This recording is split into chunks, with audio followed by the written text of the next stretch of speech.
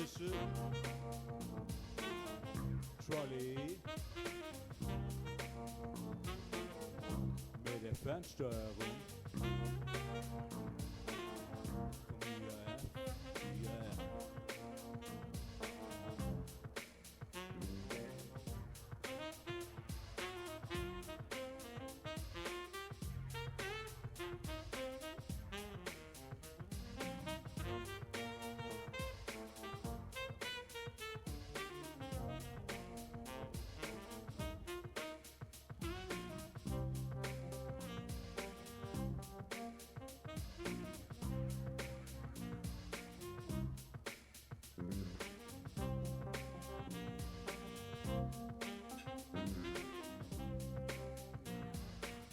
Ich sagte, komm Opa her, fahr mich nicht mit einem Trolley um. Er schaute nur, ließ mich stehen. Mit 1,50 an der Kasse hier. Bis ein abgelaufenes Kotelett und noch eine Flasche Bier. Ey. Dann bezahlte ich sie halt. Das war gemein.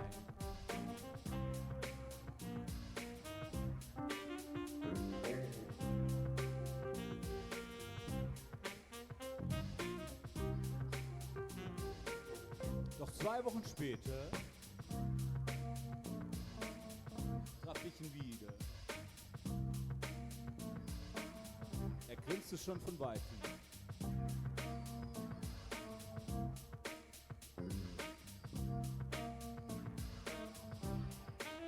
Ich hielt Ausschau.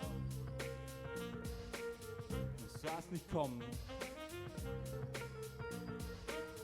Den E-Trolley, der fuhr mich um. Direkt in die Seite rein. 2 alte Damen unterhielten sich neben mir. Als ich voll auf die Fresse in ihren Einkaufswagen fiel. Glasscherben, Flaschen Wein. Eine der Omas schrie, ihr könnt euch denken. Ich will diese Worte nicht wiederholen. Das Ende vom Lied war, ich stand an der Kasse mit 37 € in der Tasche. Die gingen komplett drauf. Für Steaks und Wein und Bier. Der alte Mann lud sie alle ein. Auf meine Kosten. Und alles dank ich nur diesem elektrischen Trolley hier. Von mir und eine Flasche Bier. Warum war ich auch noch zu dumm? Und hab die Fresse aufgerissen, als sie sagten, der muss so sein.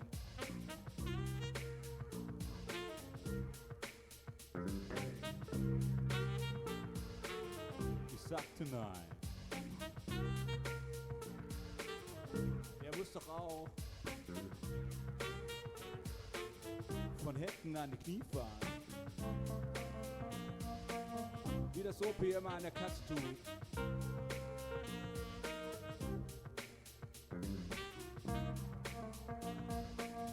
So hatte ich nun den Salat hier an der Kasse für 1,50. Doch kein Geld mehr. Doch dafür Boom. I forgot I didn't have my mic on me. I know the music is loud. Hold on. Say goodbye to the German jazz. We haven't heard it in a minute. Love you, German jazz. German jazz. German jazz. Get that shit out of here. No, I'm kidding. I did not know that there weren't any Chili's in Washington State until we got here, and there was something. There was some... Maybe it was just Zyger talking about their mozzarella sticks, but there was some reason to go to Chili's. And I was like, shit, we don't have a Chili's. We live very close to an Applebee's, and ironically, we, like, never go to that Applebee's. Kyle and I went there, like, in person, dined in shortly after we moved here, and I think we've been there one other time since. But, and then we've gotten takeout, I think, literally once, and it was recently. Because I was like, we live by an Applebee's. So, I feel like we should probably do Applebee's more, because we'll get fast food, and Applebee's is honestly the same fucking price as fast food, so, like, we should just get Applebee's. But my problem is a lot of things I like at Applebee's are not good to-go foods, and so it's hard because it's to go. My dad got Chili's gift cards from work. We had to turn him down. See, it was heartbreaking. We could have gotten $200 in Chili's merch, though, so I'm kind of sad we turned him down now.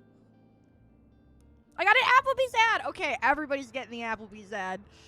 Sadly, not sadly, I'm a white girl. We got Olive Garden for dinner. I don't know why that's what I chose to fucking hold up, because I have this right here that has the word it's Olive Garden on it, and instead I held up a cup of Alfredo sauce. Proof I went to Olive Garden. God damn it. Alright. Sounds like some of you guys need to re-up your subs. Because I'm a brokey. That ad worked, because I didn't even watch the ad, but now I'm like, oh, maybe we can get Applebee's for dinner.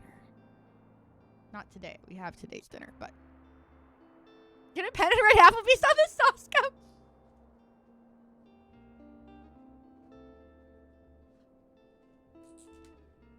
I have lots of pens, but this is like a waxy texture. I don't think it'll work so good.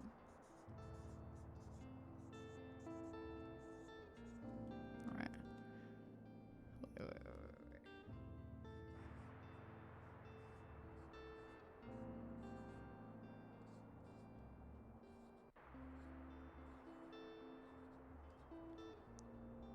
Holy shit, that worked! I wrote that fast as hell, too! I used to write mirrored all the time as a kid because I was a lefty, and so I couldn't write on whiteboards without erasing what I wrote, and then I found out that Leonardo da Vinci, because he wrote with a fucking quill, and your ink had to fucking dry, he used to write mirrored. So, like, this is regular Applebee's, but this is Applebee's backwards. So you guys could read it. No, it's meant to be forwards, but I have my camera mirrored. So all of the font is flipped. So I had to literally write it backwards so that you could see it. And I'm like, oh wow, you really can't just read it now. That's so fun. That's so fun. All right. Impressed with myself.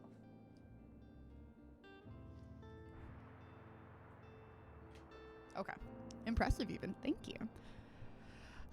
So I made butter at home 2 days ago from scratch, and then I accidentally washed it all down the drain, so I was pretty traumatized about it, and it still hurts to talk about. But the worst part is, yesterday, my arms were sore all day, and today, if I, like, lift them at all, oh, they're still so sore. So that tells me just how deeply, deeply out of shape I have gotten, because I used to have, like, Wonder Woman arms. I used to have strong arms from screen printing, and those muscles have just atrophied. So I need to work out more, and by that, I mean I need to make more butter from home.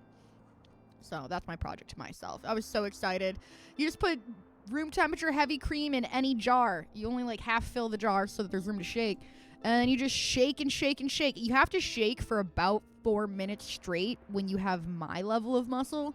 But I got the idea for this because this bitch on YouTube tricked me. She is so fun. I love her. So bitch positive. I'm hoping that when I click on YouTube, she'll be in one of the shorts because YouTube loves pushing the same 4 fucking people in shorts and then a new 4 people in shorts. Oh shit!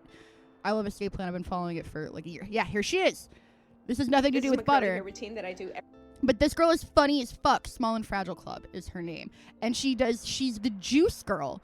because she has like a hand juicer and she'll be like $5 for processed grapefruit versus I bought $5 worth of grapefruits and hand juiced them and got 18 times the juice. Like she hand juices everything. But she also makes her own butter. And I saw this Butter Bears video and I was like, I want to make butter. Let's make little butter bears. It's a little tiny bear made out of butter. We're gonna start off with heavy whipping cream that is room temperature. If it's not room temperature, you're gonna be shaking for a lot longer, okay? That's not my fault. It's yours. Not with the Amish Buttermaker standy thing. I mean, I like to keep it halfway. she put too much in there, but Just it's to give okay. it space when it starts to get thicker. I'm just using an old applesauce jar. So repurpose your jars to make butter. So last night when I was doom scrolling, She does this and she timed it once and it was about a minute 30. That people were buying and then But I was adding, doing that, cinnamon like sugar shake to weight it, shit. kinda like the Texas Roadhouse recipe. And I said, oh my gosh, I have Lakeland cream in my refrigerator, so I think I can Lakeland? make that. Land O'Lakes. Land O'Lakes. I don't know why I said Lakeland. What the hell is Lakeland anyways? But that's what you do. Like, she Lakeland tries is not to do Florida. cuts so you can see how long I'm it in takes her. Florida. So I thought it would only take me like a minute and a half. And I can shake for about a minute and a half, but I can't do it as strong as she is because it takes me like 5 minutes. Oh, I had to go upstairs panting and be like, Zyger, I need you to shake this. I need a break. Sweet girl, that dead ass happened. And then I tried to give it to Kyle for a minute and he was like, I'm busy raiding, leave me alone. And I got mad because how dare you, I'm making you fresh butter, you monster. And so then I just got mad, and even though the butter was too soft, I took it out and tried to rinse it off, and because it was too soft still, the whole thing fucking disintegrated and I got no butter. Oh, Wheels, I might have interrupted her. She actually says Lakeland. What's Lakeland? She lives in Florida, so at a certain point, like right after that, she goes, I mean, that's a city in Florida. Like, it's funny you say that. She actually mentions that at some point because she is in Florida. And then this part from my juicer to strain out the buttermilk. I did this, and it was really exciting. We're gonna shake it one more time because you see how it looks all like. And I didn't do that. I should have done that. I didn't make my butter hard enough. So it was too soft when it came out, and I'll rinse it away. Beautiful. And then we're gonna take it under I some got to cold this water part. and wash it. I don't show you guys the way I wash it because I know you guys are gonna judge me because I waste a lot of water. I need her to show me how she washes it because this is where I ruined it. I got this far and I thought my butter looked like this, but in hindsight, I was realizing it was too soft. The softer the butter, the more buttermilk is still in the butter, and the faster it'll go rancid because that buttermilk is the thing that goes rancid. And I'm sorry. But then she just has a big thing of butter. That's just the art of it, okay? The art I had of gloves butter. on 'cause I'm Now we're autistic. gonna take our silicone molds. Got my little gummy bears, and I've got some Legos also. Lego butter. And we're just gonna smoosh it in here. Because I'm in the mood to dirty more dishes, I'm gonna use this to just kind I of have one of those scrapers. smooth it out.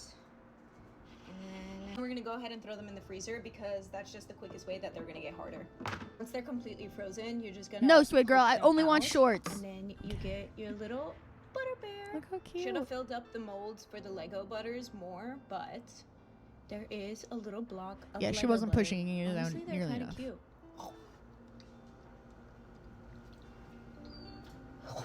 This is the least You just relatable eat part. butter like I would absolutely just pop a little butter gummy bear. The fact that she was like, who just eats butter like that, girl? Make better butter because I eat fucking butter. She does not have a butter video. But yeah, she's got like, she did that one, and then, you know, here's her making butter, here's her making butter, here's her making butter. She bought a fancy butter churner, and it takes basically the same amount of time, and you get slightly less butter because some of the butter gets stuck on the churner, so you lose some. But yeah, normally she's a juice lady, but she's also a butter lady. And I love her. I think she's funny as fuck. So I got it in my head, oh, I can just shake up some butter. That bitch's arms are so strong.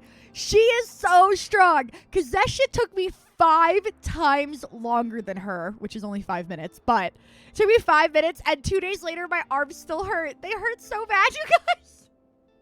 Like right here to like the crook of my arm. That area hurts. Hey, CJ, I got butter arms. Oh, they hurt. So anyways, I want to make more butter. It'll make my arm stronger. So I did not know that Tiny Bookshop was free on Game Pass when I was like, oh, I have the demo on Steam. And then Kyle was like, you should just not play the demo and play the full game, and you can play it on Game Pass because it's free. And I was like, okay, cool. And then I went to open Game Pass, and it wouldn't open. It needed to update, and the update kept crashing, and I kept getting an error code, and I tried a bunch of troubleshooting, and finally I was like, fuck it, let's restart the whole computer, even though I have all my stream stuff pulled up. So I restarted it, and annoyingly, that fixed the problem instantly, and so then I was able to pull up the game, so then I downloaded it, and so now we're here. And then I also got a notification that my graphics card was 12 days out of date, which feels insane, because I definitely updated my graphics card after the wedding. Like, oh, anyways. So then I don't like having an out-of-date graphics card. So once I knew it was updated, or it was out of date, I couldn't function. So then I had to update it. I've been practicing butter making since Zyker says I'll help shake your butter. He helped shake my butter for like 1/5 of the butter shaking journey. And I wasn't shaking it like this good. So I was like, I need you to like this. Like a shake weight. He had too much shame. He had too much butter shame. Couldn't do it. Okay, so I do have it downloaded on Xbox now. We're playing on Xbox, not on Steam. And my tiny bookshop is actually a little trailer attached to my little car. I didn't realize what you were asking of me at the time. I did walk in with a jar and say, shake this for me. I need a break. I've packed up my many things. Oh, we're flying. Leaving everything else behind. We are hauling ass. I love it. For a quiet life by the sea. I don't like the line on the queue in quiet. I don't like extra little flourishes like that. They can be hard for people with dyslexia. And when I'm reading fast, a lot of times those extra flourishes make me process it as a G instead of a Q. That wagon needs 2 more wheels to feel safe. Nah, it's fine. It's fine. Oop, you can open the windows.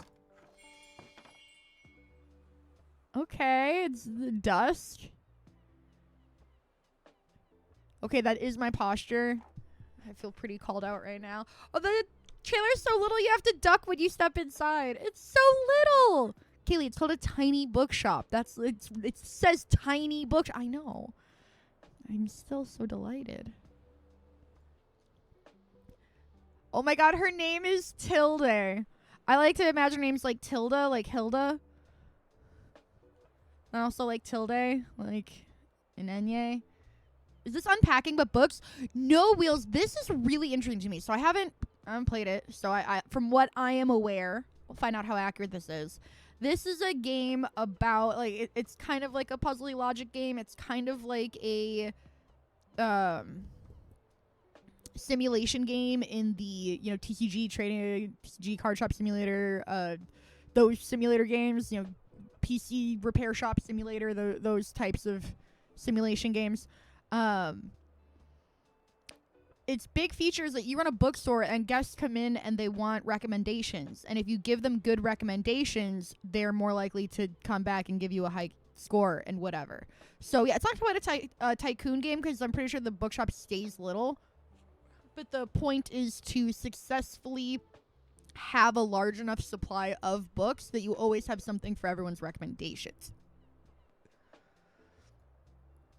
My, what a sight. You must be the new bookseller. I kind of just drove up to the beach. I didn't realize there was an announcement. I've heard so much about you. What? How? Like what? Who are you? I just decided on a whim to drive to the other side of the country. Don't worry, I have my sources. MLA. Anyways, welcome to our quaint little town. I'm glad you decided to stop by. Oh, look how cute. I love this mouse. I know it's dumb, but this little cursor. I found this little cursor so cute. I love an integrated cursor that like blends in with the UI. The MySpace haver in me with my custom Sephiroth cursor.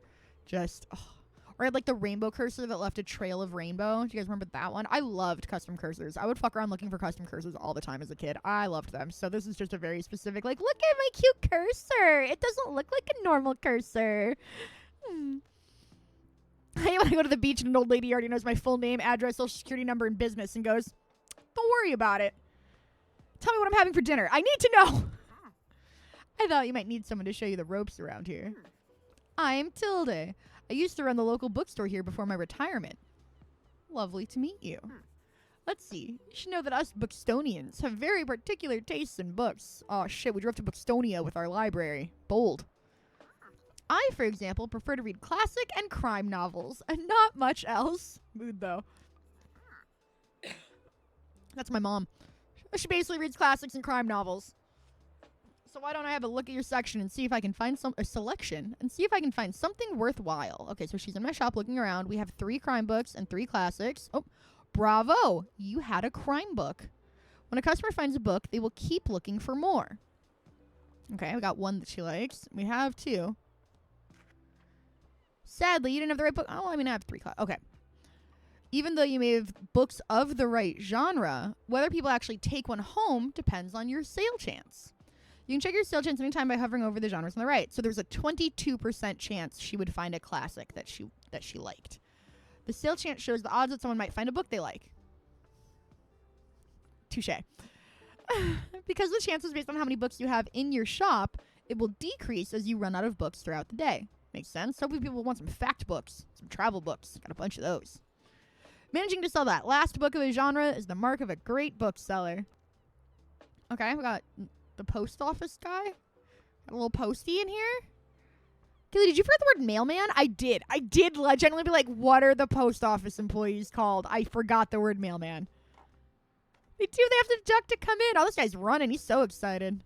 He's got his little book bag with him. All right, what does this guy want? This is so automated so far. Okay, he wants travel. Perfect. Dude, I got so many travel books. Oh, and he bought my 1 fantasy. Oh, and we need fact. Perfect. Fact. Get more travel. Yeah, I'm gonna say we don't really have that much fantasy. Oh, he wants travel too. Adventures of a Wild Child. I loved the film adaptation. It's a real book.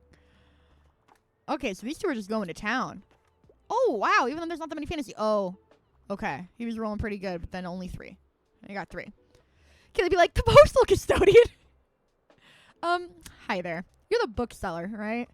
I see you already talked to Tilde. Did she know everything about you already? Yeah, she does that. Told me all about the review before I'd even started my job there. Oh, I'm talking about the Buxtonbury review. Buxtonbury. I'm talking about the Buxtonbury Review. It's the local paper. Yeah, I sort of write for them. Do you write for them or do you not? How do you sort of write for them? My name is Fern Estrada. I've never seen a guy named Fern before. Glad to meet ya. Your arrival is kind of the only interesting thing that's happened around here in a while. So you'll have to excuse my nosiness, but it's sort of my job to write about you now. How about you help me out by answering a few of my questions, and I'll give you a free subscription in return. You might appreciate the events calendar, and people often sell used books in the classifieds. Yoink. Right, so, for the record, what made you come to Buxtonbury? I wanted a life by the sea, according to the thing. Needed an escape, searching for where I belong, wanted an adventure. Ooh, these are good. Okay. I don't like the idea of an escape. We're running from something. So I think either we wanted an adventure or searching for where I belong. Personally, I don't think wanted an adventure, so I started a small book business. Makes a lot of sense, so I think I'm going to go with searching for where I belong. Also, god damn it, it's funny every time Salty does that. It's actually funnier now. This is the latest she's been, so, like, I didn't even consider it, like, the possibility of this punchline, and I'm kind of mad because that's really funny. Oh, wow. I kind of feel the same way. I hope it works out for you. Okay, and what's your first impression of the town so far? Very, windy? Well, you're by the beach, babe. Bit intimidating. Friendly, I think. Considering everyone's been very nice, but also somehow knows everything about me and is writing an entire paper about me for Salty in chat. Friendly, I think. Don't worry, it really is. People may be meddlesome, but they only have the best intentions. No, I don't want well-intentioned, meddlesome neighbors. I'd rather have poor-intentioned, non-meddlesome neighbors. Yeah, they let you do your thing, but they are running a crack den next door. Cool, as long as they mind their fucking business. So I have a lip oil. Makes my lips feel so much softer. It's so nice. I almost said it makes my lips feel so much saltier. Thanks so much for the little interview. I really appreciate it. And I promise, you'll have your first copy of the review by tomorrow morning. Will it have this interview on it? That's a fast turnaround. I'll have a look at your selection now, if you don't mind. See you around? Aw, damn. This guy was killing it. Okay, so this dude, both guys are out. Lame. He also is addicted to travel. Everyone loves travel. This guy got a lot of travel books. Damn. Yeah, I only had that 1 fantasy book. And now we got this jogger who was like, oh, yeah, maybe I'll stop by. I was just jogging around. Bookstonia. I have so many fact books. 38% chance and we got nothing. Okay, that's evil. That's pretty evil. Ouch. And that was our last one for the day. We did make $72 plus $27. Or maybe we just made $72. Yeah, we have $72 and the overall profit was $27. That's kind of fun. We close up and then we drive away. Bookstonbury Review, filled with articles, events, and items for sale. Thanks, Fern. The Bookstonbury Review reports on the goings-on around town. Sunny? Oh, there's going to be weather. Today, tomorrow, Thursday, Friday, nothing. Saturday is the weekly flea market. Guest column, Moira's travelogue. Bali on a budget. Don't miss these incredible tips. Tiny bookshop rolls into Bookstonbury. Bookstonbury newcomer turns new page. Have you ever dreamt of finding your true home and starting a humble business abroad? That's precisely what this tiny bookshop operator has done, choosing our very own Bookstonbury as their latest destination. When asked about their first impression, the fresh-faced bookseller finds Bookstonbury to be very friendly. Find out more about this new and exciting shop by visiting the waterfront tomorrow. Thanks for advertising. You can get today's and tomorrow's weather and keep an eye out for upcoming events. Here you can see the money in your pocket and all the books you own, both in your shop and in storage. Looks like they're running a little low. Sell, I'm drunk. Oh, I love it. Honestly, if there's not at least a 40% ratio of book pun to regular writing, I'll be disappointed. In the classified section, you can spend your money buying books. Oops. So many books laying around. A little bit of everything. That was good for $5. I'm taking that one. And I'm taking this one. Self-improvement awaits. Okay, so this is facts. I have 16 facts.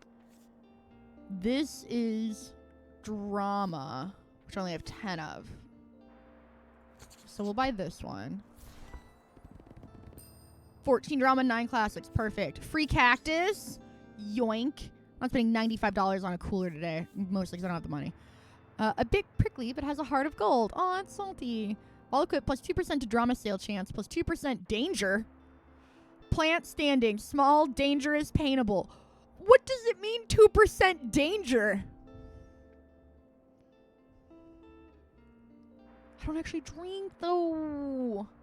Imagine wanting a book's about facts and shit. Okay, that was our whole newspaper. Close the newspaper by toggling it off in the item bar. Let's give this lonely cactus a new home. This is your item bar. From here, you can open the newspaper and customize your bookshop, among other things.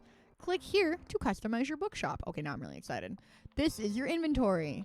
Click and drag an item. Now drop the item into one of the highlighted slots. Nice. You got a little boost. 2% to drama. Some items to increase your sale chance for certain genres or change the effectiveness of other items. Watch out, though. Sometimes this comes at the expense of another genre. Equipping some items will also increase your daily expenses, so keep that in mind. Wait, this cost me +4 in insurance costs or what? Hover over an item to check to see what it does.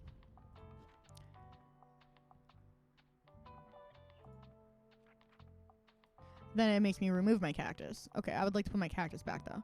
You can decorate inside or outside your shop. Just click here. Oh, ho, ho, now we're inside. Clear to manage your inventory by different categories. Try selecting the paints category and paint your bookshop. These are your paints. Ooh, I want to make them in green. Oh, okay, so that's the walls. Once you've satisfied your inner interior decorator, click this button to save and return. Obviously, I'm not done yet. Oh, we have furniture. Okay, folding table, a guest book. Oh, we have all sorts of stuff here. Okay. So, I don't like the... Yeah, let's do this. And I think the trim should be a darker color. Maybe the... It's kind of nice. Oh, that's cool that you can test it out. I think this works a little bit better. And I would like my... A little green roof would be cute. That way it's like, oh yeah, the bookshop with the green roof. Imagine upgrading your insurance costs because you bought a cactus. That's what I'm saying. Okay, so obviously we need a good book sign. Books looking good. Oh, it can be out front. Oh, so people can like read out front. That's really cute. Oh. Put it like here. Oh, so they can sign the guest book. Son of a bitch. Okay, well then we'll put it right in front. And then the guest books are like right there for them to solve. I didn't even think to check for boost. When equipped, plus 2% to customer count. If you sold more than 10 books yesterday, plus 5% to customer count. Small, standing, classy, and technically a book. And then the book sign, a sign that says books, plus 5% to customer count. Okay. And then the table itself. Why not show off some of your beloved items here? While equipped, plus 1 daily expenses. Wait, all it did was make my daily expenses go up by 1? That sounds terrible. But I could put stuff on it, so I guess that's the risk you take. Actually, this kind of looks stupid hanging off there. We'll just put it there for now. Okay. These are all of our items, so the only thing you can't see from the all items is paint.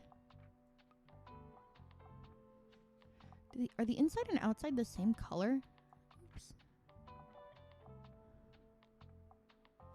Yeah, I think this one looks better. Okay. Confirm. This is our cute little bookshop. It's so cute. I love how you can decorate it. Oh. If you didn't, so again, I'm going to stress. Next week, May 25th, huge day. Paralives comes out. I'm very excited. I don't know why I typed a text to Kyle into chat. That's so funny. How do you feel about Pikmin? Is there Pikmin news? I have not played a Pikmin game. Sorry, Google Chrome was like downloading. I don't use Google Chrome, so I was pretty upset that that just downloaded. It updates itself all the time, and I'm like, no, stop it. I love Pikmin as a concept. I've never played a Pikmin game. It seems stressful. Like, you have to watch them die a lot, and I'm not up for that. But I love them as characters. They're so cute. No. So we just put this in chat. Somebody call Kyle. I'm really excited about the after hours aquarium stuff. I would really like to do that. Pikmin Seattle Aquarium.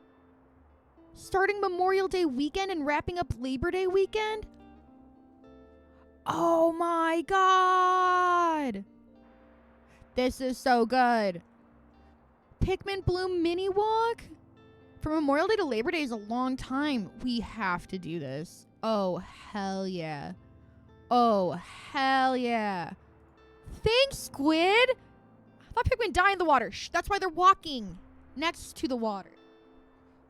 A lot of people die in water, Zyger. That doesn't mean that, you know, they don't want to hang out next to it. Live a little. All right, each day you can pick a location to visit on the map. Oh, it's not just the same place. Okay. Oh, but it costs money to, like, set up a shop there. Going to location is a travel cost. You gotta just start clicking, Kaylee. Which is based on your daily expenses as well as parking fees for the location.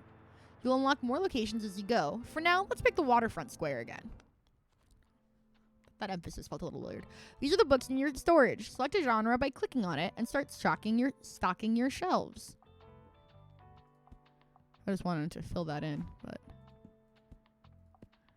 need some more fantasy. This book is now in your shop. Stocking more books of a genre increases the odds of people finding a book that they will like within that genre. Check the sale chance by hovering over the books on the right. Okay, so we have a 38% sale chance for travel books, because we have the most of those. I do need more dramas. Alright, so for fact books, I'm going to put these here. And then I'll put these travel books here. And then I need a couple more classics. And then we'll have these drama books. I'm going to put one more crime than kids. Feels like a lot of travel books.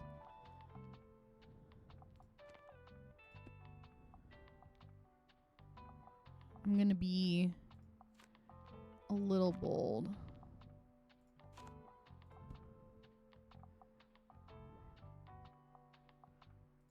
Because we have a thing that makes drama go up.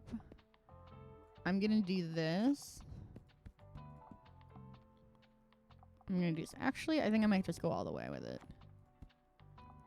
Because that's the only thing we have an uppy for. Okay. Do we want drama to go? We have a thing that boosts it. That's why it has an arrow here. Drama sales chance 45%. Because we got that 2% increase with the cactus. So it's not that we want drama to go up. We want the likelihood of somebody buying a dramatic novel. Like a lot of Shakespeare. Oh my god. Zyger just texted me at the aquarium with the following green text. Ah, yes, I love my yellow Pikmin. He loves swimming.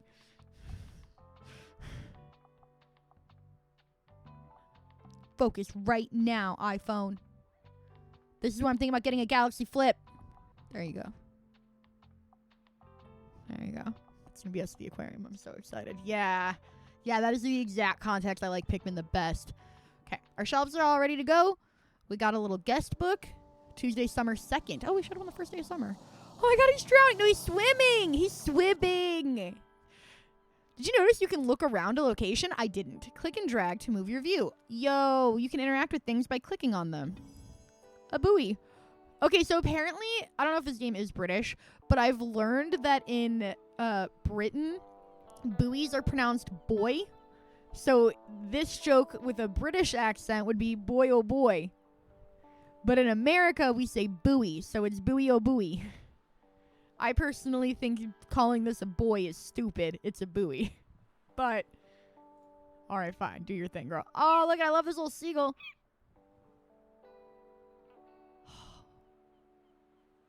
Click.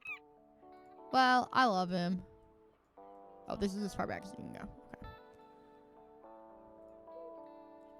He makes a different sound. Get someone to say color. Or favorite. The place is called Buxtonbury, which is also aggressively British. The coastal wildlife of Buxton Bay. Read on.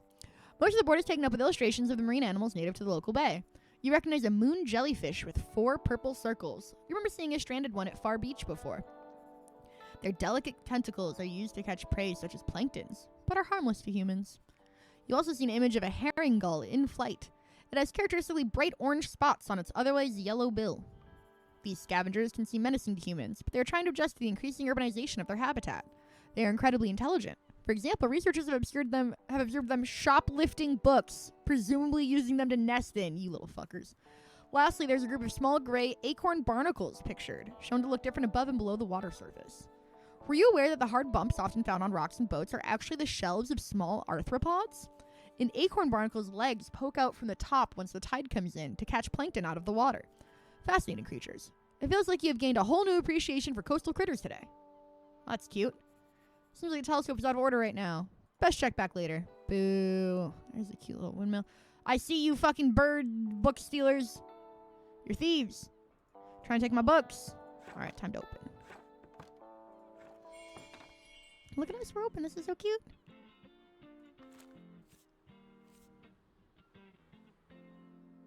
You can also buy books and items while out and about, but they will be put into your storage, where you can access them on the next day.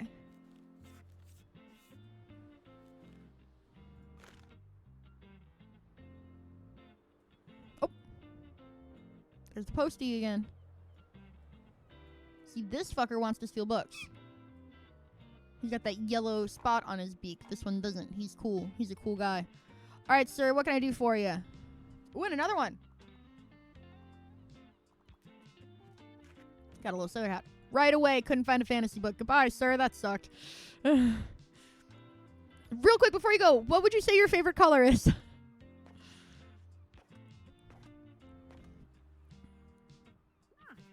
There you are. I wanted to commend you on how much you've been livening up this place. I know, I hung a sign. I'm sure you want to branch out to other places in town now. My friend Mary owns a very successful cafe in the town center. If I call her up and get her to give you a parking space, you get quite a few visitors. Good call. Yes, I know, dear. You can always trust. Wow, that's a great idea. I know.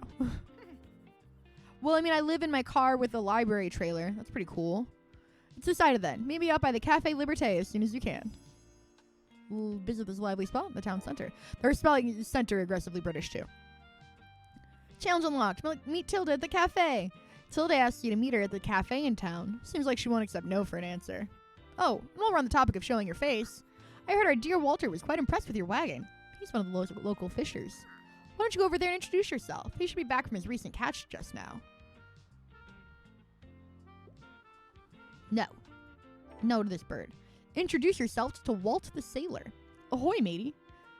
He's using this at the waterfront. Interesting. You might want to write this down, love. Having an organized diary will come in handy in our business. You know what? I still have quite a few unsold journals left over from my old shop. So here, why don't you take this one? Journal. And it was free. Here you go. I hope you make good use of it. Goodbye.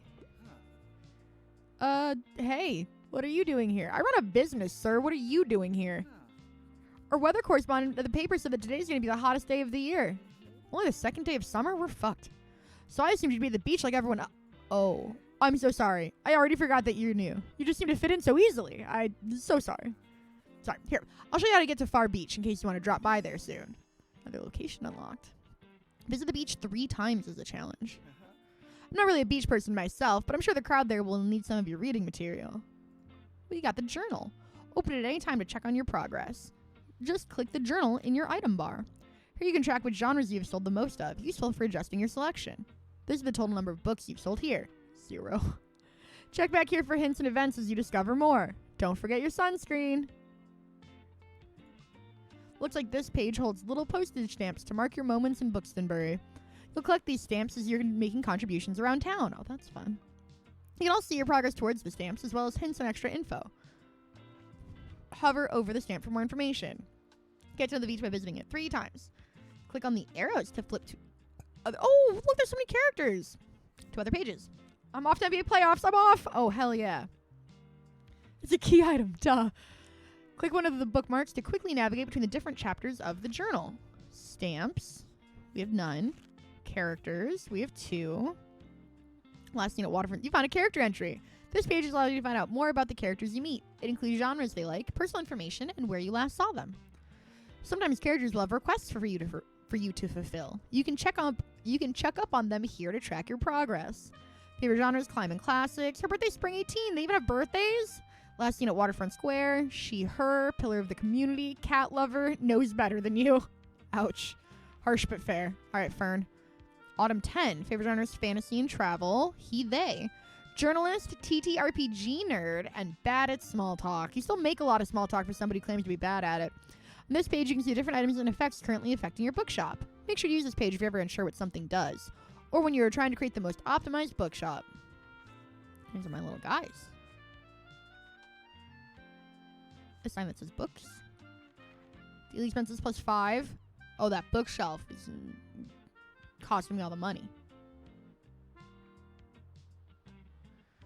You stupid broke bitch. That's basically how I feel. The calendar gives you an overview of what's happening and what will happen this season. Check back frequently if you're ever unsure what's going on. I thought this game was very small. I thought this game was, hey, be constantly asked what book I should get and then find the right books. I didn't realize there were locations and characters and a calendar. There's a lot. Simply click on one of the days to see more details. Weekly flea market. Summer bonfire. Maybe because it's the last day of summer. See? I did sell 9 books. And I met 2 characters. I think I'm about to meet a 3rd character. Got that buoy. Gonna hang that tomorrow. Alright, journal. Okay, I didn't find a fact book. I don't think I've sold a single book yet. Okay, both of my characters have bought books at least. Hey, dude. Oh, hey there, kiddo. How's it going?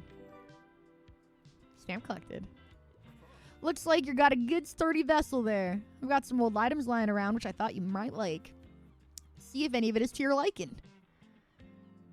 Oh my god, you're so expensive. Country names and borders may be out of date. It echoes the wisdom of the sea. I want them all. Minus 15% to animal effects. Minus 2 recommendations per day, plus 25% to maritime effects. This one while the fish is talking. Plus 4% to travel sale chance. Alright, and then this is plus 1 daily expenses. Bridge location visited in the past 7 days, 2% to travel sale chance. Okay, so that doesn't seem very good for how expensive it is. Alright, well that's all. My friends tell me you've got some decent cargo on board too. They've been especially enjoying your travel and classic novels. Just have to be careful or I might be outsold by her. Why don't we make a bet? You can make 20 sales to my buddies, I'll admit defeat. I'm looking forward to a little competition, kiddo. Good luck. Then why aren't you using a sailor voice? Because I don't want to use a sailor voice. Okay, they each got 1 book and they're off. This guy's sad. I have so many books. They just all hate them. He got 2 books.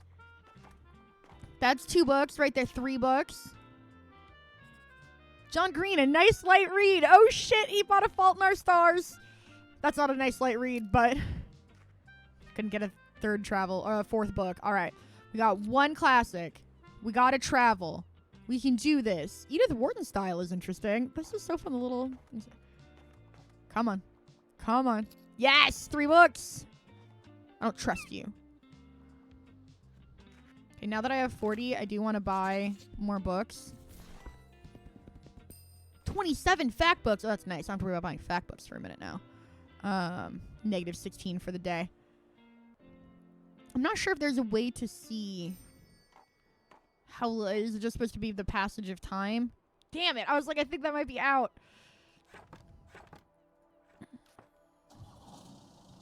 I didn't really sell a lot today. But we're going to the busy cafe. Looks like some items have been discounted a little. Now might be a good time to buy them. Although you could wait longer and risk someone else buying them first. Items in the seasonal section have a much slower turnover, so there's no need to hurry. But be sure to snatch them up before the season ends. Okay, I have $5. These are both look like old books. Travel books. That looks like a mix of...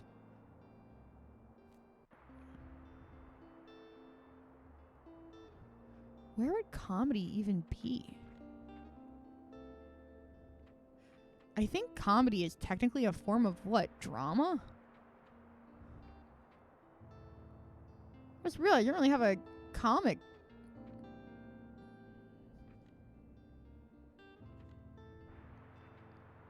Yeah, so hopefully nobody wants a funny book because I got nothing for him.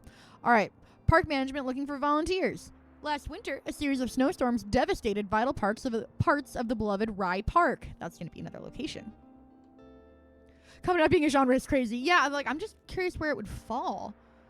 Travel guides, novelized travel reports, photography series. Makes sense. Kids. Anything for kids. Okay. Classics. Works of the literary canon, best of list type books. Okay.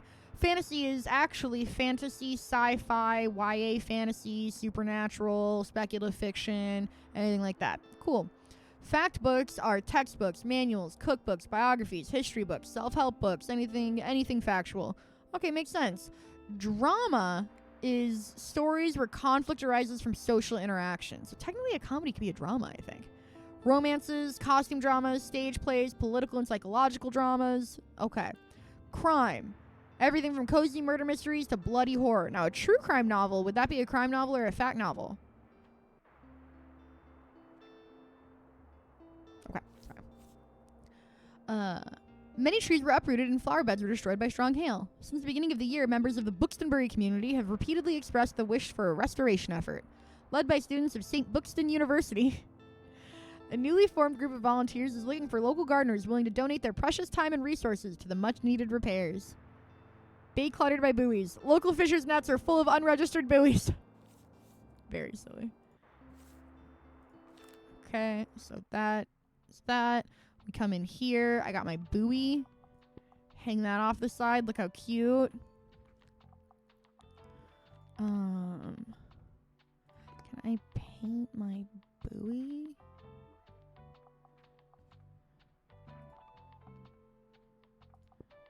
It's pretty cute. Little buoy boy. Ooh, it travels up too because of the buoy. Wait, can I paint my car? I don't think so. You can paint your car. What the fuck? I'm a little mint green car. Look how cute I am. You can't tell me shit now. We do not pay for paint. I only have $5. I can't afford to go anywhere today. Maybe I just start in debt. I think maybe you just start. Okay, yeah, you start in debt. So travel has gotten a boost.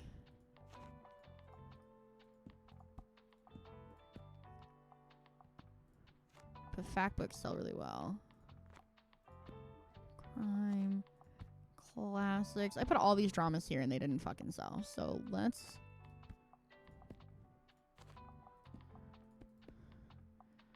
put some of these. And then I'm going to call it good. Cafe Liberté, Wednesday, September 3rd. Summer 3rd, not September. Okay, this is a cute little setup. Ooh.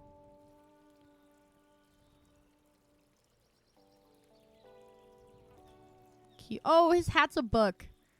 Looks like there's something behind here. Interesting. don't really go.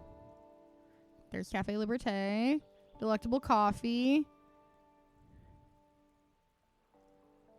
Fresh croissant.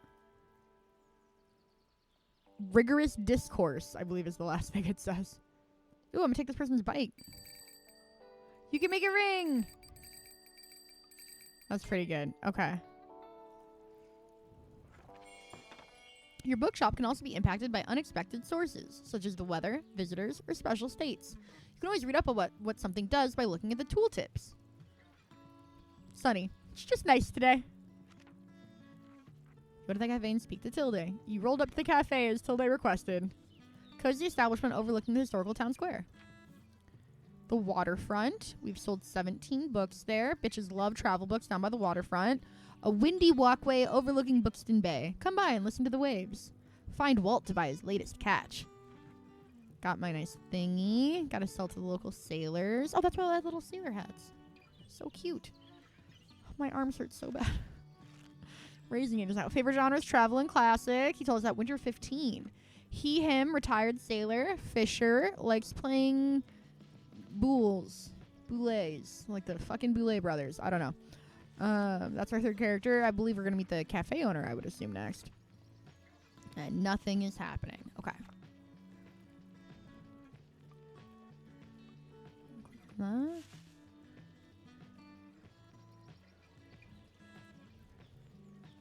Oh, these fucking birds.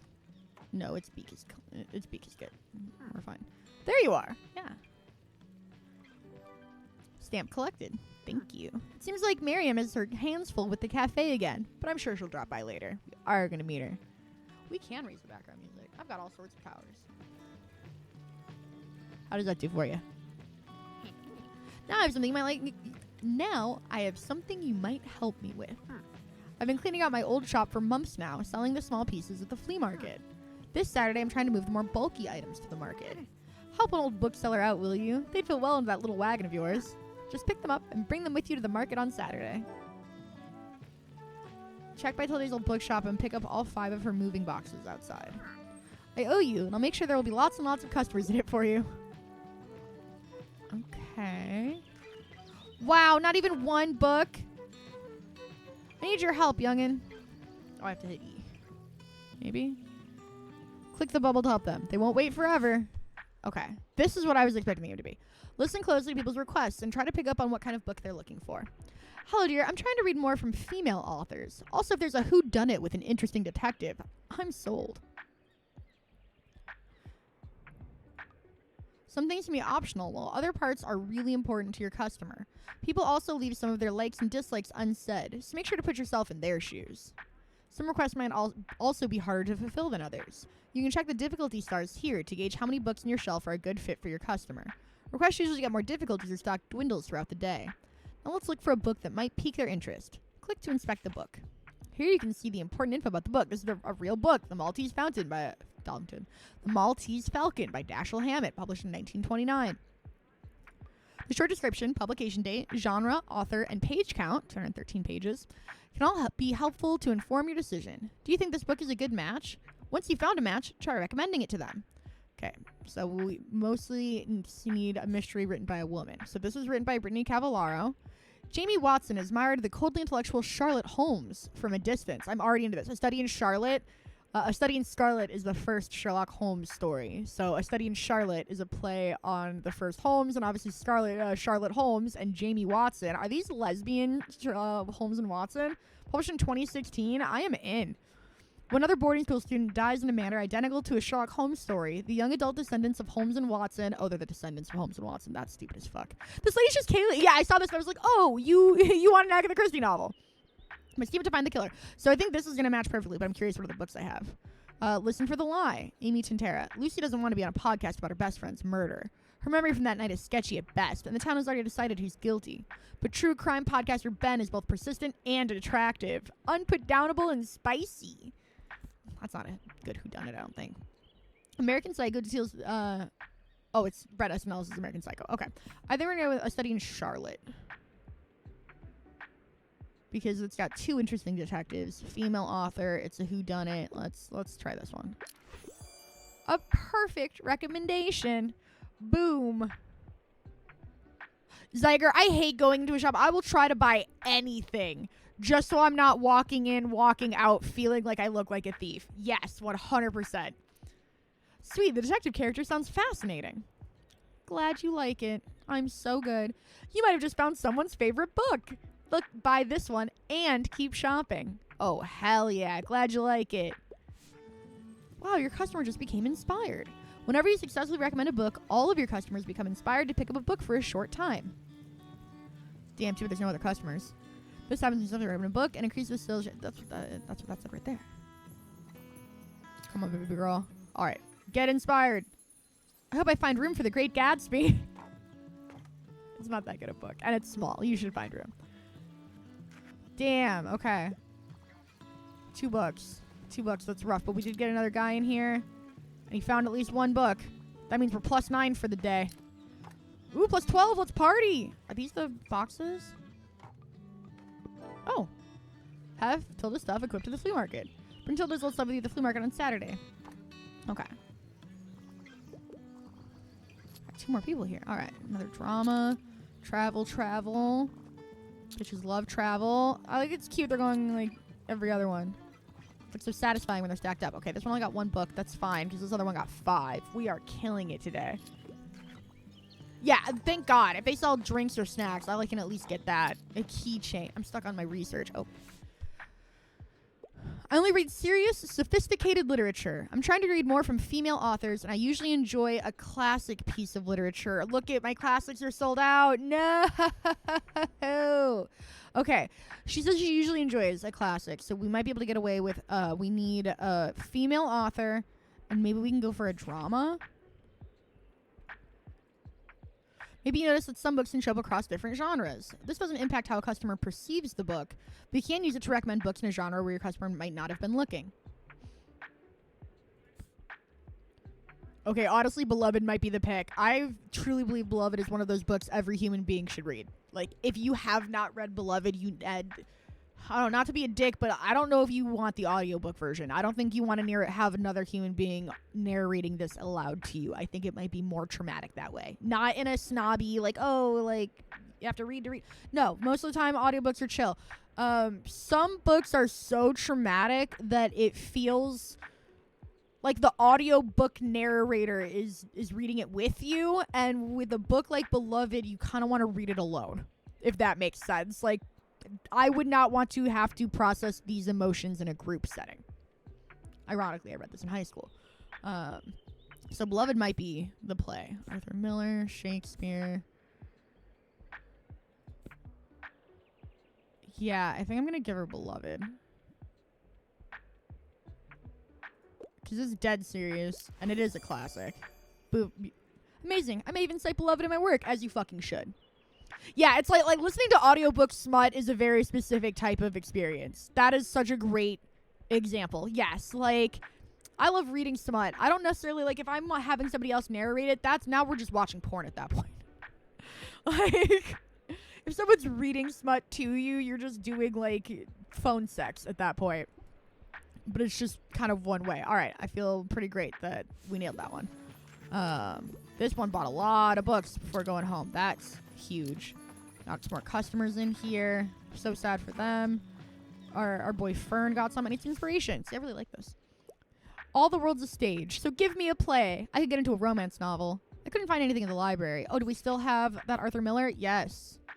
Set in the Midwest after World War II. Arthur Miller's a playwright. This play is a fragmented family drama and tragedy. A father and son, a forbidden romance, unpublished crimes, and a dark secret that threatens to tear the characters apart. Oh, it doesn't say in there. Well, Henry IV is also a play. Ooh, actually, a play within a play, and a trial to decide if a boy should go to the rich woman who gave birth to him or the maid who raised him. A piece of epic theater which delivers political themes of justice, class, and equality in the aftermath of war. I think this could be the move. Yeah, audiobooks for horror stuff is really, really the exact opposite of horror. The exact opposite of audiobooks for smut, where you're like, oh, Oh, you audiobook though. Like you listened to the audiobook version of 50 Shades of Grey. Is very different than like, oh yeah, no, I'm a coward bitch, so I had somebody read that scary book to me. That's me. That's the equivalent of I can't play the game. I want to watch a walkthrough. I can't read the book. I need someone to read it to me so that I can be like, ah. Well, audiobooks are perfect for cowards who want to read horror novels. Again, can't stress this enough. This is me. You can listen to audiobooks and not be a coward, and it just so happens that you also listen to horror books. That's fine. I'm just saying, for me personally, I am a coward. I love the fact that I can, because I have read books that have gotten so scary. I've just been like, oh God, I'm afraid to keep reading, but I have to. You can't just cover your eyes like the scary parts of a movie. All right, we crushed it.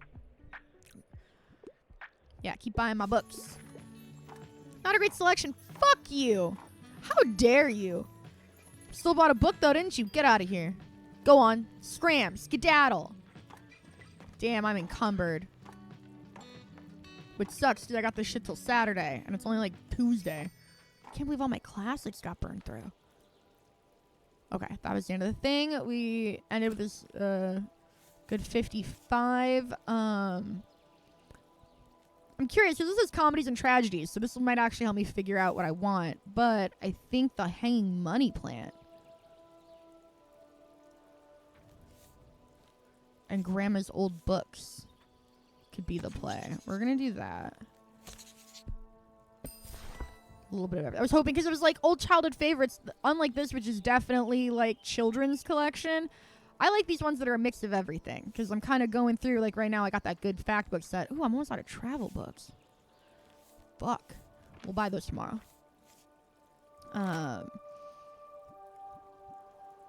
Yeah, that feels good. Gotta equip Tilda stuff at the flea market. Oh wait, it is the journal I want. Yeah, because today's Wednesday, and we need this stuff until Saturday. So I need to probably take this off and then remember to re-equip it for Saturday is the gag. This is the little fountain. Okay, time to close up. Definitely felt like there was more customers here. She listened to the Alien audiobooks. Jesus, so scary. Still works fine. -1 coin for a batch of coffee. You can sell coffee. When selling a cup of coffee, get 1 coin. While equipped, 2% to drama sale chance, plus 1% daily expenses, plus 7% danger, because it's electrical. Terrifying. All right. Comedies and tragedies on sale. Ooh, good. We were going to buy the lifestyle travel logs. I'm going to buy that today, because I'm afraid of it selling out. So...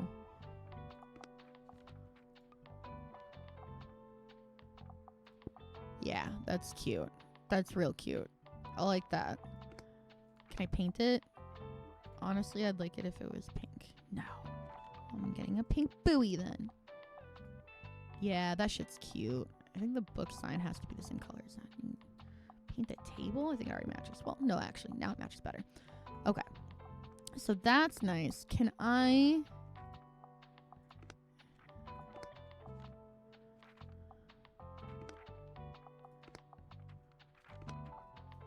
can. How do I unequip? Oh, yeah. So till this stuff is unequipped. So that's good for us. Confirm. And...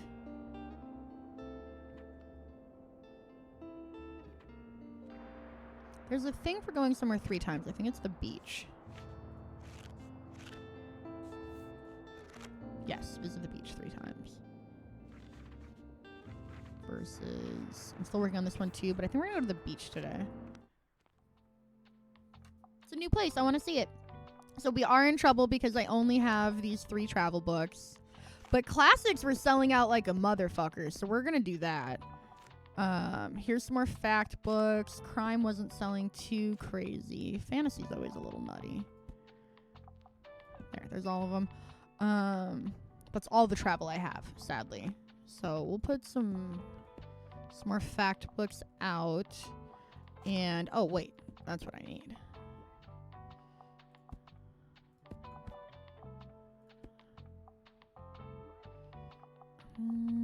let's do this.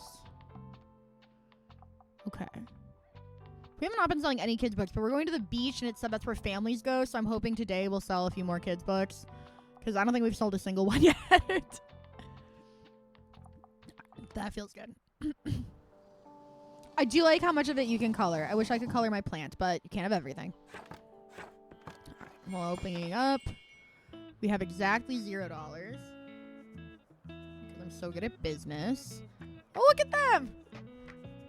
It's really cute with their little galoshes. I thought they were going to walk right past my shop. I don't know how to describe this any other way. I was like, oh, they're whipping right past me. Harper. Excuse me, could I get a book, please? You sure can, baby girl. What can I do for you? Hi, can I get a book? I need something kid-friendly and educational. I tend to read lesser-known works. This is not lesser-known.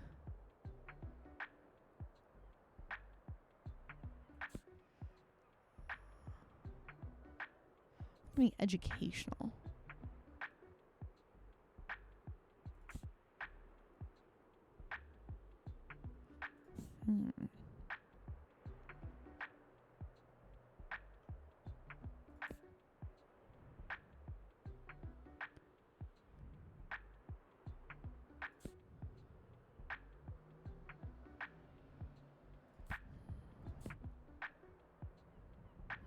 Okay, most of these were real, but this one... Okay, Ex Libris Buxtonbury.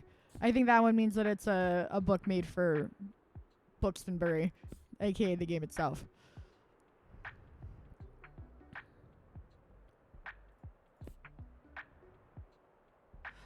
Okay, grammars are totally made up. I can't hurt you, but since most of us have to practice it anyways, why not make it fun with this early 19th century American school guide?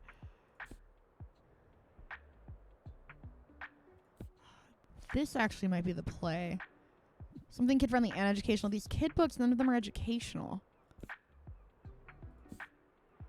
So I'm thinking...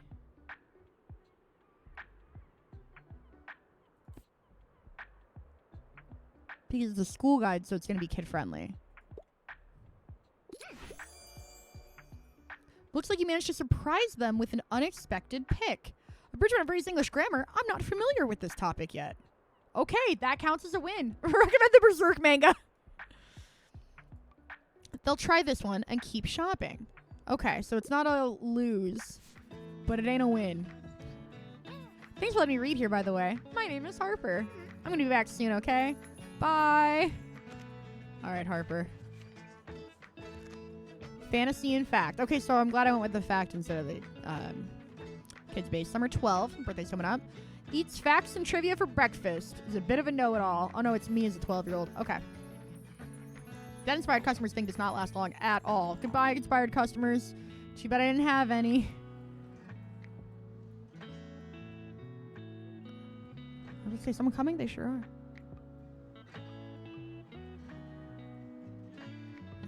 I got a skull. Oh no, not my chance for kid sales to go down. They've been so high. Ooh, there's my ball. Oh! That was fun. I kicked it around until the person whose it was found it. You're a hater. You're a fucking evil hater. What do you mean? I got 6 fantasy books. My first kid's book sold. All right. That's 2 books. Got $9 in the bank.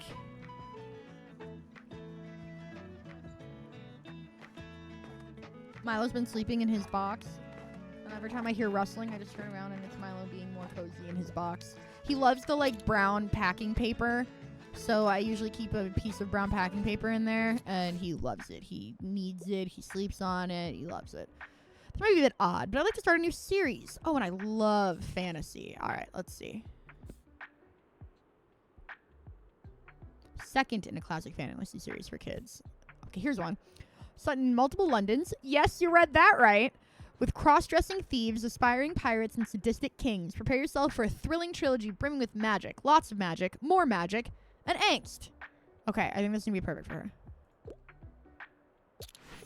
Brilliant. I love that I don't have to say goodbye to these characters anytime soon. Mood. That's why I always loved reading book series as a kid. Okay. Pissed all over that recommendation. Let's go. And there are actually people here to take advantage of the inspired customers thing. Oh. All right, they couldn't find a kid's book they liked. So we've sold One. I was gonna say 2. I got too bold. I was saying we sold 1 kid's book. She bought 3 of my fantasy books though, so let's calm down a little bit.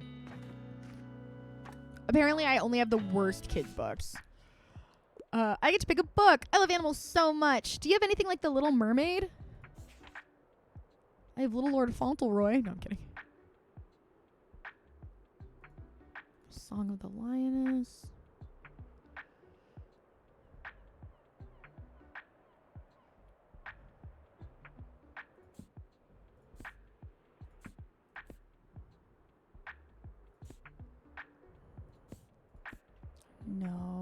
No, I don't. Do you have anything like The Little Mermaid? So this is a Song of the Lioness, and that's an animal, but there's nothing about animals in this. This is classic. Oh, Little Mermaid is considered a classic. Okay. Oh, I'm gonna give this kid Animal Farm. I'm not even fucking kidding you. I'm gonna check. But this kid is about to get Anna Karenina. I'm gonna give this kid Anna Karenina. How about the tiny Liz servant? Do you need to say? Yeah, this is so aggressively British. Have you always wanted to meet a dinosaur?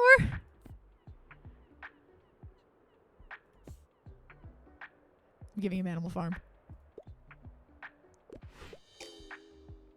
This isn't for kids. Damn, I didn't see the kid part. Looks like you did not manage to find something for this person. For now they're done shopping, but maybe they'll come back later. You should read Animal Farm, kid. Capitalism's evil. But don't read the parts where it tries to claim that socialism is exactly as evil as fascism.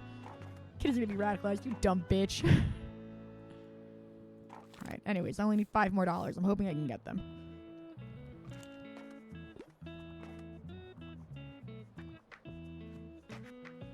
Damn it.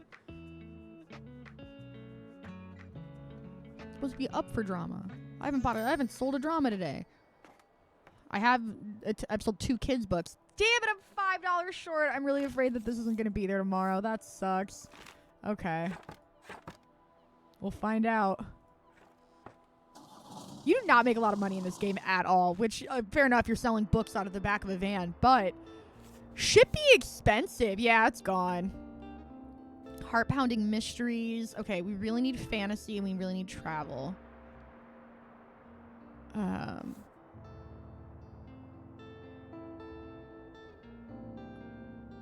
mysteries is going to be crime, which I'm not saying I don't also need. But I think I might go for the mysterious old attic and then see if I can get the various old paperbacks too. I'm actually going to do the various old paperbacks first because these are from yesterday. And then we'll pick up the mysterious attic finds. Perfect. There's some fantasy, some travel. Perfect. All right. And like I said, we're going to try to buy that one next. So let's come in here. Oh, yeah, I got a skull. Where can I put the skull? Oh, that's fun. I want the skull where the cactus was. All right, that's pretty fun. I kind of want it on the table, but I'm a coward. Well, more like I just don't want to scare my customers away. Oh, I can paint the... I was hoping I could paint the skull. I'm not going to lie. That's what I was checking. All right. Well, you can't have everything. Confirm. I forgot the daily expenses cost me $5. How am I already negative 25? God damn. Shit's rough. We're supposed to go to the beach 3 times. Especially because it feels like right now we're in summer and that's when the beach does the best. But man, that shit was rough. All right, let's try it again. Me down $40 before the map even starts. We definitely need more kids books. We definitely need more fantasy books. It said up drama. Nobody wanted drama.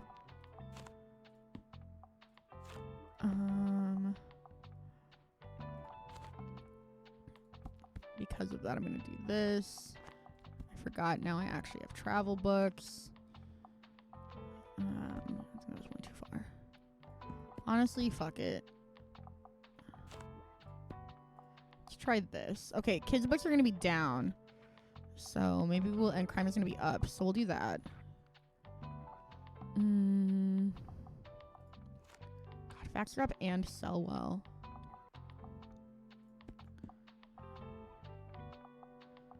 So we'll do this.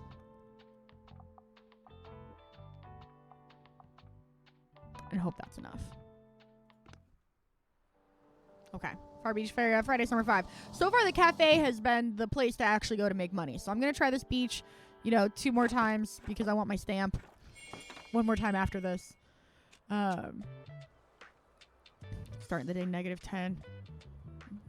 Being a business owner is hard. Okay. We got one Sandy Mandy. I want to know what's in this cave. We're on the other side of the lighthouse, which I think is fun. Oh, shit, there was already a guy in here. Okay, we've bought 1 book. We're only -7. Ooh, Richard Osman has been in the news. Very rarely a good thing. Honestly, a little, bookshop on the beach would be my exact style as a book lover. Oh, wow. Hell yeah. A person in a wheelchair on the beach feels like a little odd place, but it's very cool to see that they're like, yeah, also, this has a ramp. Because we have wheelchair users that do stuff. And they're allowed to, shop at the cute little place. I should have put more crime. I didn't realize how much 4% was going to impact this.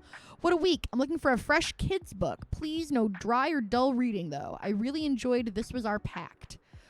No one turns for home. No one looks back. That's the promise Ben and his friends made as they set out to follow the paper lanterns go. I think it's supposed to be where the paper lanterns go. Eventually, it's only Ben and Nathaniel on a delightful, weird, and magical journey in this stunning graphic novel. Okay.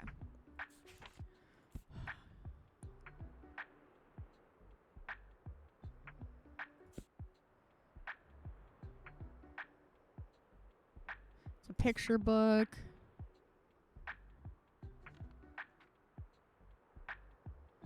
I'm thinking either Alana or Z for Zachariah. Because, this book, This Was Our Pact, was, no one turns home. We got to go out on this magical journey adventure with Ben and Nathaniel. And so I have Z for Zachariah. Last survivor of nuclear war until a stranger in a radiation suit appeared. What's he here? What does he want? A thrilling tale of survival and not knowing who to trust. And then we have Alana, the first adventure. Alana decides herself as a boy to become a knight, but keeping that secret in between combat training, dealing with her magical gift, making friends and enemies, and growing up is a tall order in this foundational youth fantasy work. I think I'm going to go for Z for Zachariah. I like having because if somebody wants a series, I like having a series versus an individual book. He wants Magic Treehouse. Yeah, as a huge, this one felt like it was part of a detente and a bunch of kids died.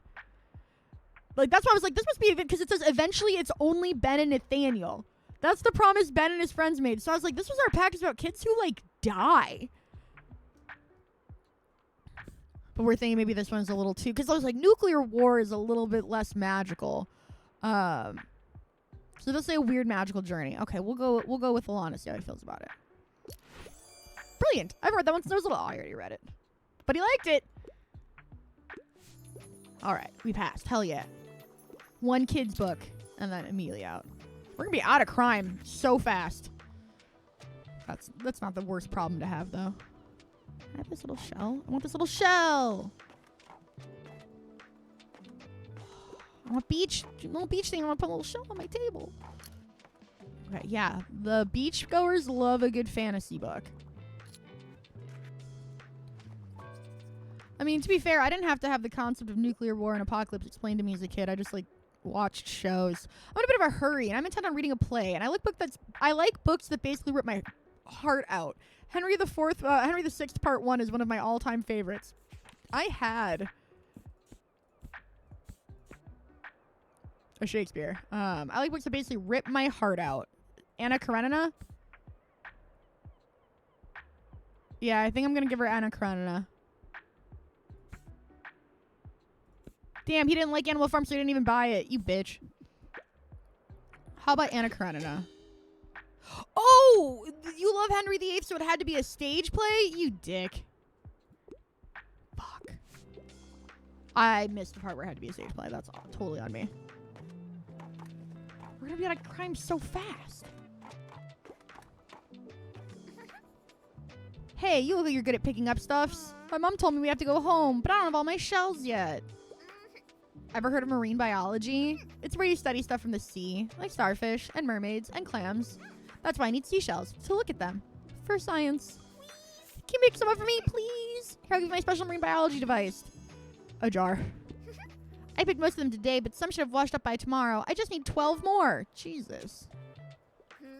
My mom's calling me again. Okay, bye. have my marine biology device. Oh, there it is right there.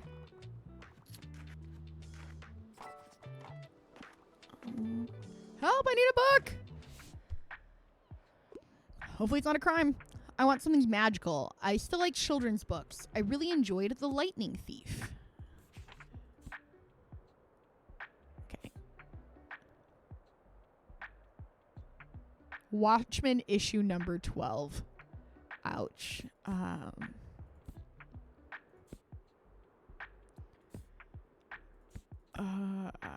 Magical. Yeah, I think we're gonna have to say no. Yeah, I had other plays to give her too. The Mousetrap and other plays in act. Oh, it says it right there. But yeah, Mousetrap is the single longest running play in the history of plays, and the only reason it stopped at all since it first started running is because of COVID. They had to stop the play for a little bit, and then they started it back up. So technically, Mousetrap has stopped, but it literally only stopped because of a pandemic.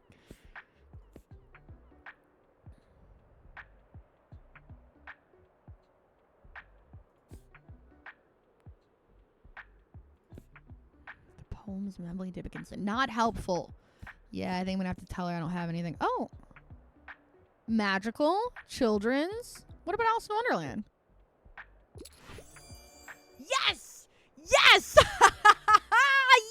Yes! Whenever we get a customer who sucks, recommend them Animal Farm until it sells. Oh man, that was so satisfying. Holy shit. Bewitch me, enchant me. Just don't turn me into a toad, please. Alright, that was incredible work. Thank you kindly. Oh,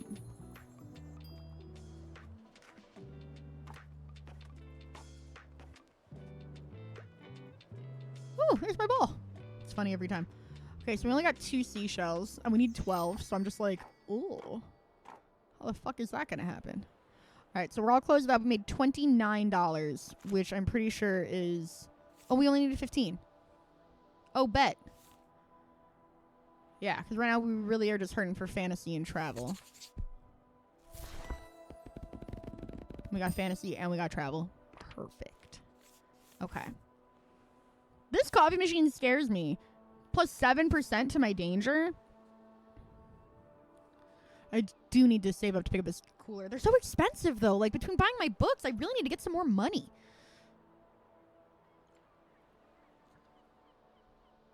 Ooh, I fucked something up.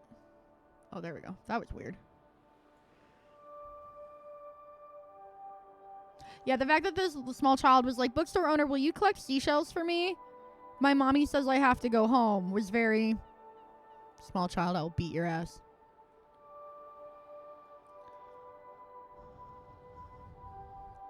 Well, sweet girl, I don't think that there is, because you have the option to say, sorry, I don't have anything. So I think that there are definitely times, especially when you're sold out of books near the end of the day, I think it's genuinely possible to just not have anything, which is why I'm like, ooh.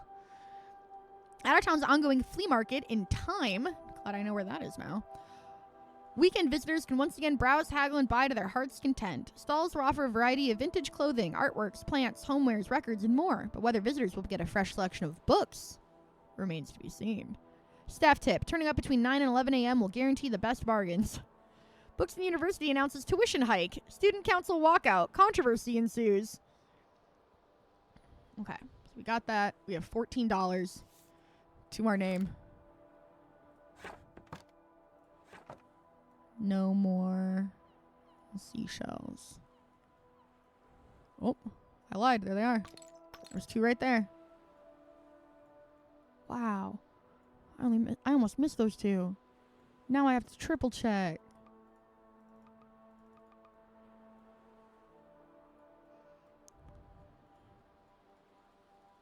Okay. Click. She want 12. Yeah. And she was like, I want them tomorrow. And I'm like, girl, I'm at the flea market tomorrow. Okay, another mixed book bundle. We're going to want to grab those. We're getting low on crime comparatively, and we're always low on travel. Oh, God, I have a headache all of a sudden. Oh, no, thank you. A City Awards owner with touching tribute. A family-owned coffee shop has thanked customers and staff in a small anniversary celebration this week. Cafe Liberté, a mainstay of our town center has been serving the city for 200 years. Jesus Christ. Since its foundation in the early 1800s. It quickly became one of the city's most iconic spots, drawing in creatives and revolutionaries alike. Attending city officials and prominent townsfolk commended owner Miriam Devoir for her efforts in preserving Buxtonbury's history with touching speeches. Isn't that cute? All right. I'm never going to save money because I'm always in fun because we only have 9 fantasy books. I need that mixed book bundle, like motherfucker. Okay. What else do we have? Oh, flea market. The place to be for all those selling used items to happy shoppers. Visit the flea market. And we got to put this back.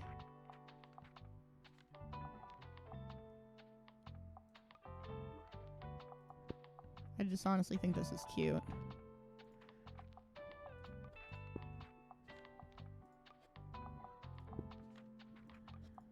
There we go. I wish it was less in the way, but there we go. There's that. Costing me an extra 10 coins daily expenses, which is illegal. And then Animal Farm hits the recommendation check. Alright, so today $23. This is an expensive day. I hope that it gets better, because right now I'm desperate to try to buy anything. It's a hard life being a small business owner. Alright, more kids' books, for sure. More crime. I'm actually going to do that. More fantasy. There's another fact book. I'm going to do this. Okay. The rest of this looks pretty good.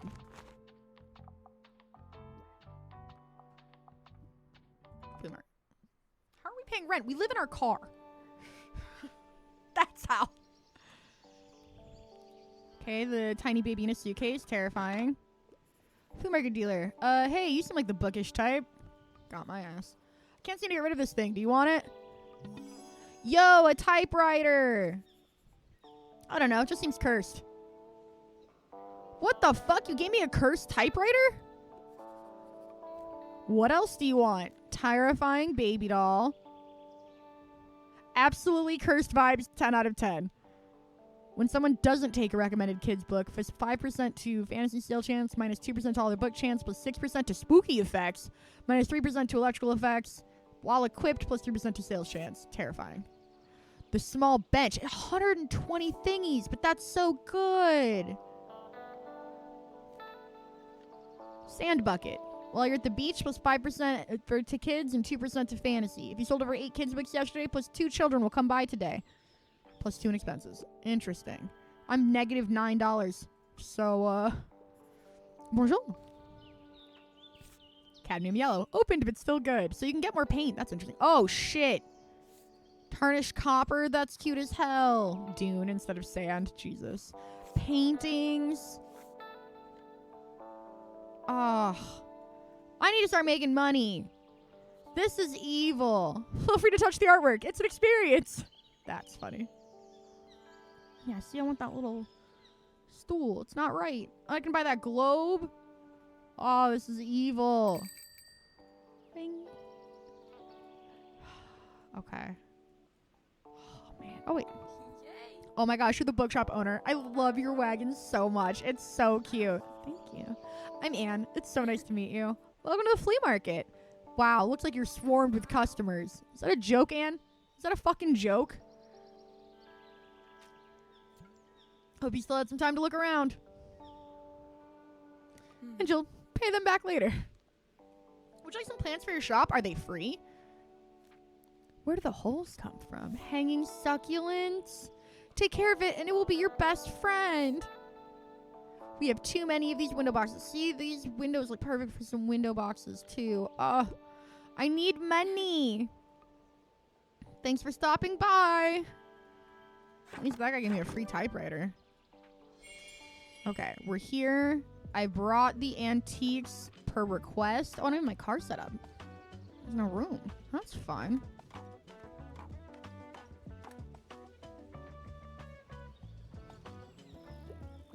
I really would like her to come get her shit, though. Okay. Sold 1 book. We're only -6 now. 2 more books and we'll be in the positive for the day. Got a sec? For you? Anything.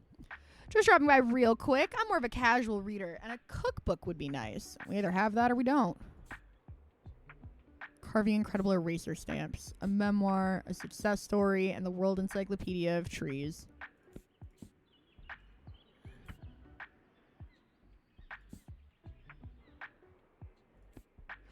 I was like, maybe these? Cook Korean, a comic book with recipes. Most people like having visual aids in their recipes, but this book takes illustrated cooking to the next level. Enjoy this colorful and fun guide to Korean cuisine and make cooking new recipes easier than ever. And they're a casual reader, so that's even more perfect. How about this? Now that's a surprising treat. Sounds delicious. Boom. Like off your car. No, you just park it and then you move your car after. Okay, we're only -3 now. Boom, positive. Did you know I'm a really good finder? I always find the best stuff around here. Last time, I found some really rare trading cards. The time for that, my baba and I bought some really good paint. That was so fun. I think this time, I'll look for some sunglasses. How many treasures have you found yet? Think you can beat my record? Buy 7 items at the flea market. Well, good luck trying, you seashell bitch. That's so funny. I got my little seashell jar here. Also, the fact that she's making me say that word over and over is evil. Buying all my true crime. Another Jane Harper for my collection. What's new today? You there. Romance is a must-have for me, and I enjoy a good classic from time to time, but I sometimes find light reading a bit boring. Please assist me with my search. All right, so a romance classic would be ideal. I know what she needs. Animal Farm. Did I not sell Anna Karenina? She took that. Oh, no, she wanted to play. That's right. I thought it was perfect, but that bitch wanted to play. Okay.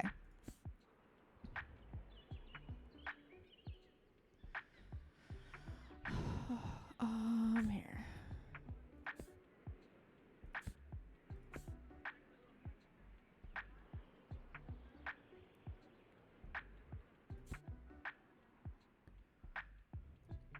The fact that they say sometimes find light reading a bit boring has me like, ugh. So you want something, do you want Anna Karenina? It has love triangles. I might just do, Anna Karenina is our new Animal Farm. I like how Animal Farm is 130 pages and it's this fat. Into the Lighthouse is 242 pages and it's this skinny. Animal Farm? Okay, bye. Very funny. Yeah, well, she doesn't want to talk about the seashells until I got 12 of them. She knows I'm not good for it yet. All right, let's just give her Anna Karenina and see what she says.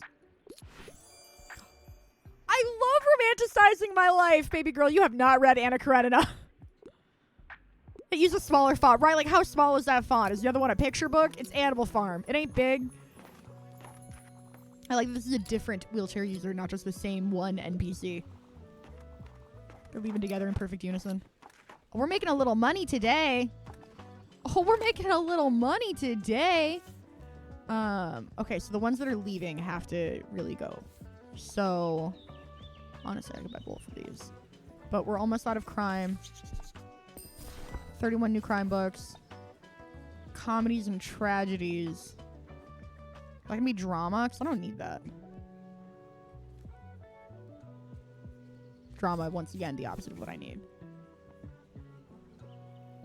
So, I'm going to wait for the mixed bundle tomorrow. Hopefully it'll be cheaper. The actual novelization of Seth Rogen's Animal Farm with pictures from the film. Hey, Tilda, are you going to take all my shit? Thank you. Thank you, Tilda. Is there a reward? Because you cost me like $20 in over-encumbrance fees. I'll set up my little stand over by the old cannon then. Come by if you want to have a look at what's in those boxes. It could even be useful. Aren't you a bookseller? Are we going to be rivals? Like, why would I trust anything you say? She's retired, though. Maybe that's just what she wants me to think. There's the cannon. So I'm assuming she's going to be this shop. Ooh, Klaus. New guy. Look at this dope little shop. Well, I love him. Hi, mate. I've read about you in the paper. Such a cool place you've got here. My name is Klaus. I work at the Mega Marsh at the moment. Have you been there yet? It was an awfully big car park. I'm sure no one would mind if you made a stop there from time to time. A busy supermarket serving the community. Visit the supermarket 3 times. How are you? Having a good summer? Yeah, it's chill. Cool, yeah, mine too. Have you had some time to check out the local music scene? No, I'm mostly dealing books. I mean, it's not huge, but we got some cool bands here and there. Like, I'm in a metal band. Buddy, we know. I already knew you were in a metal band to know if you're into that sort of thing, but we're called Silence Libri. All right, I'll check out your books now, but I'll see you later, yeah? Adios. No classics? Shit, we're out of classics. Oh, and we only have one of these left. Yeah, they're cleaning us out. I'm looking for a graphic novel. Bonus points if it's written by a woman. I also enjoy a good classic. Shit, I had a graphic novel and I got rid of it. I needed it.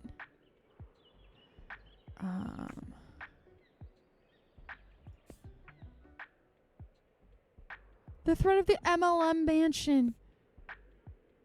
Oh, Alice's Adventures in Wonderland is now appearing as a kid's book.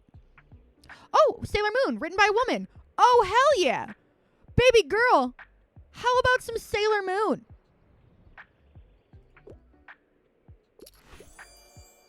You have that edition? That's pretty rare. Yeah, I got you. I got you.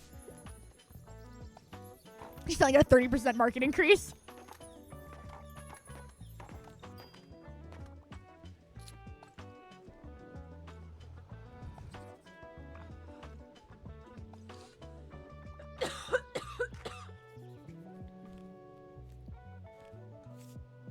I really like that 120 bench. I'm gonna be saving up to buy a bench.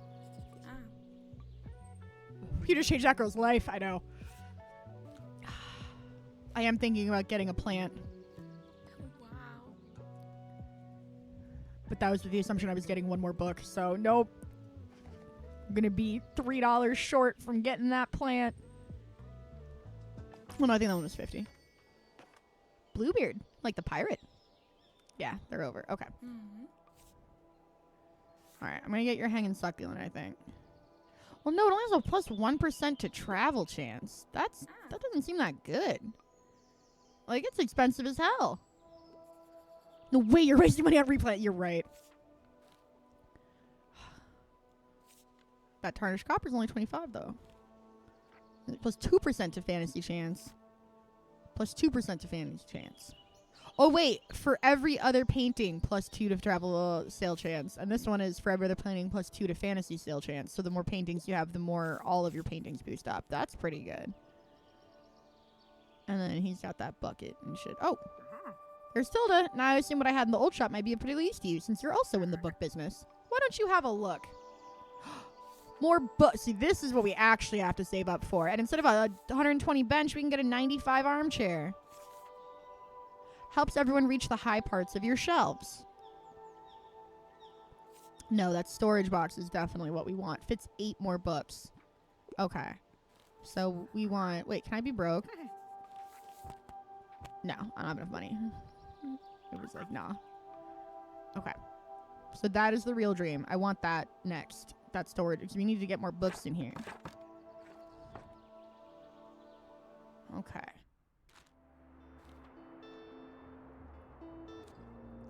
Oh, everything got reset. Needed the extra storage space, old biographies, fun workbooks. Look out, scary stuff inside. We need fantasies. So I'm taking the secondhand books and hoping there's some fantasies in here. We got 5. Thank fucking God.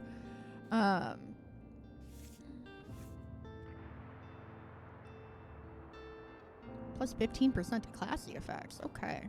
I do want to buy the cooler before the end of the summer. The coffee machine buys coffee, but I'm so afraid of the danger. Because I don't need any of these ones, I think I'm just going to wait until tomorrow to see if they're cheaper. No. My typewriter. Put that on there. It looks like you've equipped an item that you can activate. Check it out in your item bar and give it a try once you set up shop. Allows you to write. Plus 2% to classic sales chance. Plus 1 to daily expenses. Okay. Activatable.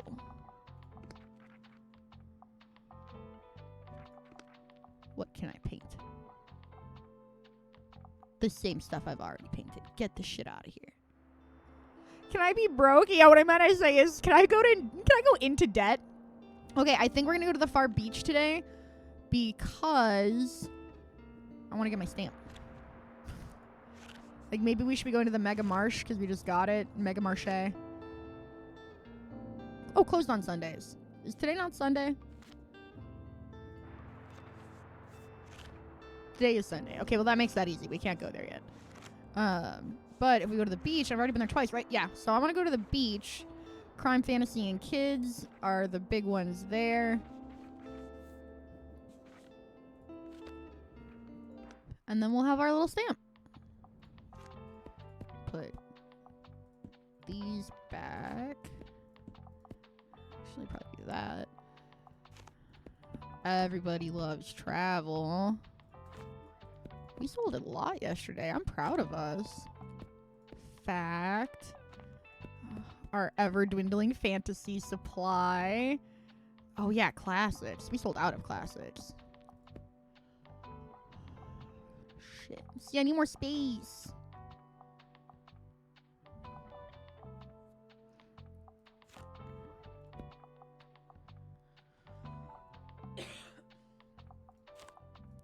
I'm gonna do this.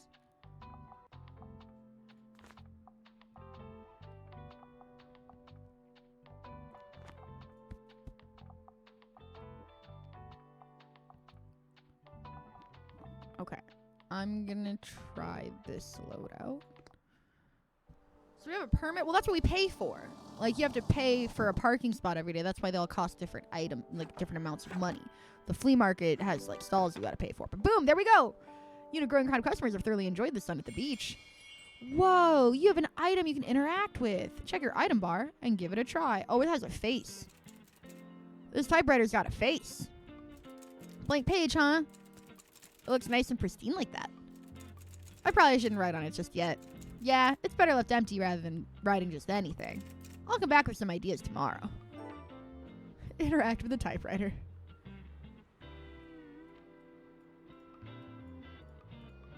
I like giving this kid his ball back. It makes me feel nice. We got a seashell. We got another seashell. I'm assuming you get like 4 each time you come here. Maybe not. Shoot. First book sold. I think this is the first day we started not in the red in forever. I only got 3 seashells. I feel like I deserve another one.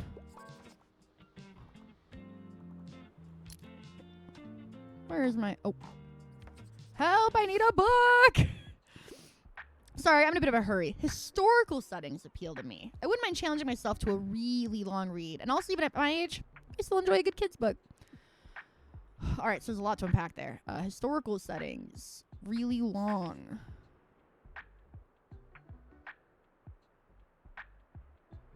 Okay, that's really long, but not historical.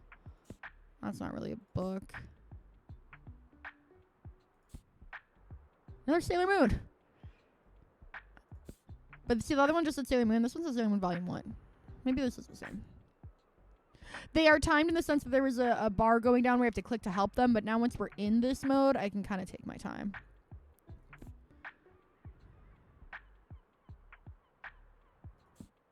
Wow. The Sailor Moon's only 75 pages.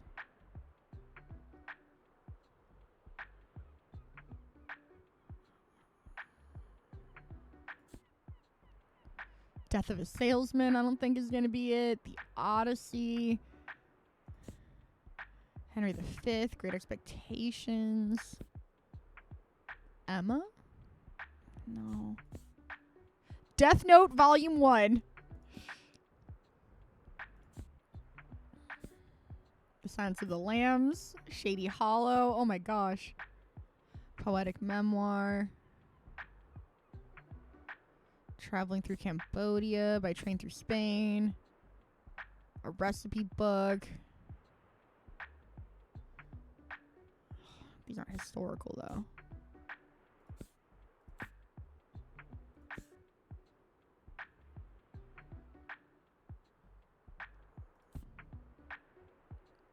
In this historical YA novel, 270 pages isn't super long, but I think that's going to be our best bet. A young fangirl of Gothic novels has to learn that dark romance is not always so appealing in real life. It is usually satirical, Austen classic. 254. We'll do... There aren't a lot of really long historical children's books, to be fair to me. I'm gonna go with The Weight of Our Sky. How about this? I get this in minutes. It's almost 300 pages! Should have just gone with the longest fucking book I could think of and fuck the rest of the requirements. Because she had to have like 18 O's under long. But still, that's rough. Summer holes are the best. Oh, halls, as in holiday. Jesus Christ, you fucking Brits. My parents wanted to go somewhere on holiday, but I said, you can go without me then. I don't want to sit in a car all day. In Buxtonbury, I can just take my bike to the beach. This fucking loser kid. Hey, do you want to go on a vacation for the summer? No, I want to stay home and read at the beach. Read at the beach in Cyprus. Plus all my friends are here. I'd miss out on all the... If you are this incapable of being away from your friends for a weekend, you need to take a vacation. That's how I feel. There's only one thing we're missing for the summer. Sand castles. You want me to get that sand bucket, don't you? Oh no. Sell 15 fantasy books at the beach. Oh, more fantasy books, of course. Keep up, will ya? Damn. She really owned me. Look, there sure as shit is a sandcastle. I'm gonna smash it. Smash, smash, smash. Sorry, that wasn't nice. What do you recommend? Exactly, Zyger. It wasn't healthy. I should have been outside. Shawnee, we're talking to the bookseller right now. It wouldn't hurt if it had a thrilling, gripping plot. Also, I'm a huge crime story fan. But I'd like to be able to carry the book. So not 603 pages of the Da Vinci Code. The Silence of the Lambs. Today's headline, Murder in Shady Hollow. Reporter Vera Vixen just moved to this cozy town of neighborly creatures, but the fox immediately employs her journalistic skills to track down leads. So I have to be careful. Not every animal wants her to solve this mystery. That sounds fun.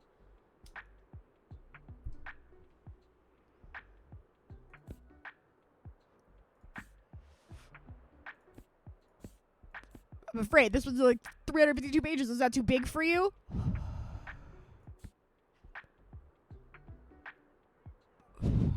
I think I'm going to go with this 204-page thrilling, gripping plot.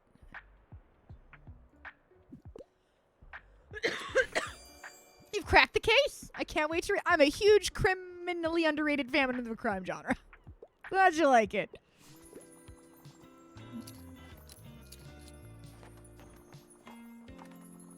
I want the bucket. Oh, look.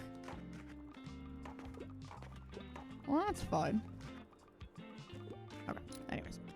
We are 1 crime book left, 1 kids book left, 3 fantasy book, please. It's bring a book to school day. I just can't leave without another fantasy novel. It needs to be suitable for an 8-year-old. George R. R. Martin's The Clash of Kings, I don't think is, quite kiddie. I think Alice's Adventures in Wonderland is also a fantasy novel, so he might be taking that too.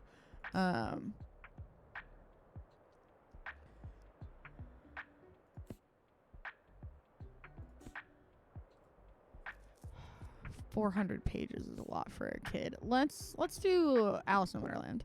I can't wait to get lost in this world. Everyone loves Alice in Wonderland. That's the thing about Alice in Wonderland. Well, it's like a 200-page book, so like here, I should actually do this for my own self because I'm really bad at knowing how many pages translates to length. So let me grab a couple books.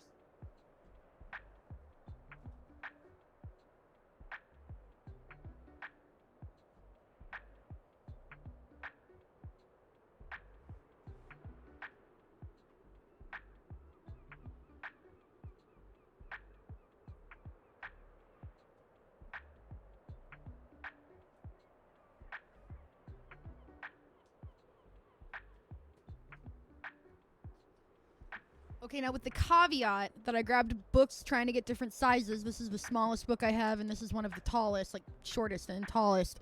So obviously font's going to be different. The size of the book's going to be different, but I also tried to grab different types.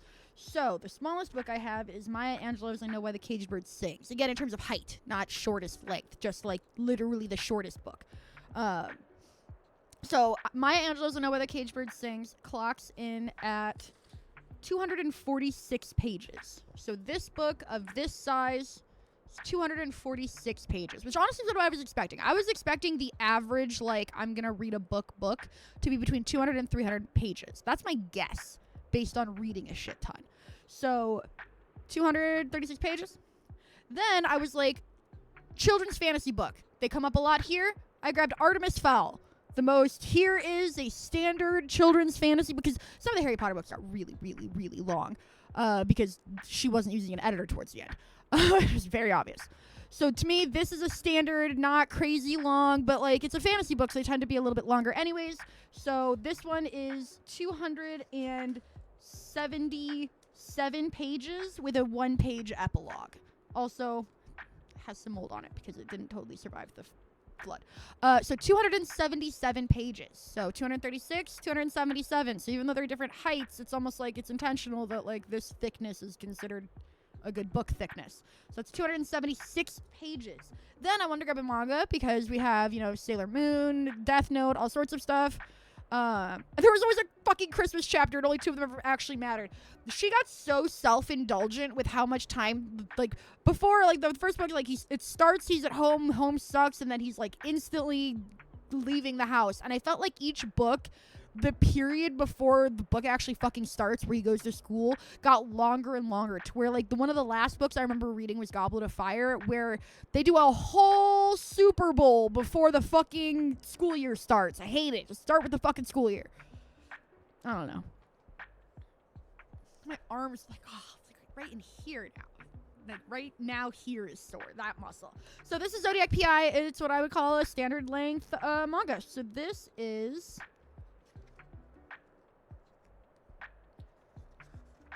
They don't have page numbers on the last 4 pages, so the last page number was 179. So this is 183 pages.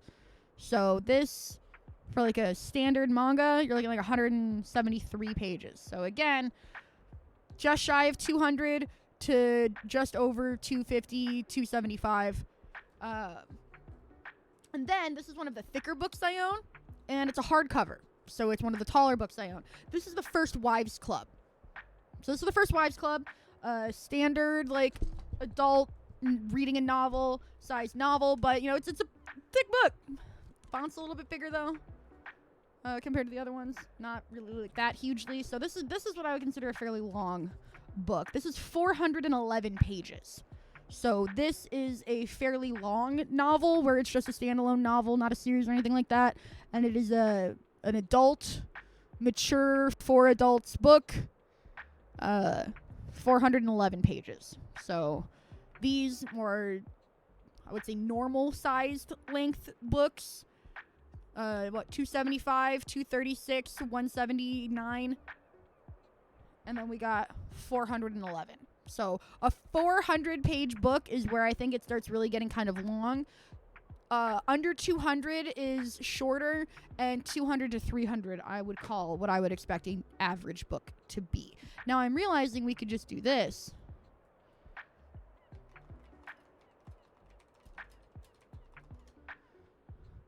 $250 to 400 pages. It's very drastically different throughout things. Page count isn't really an accurate measurement. Paperback and hardcover versions have different numbers of pages despite being exactly the same length book. I know, bitch. That's why it's like, give us a rule of thumb. A study of more than 2,500 books appearing on New York Times bestseller and notable book lists and Google's annual survey of the most discussed books reveals that the average length has increased from 320 pages in 1999 to 400 pages in 2014. An important note is that page length does not necessarily represent reading length accurately. Small changes in typesetting, font size, line height, etc. can substantially increase or decrease pages. A user in the Guardian article pointed out another survey of New York Times novels from 1960 to 2015, and word count has been on a downward trend. My observation from my own ebook library, words counted via a Caliber plugin, is that most commercial genre fiction published over the last 2 decades tends towards 90 to 100K words. An exception is fantasy, where books are often much, much lengthier. Most of the A Song of Ice and Fire books are 300K words. This is comparable to most novels of the Victorian era, which tend toward 300 to 350K words. I once read a Teen Titans AU fan fiction that was over 300,000 words, and it was one of the best fan fictions I've ever read in my life, and it's impossible to find now.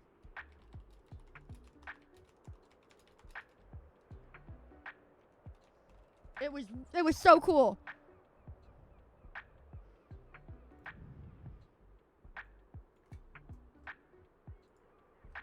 If you could see how badly I typed, you would be ashamed of me.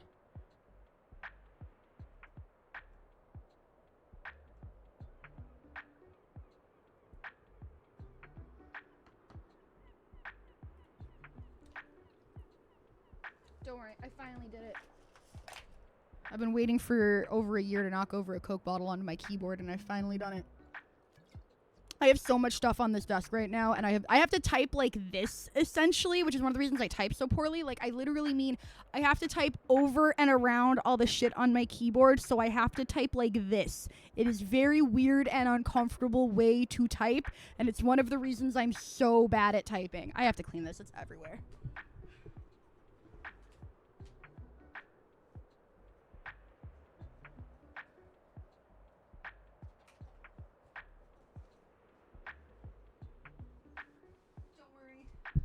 Don't worry, it's spilled exactly on my new favorite desk mat that is pastel.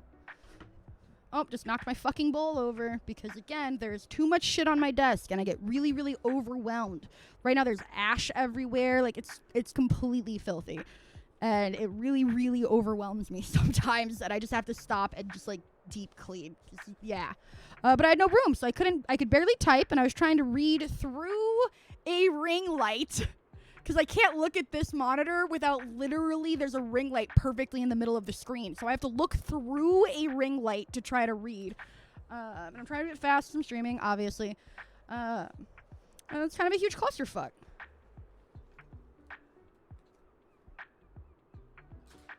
I don't even know where to put the shit because there's so much shit literally everywhere.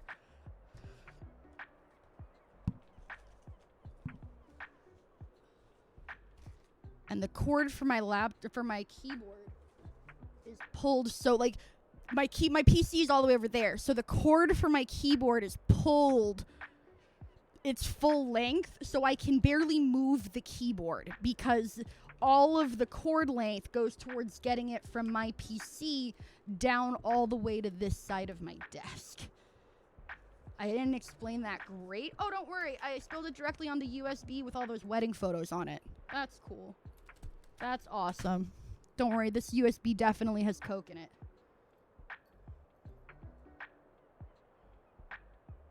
Alright, well, fuck me, man.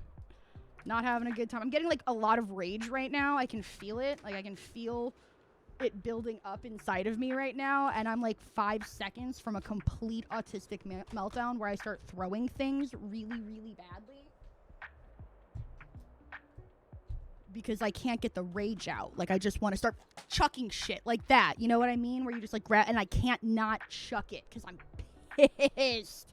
I'm fucking furious. I have cords everywhere that don't go to where they need to. Oh, I found more Coke that spilled, but it was because I lifted an object up to put it on top of another object, so I transferred the Coke that was under it on top of a clean thing. And don't worry, that clean thing was the very expensive puzzle book my boyfriend just bought me. So I'm having a great fucking time right now. I want to throw this so badly. I have to, like, use all of my fucking... everything in me. I want to claw my face up. I'm so angry. I just want to cause damage. Like, I need to get it out by causing damage. And it's hard to breathe. I just accidentally clicked on something. I don't fucking know what. I'm sorry. Like, Didi, the amount of time I dedicate to completely taking apart my entire system and redoing it so that the cords are in place, and then within 3 days, they're a fucking nightmare. Because, like, this microphone I wasn't supposed to be using. So in the middle of a stream, I pulled it out, and, like, here. This is the clusterfuck I am dealing with. Like, there's one, this fucking ashtray. 2, my fucking pills I don't take anymore. Let's fucking chuck those. I just cleaned up. You can see all of the spillingness. I don't have room for my fucking cell phone holder that's supposed to be here. This is, like, there's garbage. I'm just so there. So, yes, the cords for this fucking microphone are just running like this. And then this webcam I'm holding in my hands. This is all the length I have for this cord. So this fucking cord is a goddamn nightmare everywhere. Fucking ridiculous. This stupid fucking light, like I said, I have a ring light directly in my fucking vision. I'm just very I felt so overstimulated since that vacation. Like, I feel like I shouldn't have gone to that wedding. I don't know how else to say it. I have been so dis-fucking regulated and emotionally just a wreck since getting back. I came back with like 6 different physical injuries, just so much wasted time, so much money wasted. Like, I have not been this stressed about money in so fucking long, you guys. I can't believe how much money it cost to do that fucking thing. Like, I'm going insane. It's been 2 weeks, I think, since that wedding, and I am still not fucking recovered. So there's a lot. I'm up to fucking here, and now I have sticky brown liquid all over everything. It's really, really infuriating. Didn't mean to point that camera at my tits for the last 5 minutes, but there you go. That's your reward for sitting through the rage. Jesus fucking Christ. I like this mic. One of the reasons you'll see me just doing this is because this mic stand is the bane of my fucking existence. I hate this fucking mic stand. It is always in the way. It is always fucking not where it's supposed to be. It's always like wherever I put it, it's smacking something, knocking something over. I fucking hate this cock-sucking fucking mic stand. It's huge. I have another webcam, by the way. Here, I don't have... Usually this webcam, this one, isn't working. When I click turn on the webcam, it decides which of the two it wants to turn on, and it used to always be this one. But this one has an even shorter cord. Like, that's it. That's as far as I can fucking get it. So when this was the one that was always working, it was an even bigger fucking nightmare because I literally couldn't put it past this camera stand thing. It was stop me if you've heard this before, a fucking nightmare. I also, as you can see, I have this cat tower that I have now piled a bunch of shit on that is right here, which makes me feel even more overwhelmed. Like, I feel very claustrophobic because, look, this whole desk, that's all just a pile of shit. There's clothes, there's construction equipment from me hanging a shelf a couple days ago, just fucking piles of goddamn nonsense. There's a cat hat. I don't fucking want that here. Somebody take it. This is all garbage. This is all garbage. This is all garbage. And then over here, the desk is right here too. So I have like something right here, something right here. So even though this desk like goes really far, I can't really move past here without fucking, like, it's not even that, because I do try to keep it look cute. Like, physically it should look cute, but it's so cluttered.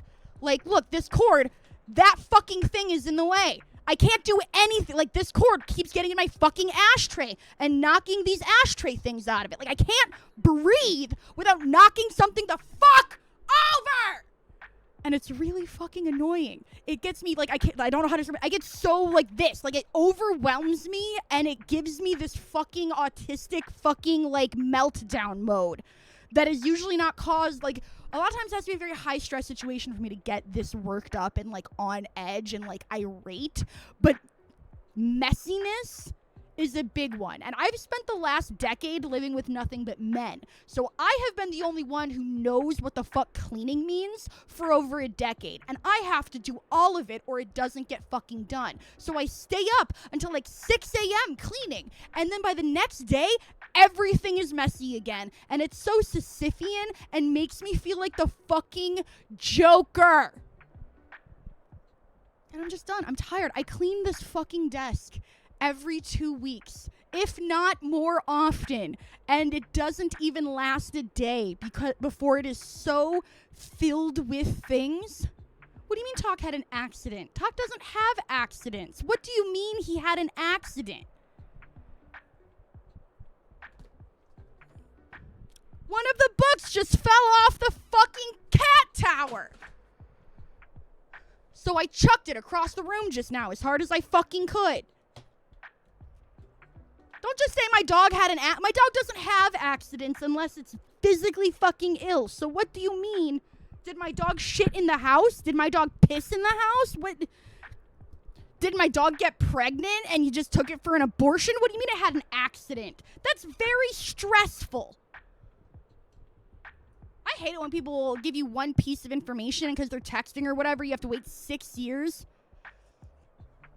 So he didn't have an accident. He just had a runny poop outside like he likes to do. Again, scaring me when I'm worked up. My apologize. All right, I'm calming down, which is not great because that means I have a headache. But yes, I spilled everything. We were talking about something that was much more delightful than whatever the fuck was happening here. I haven't I have taken 3 bites of this soup during the waiting to get on stream. Otherwise, I don't eat till after stream. That's when you're like, Kaylee, why do you have nervous breakdowns on stream so often? Because I don't fucking eat. Because I can't eat until like 8 p.m. at night or I will throw up.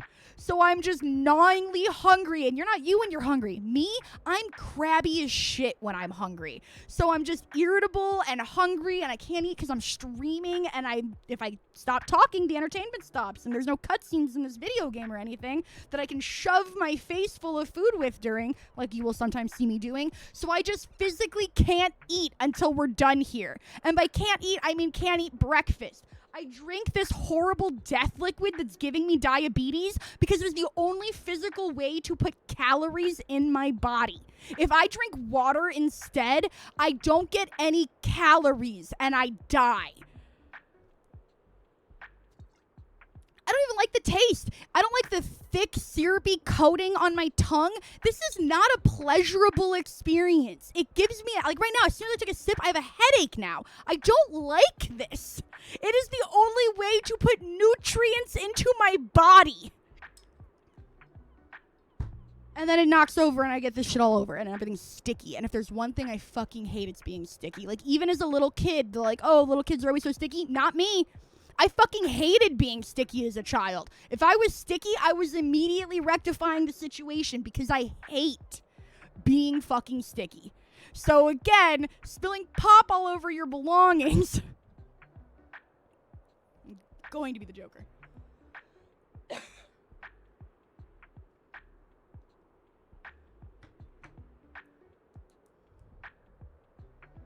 Right, I hate the feeling of touching something and not letting go. I hate the feeling of like fuzzies stuck to me. Like if you get get something sticky on your finger and then you look down and there's just like little black fuzzies that have just stuck to your finger from whatever clothing you have.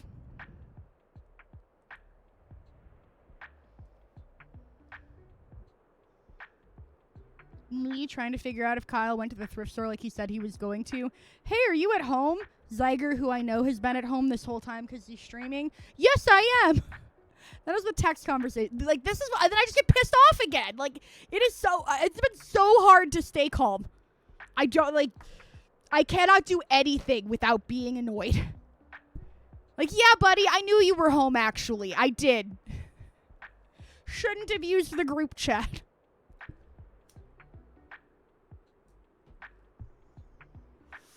All right, we're gonna try to move on. I'm getting like that when I get so angry, all I can think of is crying. That is 9 times out of 10 if I'm crying, it's because I am so angry my body can't process the level of rage anyway but tears. I don't know if anybody else knows what I mean by that, but like when I get really, really frustrated and pissed off, I just start crying. So like most of the time when I'm like, I'm about to cry, I'm not sad. Nothing tragic has happened. I'm so irritated or frustrated. I'm going to start crying. Does that make sense? Does anybody else do that? Like an angry crier. Okay, let's see.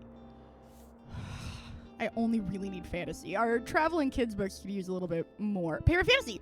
Oh, ho, ho. All with at least 700 pages. Okay, by the way, don't think I didn't notice. Nice. We are going to buy the big fantasy, and I'm hoping it has at least 30. Ooh, it's kids in fantasy. That feels evil. That feels evil, but I did need kids books, so I can't be that mad at it, but I am also going to take the used book collection. Which did give us 3 more travel, 1 more kid, 2 more fantasy. Okay, not terrible, and we have $14. Haunted building comes with a view and resident ghosts. Oh, the lighthouse. I love a lighthouse. As soon as I saw there was a lighthouse in this game, I was like, we better get to go to that fucking lighthouse. I am still mad that Infinity Nikki added the Sea of Stars a year ago, and there's a lighthouse in the Sea of Stars, but there's an invisible wall separating you from it. Also, Zegger, if you could do me a favor, my green nail polish bag is downstairs. If you could bring it up for me. This is going to sound crazy, but one of the things that's been really, really, really bothering me since I got back from the wedding is I painted my nails there, and I forgot my good top coat, and I used a shitty one, and so they were chipped by the end of that night. And I hate this, where like the bottom half of my finger has dark nail polish and the top half is nude. I hate seeing this. And every fucking time my hands are in view. I'm already struggling because I've got like an 8-year-old's pinky again. So for those who haven't been with the stream a long time, I used to bite my nails really bad. And I was really insecure about my hands. I was like, wow, my hands are so ugly and gross because I looked like a mangled 8-year-old's hands. Yes, that mint green nail polish bag. It's like this. It's like this big. My fingers all look like this. Like, every single one of my fingers looked like this all the time. I broke this nail walking down the stairs holding onto the railing. I got to the end of the railing where the piece that actually mounts the railing to the wall is, and my pinky hit where that post is and knocked my fucking nail off. So now I have this, like, oh, look, I'm a little kid. Like, this is the finger of a 6-year-old kid. And my fingers always look like this, and they were so stubby and little looking, and I just feel like I have a little kid, versus like this pinky nail is an adult woman's hand. Like, that's the hand of an adult woman. So this finger's been driving me nuts. This is the makeup bag. I was pretty good with my size description. It's a little bit taller than I think I thought it was. But see, it's real. And so the thing that's been driving me fucking nuts, dude, I would show you how to do your nails, is this being on, so I have to take it off. Oh shit, I had some makeup in here. My highlighter was in here. I got this Fenty highlighter when this was the first highlighter Fenty ever came out with. They came out with, I think, 2 or 3. And I got this one. And as you can see, I've used the shit out of this, and I'm starting to pan this. Once I hit pan in this, I tried using the other color more too. And as you can see, I like using like where it's not embossed. I hate messing up the embossing in these things. But this is one of my favorite highlighters of all time. I love this Fenty highlighter. I'm going to be devastated when I pan it because basically every delightful makeup that I bought in like the 2010s, clean girl makeup took over, and now everything is really boring and lame, and most of the makeup I used to wear has been discontinued. So I'm going to assume Fenty still sells highlighters. Okay. Not the best website. Girl. Not the best website. Girl. Okay, I'm going to become the fucking Joker. That's it. I'm dead. Sweetheart, I almost had an autistic meltdown about 6 minutes ago, so if you want to stand there like a fucking serial killer, you better make it extra cute. What can I do for you? No, I was just curious if you went to the thrift store or not, or if you were here. Mostly because I was curious if you had witnessed that meltdown or not, or if you weren't here, or if you're doing that thing where you're here but not supporting my streams. So I was curious. They do still have it. The Kilowatt Freestyle Highlighter is what this is called, but my curiosity... This is in lightning dust and fire crystal. And I'm stupid, so I don't know. I think fire crystal is... No, I can't open it. I get really bad with... Yeah, the little bookshop game music is very calming. That's why I kept my headphones on, because it is actually helping a lot. I think it's fire crystal, because that's the one on the right. Yeah, okay. Oh, there it is. Okay, they do still sell it. Okay, the good news is they do still sell it. Stop trying to give me 50% off. You've had my email for 20 years. Stop it.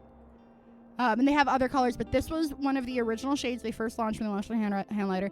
Yeah, the clamshell, I do love a DS. The clamshells in general, where you have to like stick a nail in, especially when I didn't have nails. Now I get nervous it's gonna break my nail. But before, it was like try to open with my little pinky here, because that's my only not nail head. Like, if you don't have nails, you're fucked. And if you do have nails, your nails are fucked. So I don't like that. It's actually why I really like Rare Beauty's package design, because Rare Beauty's package design was actually designed with the intention of making makeup packaging that was easy for people with dexterity issues or hand strength issues and things like that to use. That's why I have these big, huge knobs, and they're matte, not shiny, and so they're really easy to twist. You know, you could put it behind, you know, like you can do this if you don't have, like, even if you don't, because I knew there's a YouTuber, I don't know if she's on TikTok, she probably is. There's an influencer in the beauty space who doesn't have hands, either of them. And so she does a lot of, like, let's see if I can open this product videos. And so I really like Rare Beauty because I like the opening of their products. Because a lot of times, if I have to fight with the product to open it, I get really irritated. This is the top coat that I used that was not good because this bottle doesn't stay closed, and so it spills everywhere, which is lame because OPI usually makes good shit, but this OPI top coat is not it. I need to go get my Sally Hansen top coat again. I have this Sally Hansen, which is not the red bottle, it's a pink bottle. For those who don't know, Sally Hansen sells top coat, and Sally Hansen's red cap, again, this is a pink bottle, this is a nail growth, it says nail growth on it. They have a top coat in a red capped bottle. People refer to it as Sally Hansen Red, or just the red Sally Hansen, whatever. That is considered one of the best top coats you can fucking buy. And if you didn't know, Sally Hansen is, like, considered very affordable. I wouldn't call Sally Hansen drugstore because Sally Hansen has its own store, so a lot of times you don't find Sally Hansen in drugstores. Except, you do, I lied. You do find all of the Sally Hansen nail stuff in drugstores. So it's a drugstore nail polish, but it's low-key the best top coat. And that's the one that I forgot here, and then I came home and I couldn't find it. So maybe I did pack it, and I just can't figure out where I packed it. Either way, it's gone. Really sad, so I need the other one. But what I wanted to do is I just need to take these nails off, or this nail polish off, because it's driving, like, look at that. It's driving me fucking crazy to look at. Even if they were all like this, at least it'd be intentional, but then you got this guy who's actually trying to hold on, and just, it's a mess. So, the good news is, and this is what I want to show anybody who does their nails, these are so great. So Q-Tex does a lot of good products. Q-Tex has regular nail polish remover because no, you can get straight acetone, but most nail polish removers also have minerals in them so that it's not quite so bad. Because, like, straight acetone will dry the fuck out of your skin, things like that. So most nail polish removers now come with something in them, some things in them. Different nail polish removers have different things in them, or you can just get straight acetone. Or they have non-acetone nail polish removers, which don't remove nail polish, so that's fun. This is the Q-Tex Twist and Scrub Sponge, and it is a sponge filled with nail polish remover. And this one I've been using for a while, so I don't know how good it will do, but, like, and this is a really dark nail polish. That's it, it's off. Take it, I do a little swirly, you know, just treat it like a vagina. A couple pumps, it's off. Like, this is the fastest squiggle. Like, that's what I'm saying. Like, look at that. It's almost off. It's off. A couple pumps, and you can see it become, like, red. See how it's more like a raspberry color now? Because I took some layers off. A couple more. It's off. There. But that's all my fucking nail polish. Take it off in seconds. And like, Squiggle's holy shit is correct. Anybody who's had to remove nail polish, especially dark colors, that's it. It's off. Done. It could be a bitch. I used to use, like, a bottle of nail polish remover and a paper towel or toilet paper or whatever, and I would have to use so many pieces of toilet paper or paper towel. But yeah, my thumbnails, I put a lot. I don't know if you saw, it had this hand one had a top coat. I didn't even put it on this hand because I realized the top coat was fucking my shit up so bad. So this hand has a top coat, which makes it take a little bit more. There's a little tiny piece on the top here, and I'm just gonna take my nail and do this because I'm lazy. But, like, literally, that's why I was like, let me just grab this bag because you can do it while you're talking. I like to kind of, like, I don't know how to say it, but, like, rub my nail against the side. It's almost like a flick. Again, just, like, treat it like a vagina. You're good. Yeah, cotton balls. If I had to use cotton balls with my nail polish remover, I'd have to use, like, 15 cotton balls minimum. Like, at least one for each finger, and then usually some fingers would need two, if not every finger needing two. And so this side, with so many layers still on, takes a little bit longer, but it's so nice. It's so nice. Now that's gone. So yeah, I was like, this shit is driving me crazy, and I really just need to grab my sponge, because I'll show you. It is just like a... Let's see the liquid, because I've done this with my nails a lot. So it's just a sponge. absolutely soaked with nail polish remover. So if it starts drying out, you can actually just pour a little nail polish remover in here. This little fucking nubby nail. And that's it. Whole thing's fucking done. Takes seconds. So that's my real big brain galaxy shit. Is they're so small. There's these little tiny fucking guys. And you saw, there was already a bunch of dark nail polish. I had taken black off with this. And it didn't stain my fingies. I actually carry a bottle of, this is Q-Tex. See, this is Strength Shield nail polish remover that leaves nails looking healthy because of its vitamins E and B5 and hydrolyzed silk. So it's not just acetone, it's got that stuff in it. So if this starts getting dry, I just put a little bit of this in there. And then it, reactivates it. I've also tried these because I bought this on Amazon. A 2-pack of these on Amazon is like $5, by the way. These were kind of a split the difference. These are pads, and then you would rub your nail with them, kind of like how Zai was talking about how his mom would use cotton balls. That's what these are, but they are also soaked in like nourishing oils and shit, so they're good for your hands. 1-step mess-free removal. And you're supposed to hit them with this. These are so dry right now, like they're the tiniest bit wet. Again, I could take nail polish remover and just, soak these pads, and that's why they're still in here. 1 to 2 pads cleans 10 nails. That's what it says on the front. So these are a neat, kind of common, or kind of a middle ground between the two. But I hopped on Amazon because I was like, this used to exist and I want this. And I was worried that maybe it didn't exist anymore, but it does. And they're great and it's cheap and it is so fast. And even though they're not painted now, I feel so much better being able to look at my nails and they're not like this random chipped up blobby shit. So again, Q-Tex. I trust the brand completely. I'll bring it on. I wrote cute sex on accident. Q-Tex is that girl. They make good shit. If you're like, I don't know what brand to buy. There are fancier, better brands, but there it is. Twist and Scrub Sponge right up top here. This shit is the truth. They're cheap. They're great. And they do have non-acetone removers as well, because some people are allergic to acetone or their skin is so sensitive that just acetone, it burns their skin and irritates it way more than normal. But this, apparently they have a 2-ounce version. I have the little 1.75s. Love me some cute sex. So yes, if you want cute nails, get cute sex with Q-Tex. I don't know. Swipe and go I've never heard of. But you can see they have there's ultra powerful, but it smells like tropical breeze. Strength Shield, which is what I just happened to buy. Nourishing and moisture rich. So these are all acetone based nail polish removers, but this one has a cucumber scent. For hard to remove glitter. Oh yeah, if you use glitter nail polish, I'm actually very interested in this. Glitter nail polish, I'll do the little with my finger and all of the nail polish will be gone, but all of the glitter will remain. So my nail will just be covered in just the glitter. It looks kind of cute sometimes, but yeah, it feels weird. It's all bumpy. I don't like it. Infuse a patented blend of ingredients and apricot seed oil to help nourish nails. I actually have a bunch of apricot seed oil and avocado oil because I use them in my bath bombs.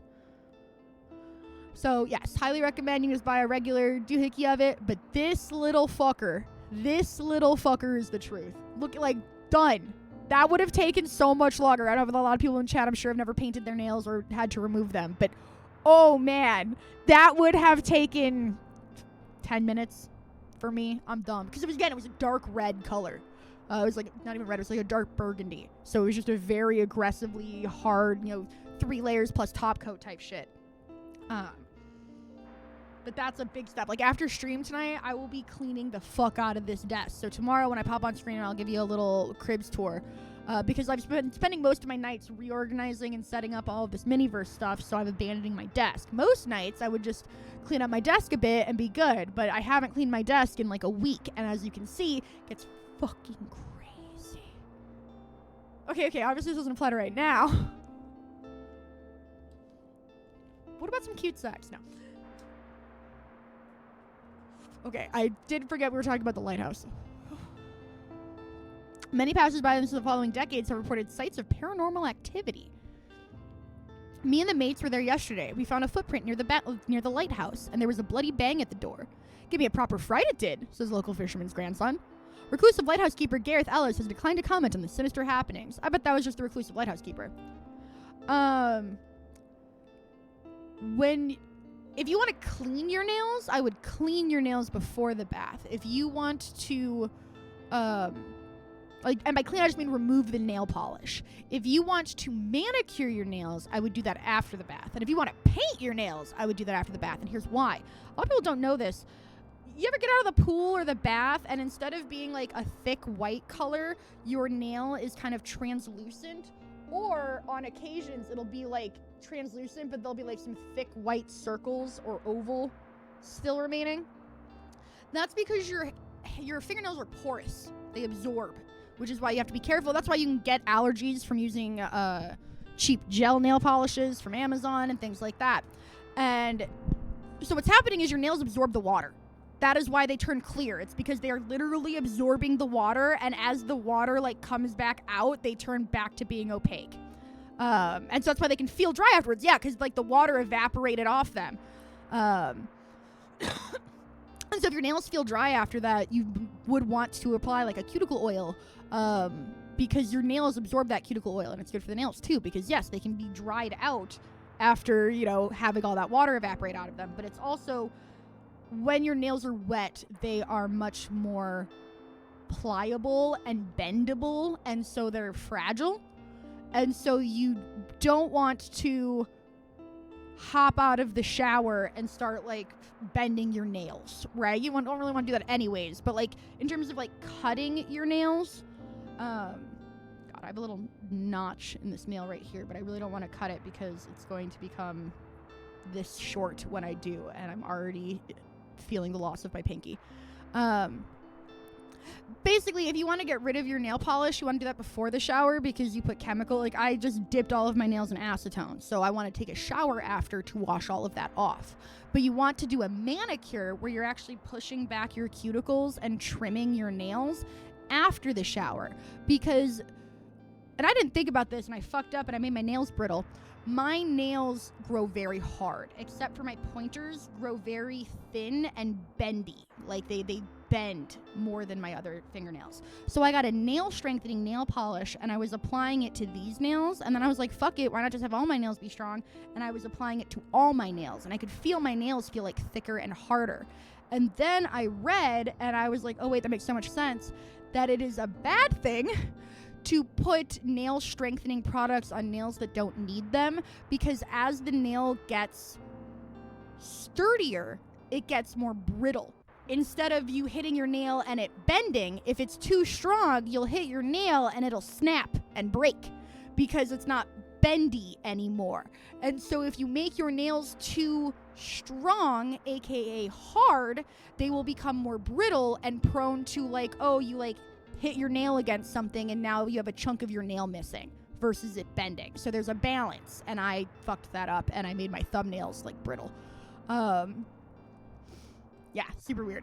But if you're doing like a manicure or something where you want to trim your nails, where you want to push back your cuticles, you want to do that after the shower because your skin is soft and pliable. And so if you're trimming your nails, you want your nails to be more pliable, so that way the pressure of the clipper clipping your nail is less likely to cause a fracture that goes, not where you planned it. And when you're pushing back your cuticles and things like that, when the skin is soft and just out of the shower, it pushes back with a lot less resistance, and so you do less physical damage to your nails. So manicuring your nails after a shower. If you want to just take nail polish off before a shower. If you want to paint your nails after a shower. Just because you wash off the, like washing your, like doing this with your hair, that is going to push all of the fresh nail polish like off your tips. You're going to get chips. Like you're essentially washing your hands for an hour straight when the nail polish is fresh. So you want to polish your nails and then like kind of baby them for a couple hours after, while that nail polish is really like drying out completely and getting up on there. And so you don't want to do things like the dishes right after brushing your nail, or painting. You don't want to do the dishes right after painting your nails. You don't want to be cleaning and like scrubbing. You don't want to do anything that's going to cause you could take a shower and not wash your hair and be a lot safer than it's this motion that's really going to fuck up your paint job if you brush your if you paint your brush your nails. What is wrong with me? If you paint your nails and then jump right in the shower, that's the reason why it's bad. So yeah, it's just like you don't want to like paint a table and then start scrubbing that table, right? You want to paint a table, wait a couple hours for that paint to not just dry to the touch, but like really cure. And then you can take Windex to that table and clean it like normal. But in that period when the paint is fresh, you don't want to be putting any stress on the surface. And your nails are the same way. So, yeah. I suck, though. I will spend 2.5 hours doing my nails, and then I'll finally finish. Then I'll be like, God, I'd love to take a shower right now. I am the worst at that. So I say all that. The number of times I have ruined a brand new manicure because I was like, oh, but it's getting late and I really need to take a shower, and I hop in the shower anyways. And then again, from like washing your hair and stuff, you'll have like a white band, like, you know, because I can see the whites of my nails. I guess, you know, if your nails are even shorter, it won't be white, but you'll see like the edge of your nails will not have nail polish anymore. Like you will have just perfectly like sanded off the top edge of your nails. And I'm like, well, fuck. All right. We did Far Beach. I got my stamp. I need some more fantasy, but I'm not worried about that right now. Cafe Liberté, I don't have any stamps for. So $20 local sailors. And I haven't been to the Mega Marche because they were closed. And we need to go there 3 times. So let's go to Mega Marché. Ooh, they cleaned out our crime. And they cleaned out our kids section. Some more fact books. Some more fantasy. I have a lot of crime here. I'm gonna do another fact book.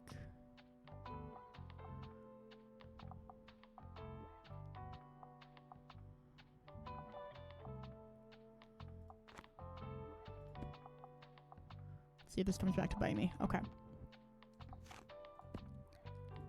We're going.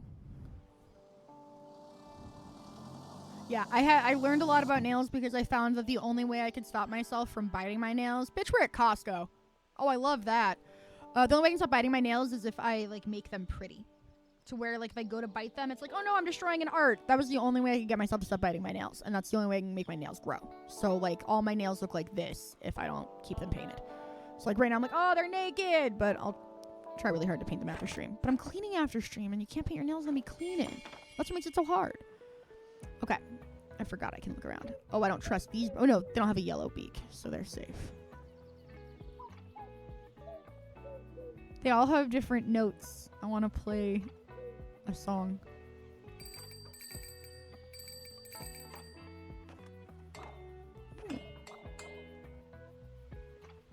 There's the lighthouse. Okay, bitches love crime. Oh, and we have windmills.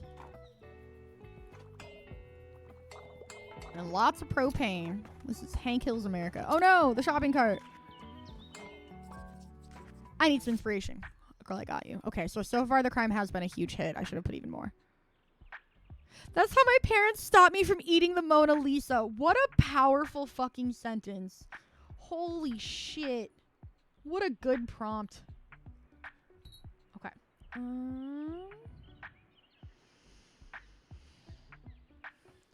Ruh-roh. Okay, I found it.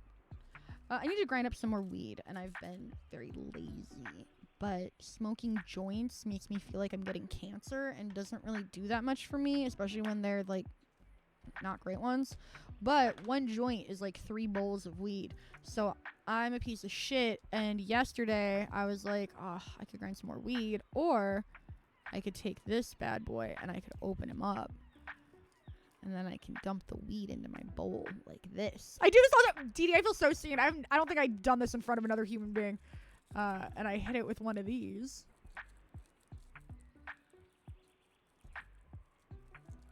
I love opening joints. Thank you, dude. I feel so seen right now. All right.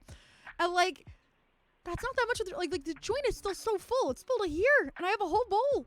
It's fucking great. It's so nice.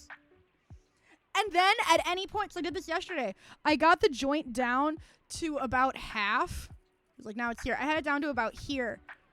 And I just twisted it off and I just smoked half a joint. Because I'm like, I don't want to smoke a whole joint. It's too much. What level of commitment phobia is it when you can't commit to a whole joint? I don't know, but I have it.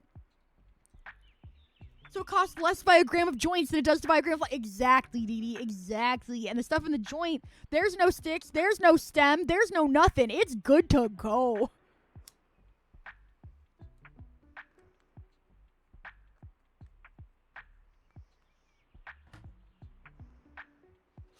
Exactly. Pre-ground flour, that's all it is. Okay. Something poetic. I've had an Emily Dickinson book forever. Graduate class B literature. I couldn't find anything in the library. Where's that Emily? There it is. There's volume 2. I had one, I thought. Well, I think this is going to be perfect, but just in case.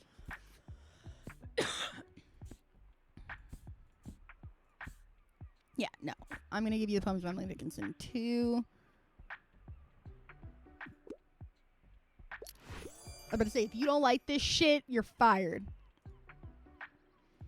Glad you liked it. The kids will love The Shadow of the Wind. Damn, not on Shadow of the Wind. Someone bought it. Oh no, I can't recommend it. Okay. Can I shop at Megamart? I don't think I can go inside the Megamart. Oh, hey mate, nice to see you again. You mind if I hang around a bit? I need to do some writing. You know how I told you about my band? Yeah, well, I wanted to work on a concept album while our bassist is away. But it hasn't been going super well. I took some time off work to focus better, but I'm just absolutely out of ideas here. Like, it's been weeks. I got nothing. Not in this good Christian Minecraft server. Yeah, no, we're talking about Zyger's weed addiction. He's got a problem. I'm starting to get a bit stressed with you, to be honest. I don't want to disappoint everyone. Got any ideas for me, mate? Song about getting drunk? Song about heartbreak? I want more of a prog rock thing going on. Like, the whole album needs to tell a story. Well, it's not going to be about getting drunk either. An album for the ages. Want to help Klaus come up with a song? Try reading books he likes and talking to him often. Often. That word was crazy hard. We'll have another think about it, alright? Peace out. Hans Christian Andersen. I just said it like an exclamation, like a slur. Instead of being like, God damn it, Hans Christian Andersen! What a week. Give me something with a low page count. And I like coming of age stories. I could also get into a romance novel. See, but I'm a freak, so what do you mean by low? I don't want to go through all of my, A series of unfortunate events, The Bad Beginning. Oh, I still have a bunch of series of unfortunate events on my shelf right here. I loved these. Oh, I love these so much. Speaking of guys named Klaus. A romance novel, coming of age story with a low page count. 38 pages. Holy shit, Among the Hidden, The Shadow Children. I think about this book series all the time for the simple fact that his name is Luke, and he lives in a society where you can only have 2 kids, and if you're a third kid, you're just dead. And his mother and father had Luke, even though they already had 2 sons, and I'll never forget this, because his older brothers were Matthew and Mark, and his mother really wanted to have 4 boys because of the Christian saying, poem, whatever, Matthew, Mark, Luke, John, bless the ground I walk upon. Because apparently there's an old Christian superstition that if you have 4 sons with the names Matthew, Mark, Luke, and John as their first names, middle names, whatever, it'll bring your family good luck. And so she forced this child to be born and have his entire existence be a secret forever because she wanted her children's names to be a cute poem.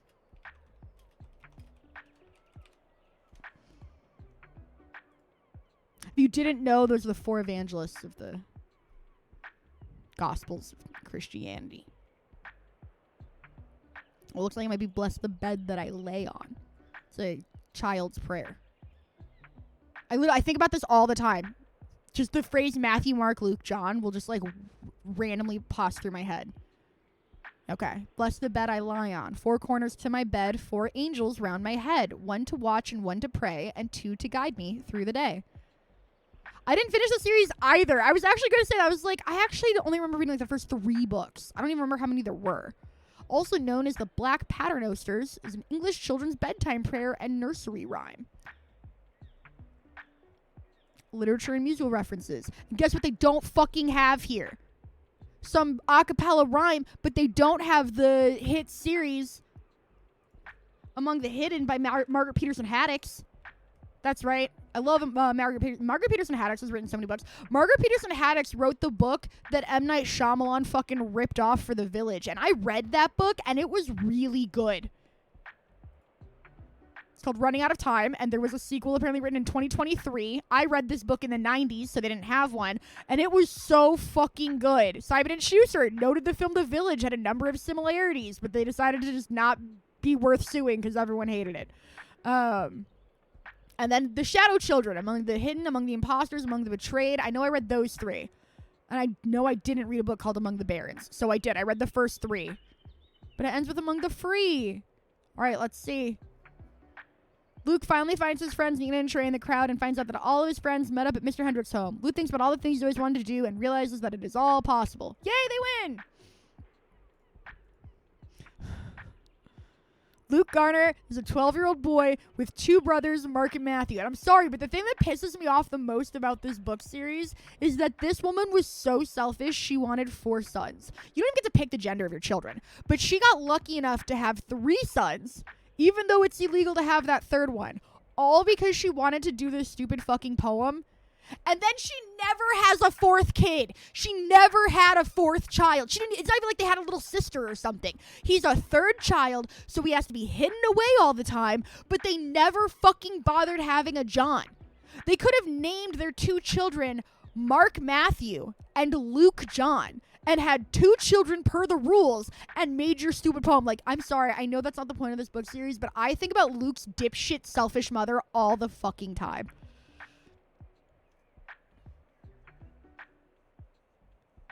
She worked at the government facility that enforces killing the 3rd child. Yeah, it's just a wild, wild, wild setup. Like, fuck that lady forever. Fuck that lady.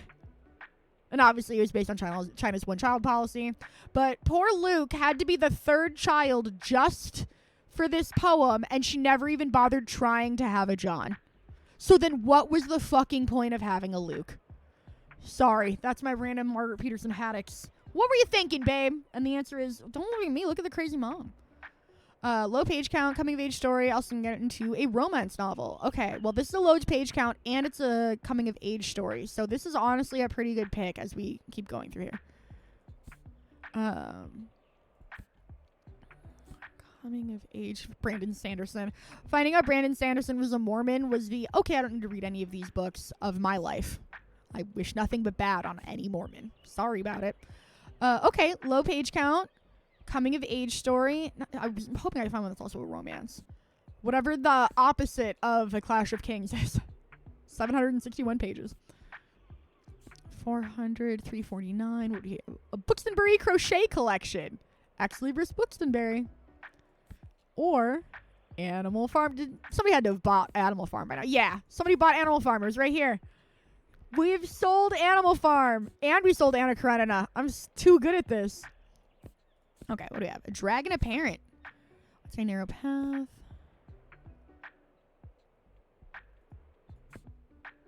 Dean Koontz.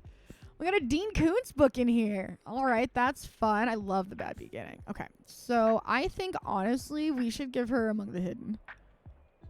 I'm worried that it's a series and doesn't have a romance angle, though. That's my only concern. Oh, yeah, rural horticulture. Okay, so we have Percy Jackson number 4. I always feel weird recommending, like, a middle of the series book. But that has a little romance in it.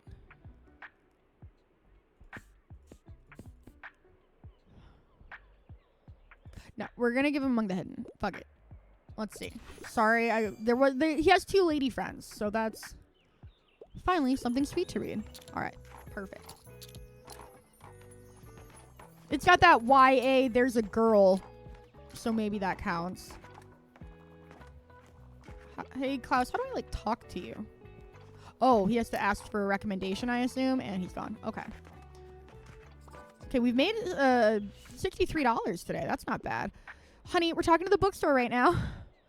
Crime is my passion. Why is every mom who has to hush their child a true crime fan? I mean, I'd love a crime novel. I really don't want any plot twists, though. I'm a fan of books like Firefly, Big Damn Hero. Oh, it's literally Firefly, the TV show. I have 1 crime book left. Amateur Sleuth Morwenna is looking forward to a bit of a normal... I feel like it should be normalcy, but I guess normality makes sense. Until the local DJ she was supposed to be meeting washes up at the beach. Despite being dubbed the cream tea killer, they're anything but sweet, and it's up to Morwenna to unmask them. You have many fantasies, Inverter. Okay. I love crime, but not a plot twist. Baby girl, that's crime.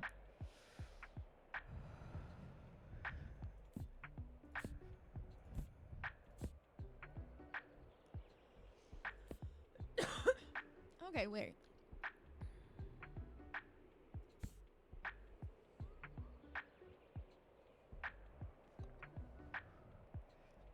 I want crime, but not mystery. Meet Murderbot, a sec unit who recently hacked their government chip. Too bad it keeps getting sent on planetary bodyguard contracts for the shady company. All this android wants is space to have an existential crisis and binge watch their favorite, with a U, program. I know what you are. British. Honestly, this one guy keeps saying mate, and so now I'm like, shit, are they Australian?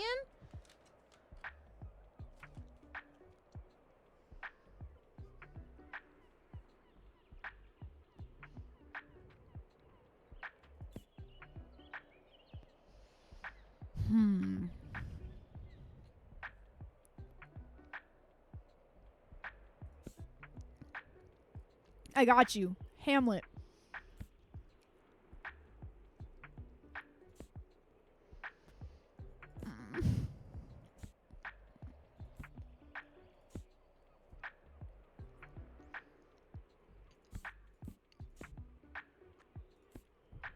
I just haven't read them. My problem is I've read a lot of these books. I haven't read or heard of the Cream Tea Killer, so I don't know if it has a twist, but it's my only crime book left. So if she doesn't want it, it'll just stay. Perfect. Shouldn't have thought that hard.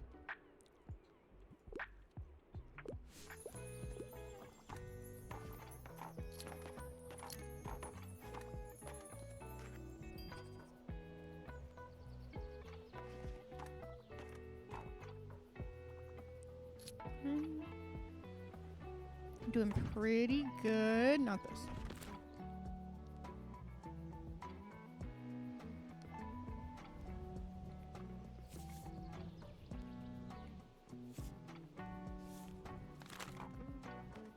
Hamlet's a lot better than the movie. Very funny.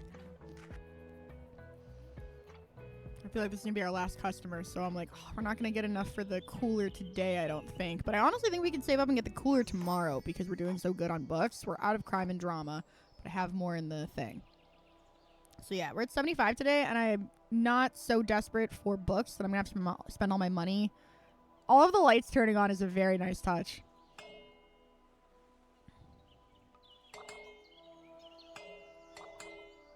Oh, it's that.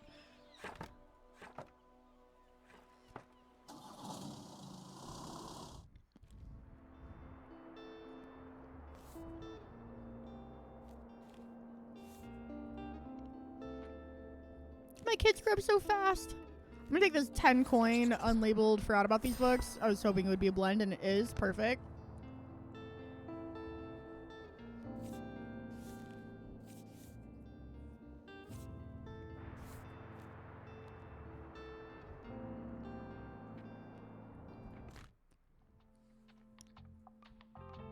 It's the first day in a while we haven't bought anything. Yeah, okay, we're good there. Northern UK, possibly Northern Ireland. Where is the dev studio located? That's my big question. We have a thing for going to the supermarket 3 times. Where's... So there's no events going on. To me, we go to the... Oh, it's not even available. I didn't realize that. The flea market's only available on Saturdays. So we're definitely going there on Saturdays. I'm going to go to the Mega Marché again because we need to do that 3 times. Definitely putting some more crime on the shelves. Put these kids' books back. Bitches love the classics. These travel books. And then we sold out of drama. So I'm gonna do this.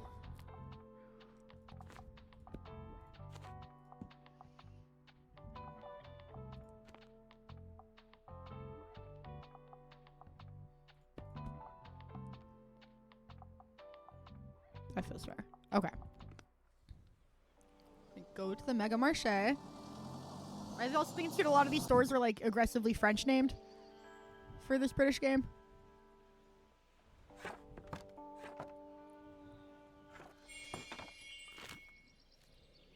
Okay. If I have money, I really want to get this cooler. And if I have money, I think these fun workbooks are going soon. I just haven't needed them. Hey, Klaus. Hey, Klaus, my buddy Klaus. I would love to recommend you some books. You didn't ask for any recommendations last time. I like how there's just others car. I'm like literally in the parking lot of a Costco. The studio is located in Cologne. Interesting.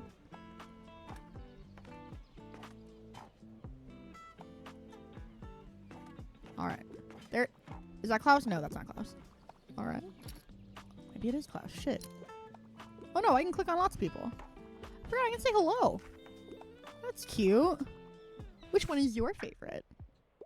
I'm sorry, I have to pick up my kid in a bit. Please, I need another whodunit with a fascinating detective. Try to find something with less than 700 pages, though. Thank you for giving me, like, an actual number instead of, like, that's not too long or whatever the fuck. I can't get enough of Bait and Witch. That's an amazing title for a book. I will say, so Kyle and I went to a Barnes & Noble. There's a mall closing down in Oregon that I genuinely hope the efforts to stop its destruction are successful because we love going there. It's called the Lloyd Center. The Lloyd Center has a Barnes & Noble that was going out of business. And so I didn't know that. Kyle was just like, oh, let's go to the Lloyd Center. We went there and Barnes & Noble was like, yeah, we're closing. They're already closed now. This was a couple weeks ago. They're gone. Then Brexit happened. But it was a Barnes & Noble with everything on clearance, which is a sight I have never beholden. And we got a bunch of books.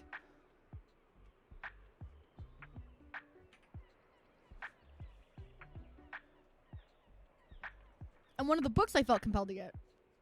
Yeah, I think they were going to be God within a week. Was this book called 12th Night.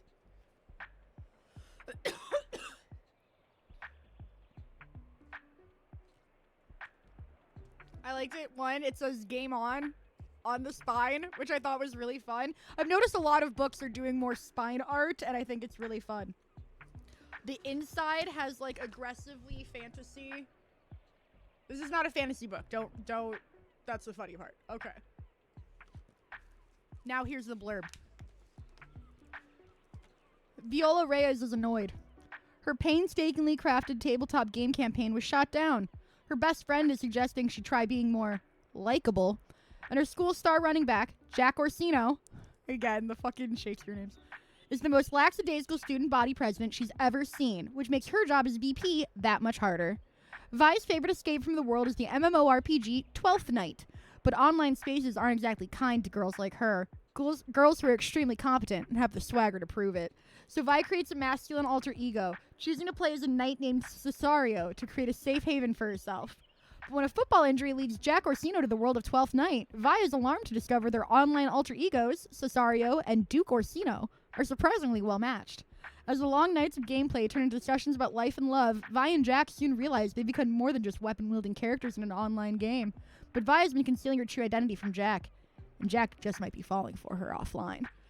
I loved She's the Man, the 12th Night Amanda Bynes reimagining, and seeing a book where it's a TT, and this is the author, she looks so cute, a TTRPG nerd, MMORPG player, like so that's them as boys. But in reality, she's a girl. And it's such a smart way to, like, yeah, women love hiding their gender in MMOs because it's a fucking hot mess. No, Jack, so Squid Girl, you've clearly never seen She's the Man. I didn't even say you've never read Shakespeare's 12th Night. I don't expect you to do that, but you should watch Amanda Bynes and Channing Tatum's She's the Man, because that's the gag. So the gag is that in the story, in the Shakespeare story, it's a comedy. It's not one of Shakespeare's tragedies.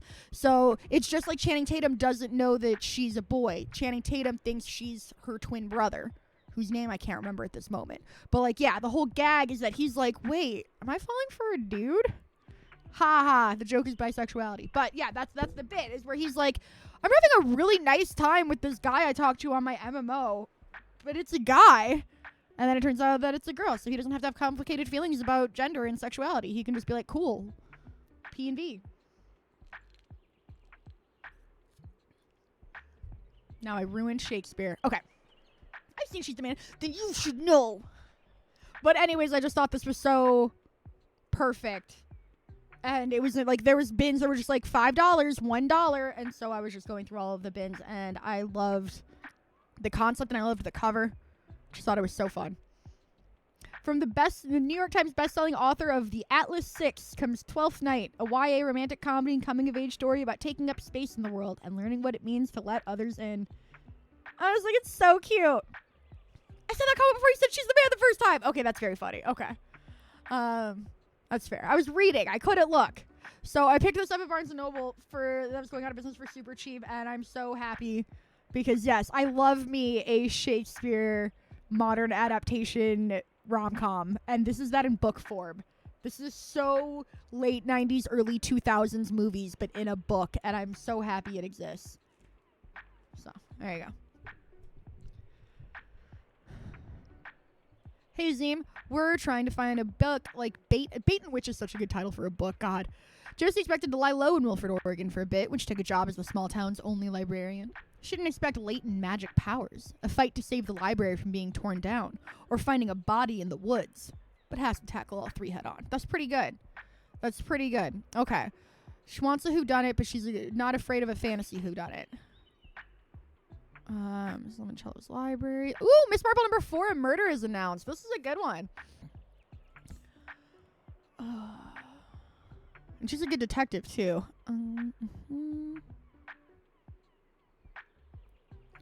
Dark humor, 7 acting students. She wants a good fantasy-mating detective.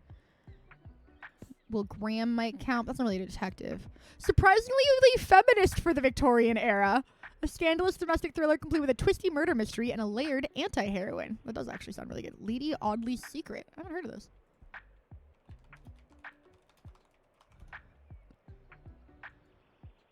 There we go. It's a real book. I'm looking at that. All right. 3 bags full. Humorous murder mystery set on a hillside near Glenkill, Ireland. A flock of sheep are outraged that someone got away with murdering their shepherd, George. Can this eclectic cast of sheep detectives figure out who killed him? An absolutely body first book. Okay, that's pretty good. Let's look into the fantasies. This has a mystery, but I wouldn't call it a whodunit. Whodunit. A whodunit. Whodunit. Wait, hold up. Yeah, that's right. The sheep are the detectives. Honestly, I think a murder is announced might be the one. What do you mean that sheep movie? I thought I was the one being like, ho, ho, ho. Okay.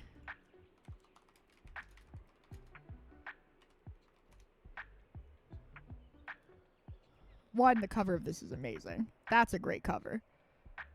That's absolutely delightful. 2005 novel, written originally in German. Okay, well, this is about Irish sheep written by a German, so that's pretty compelling evidence that maybe this game takes place in Ireland. Sequel, here we go. A film adaptation of The Sheep Detectives. 2026 mystery comedy. I've never heard of this movie. This year, about a sheep who... You are 100% correct. That's Hugh Jackman. I know there's only 6 pixels, but that's Hugh Jackman. A new breed of mystery. Mother's Day weekend. It just came out. May 8th. Oh, is The Sheep Detective still in theaters or? It is still in theaters. You still have a chance to watch this in theaters. It is based on... Oh, it's got Julia Louis-Dreyfus in it? Fascinating. Well, that's beautiful. Sorry, by the way, Hugh Jackman plays the shepherd who gets murdered. So, we'll see that. It's made $63 million so far, so not great, but more than... if you expected more than $63 million for the sheep murder mystery in theaters, I don't know what to tell you. That's something you watch on Netflix.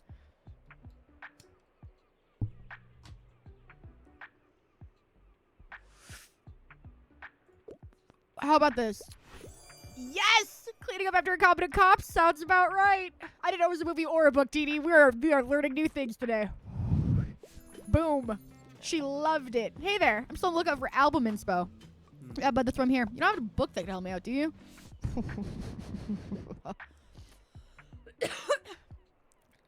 I don't think I need a self-help book. I like to read lesser-known works with a historical setting.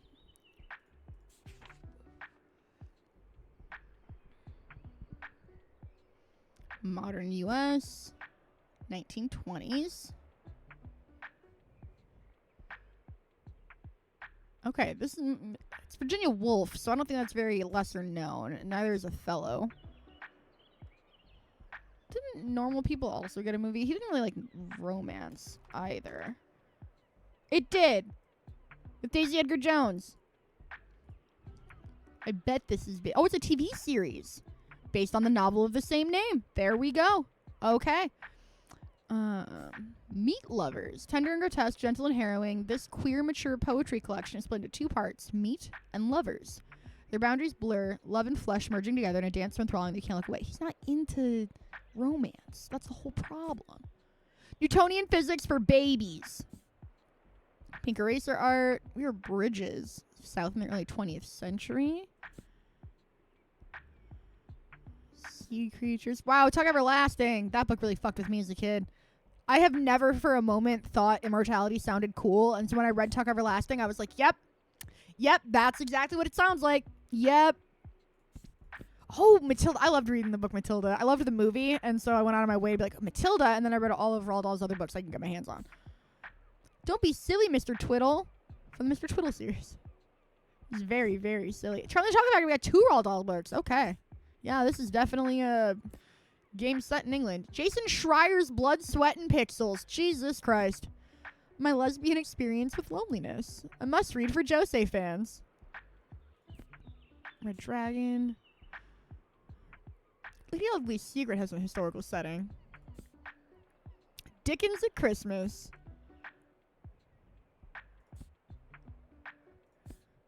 He likes lesser known things, so I think classic is the opposite of what he wants.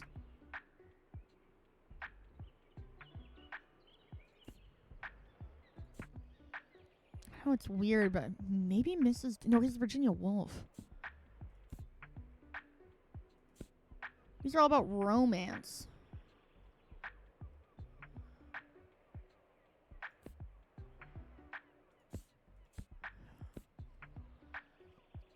Victorian era. Oh, this is hard. It says 1-star difficulty, and I'm like, fuck you. Fuck you. Maybe the more stars, the less difficult? Because what do you mean? What do you mean 1-star difficulty?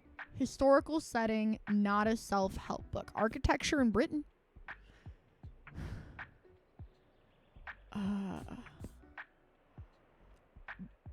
Province to Pondicherry. Recipes from France and far away.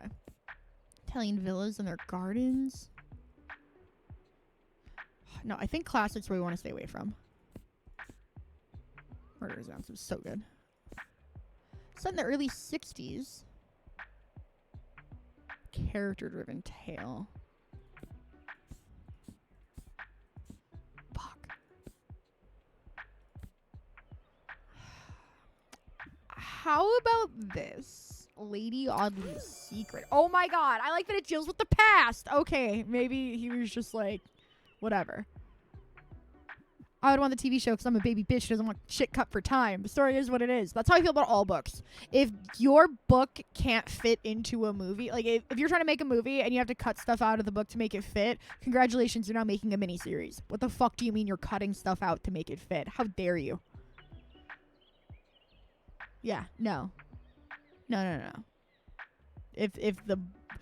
That's why I love that they take Stephen King short stories and turn them into movies a lot of times, because a lot of times it's way easier to adapt a short story to a full-length movie than it is to try to take a full novel and condense it into one movie. It's my hot take. Well, that was stressful. I'm super glad you liked it. Lady Audley's Secret seems dope. Thanks, mate. This is a massive help. I'll be back here soon. Maybe today? We can get another one today? That'd be great. $1.75. I'm gonna get another 20 coins today because I doubt it.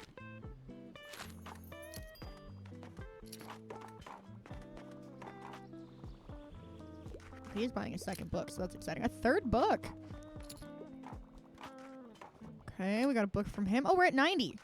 Let's go. I don't think this guy's checked out yet.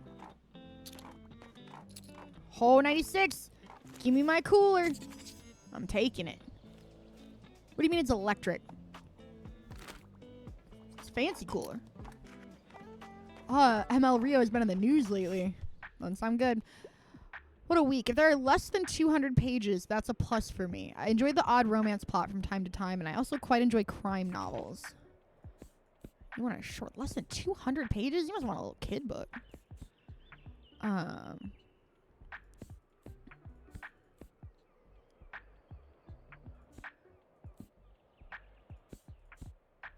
Less than 200 pages.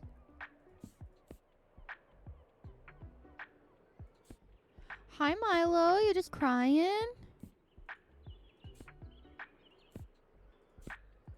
Okay.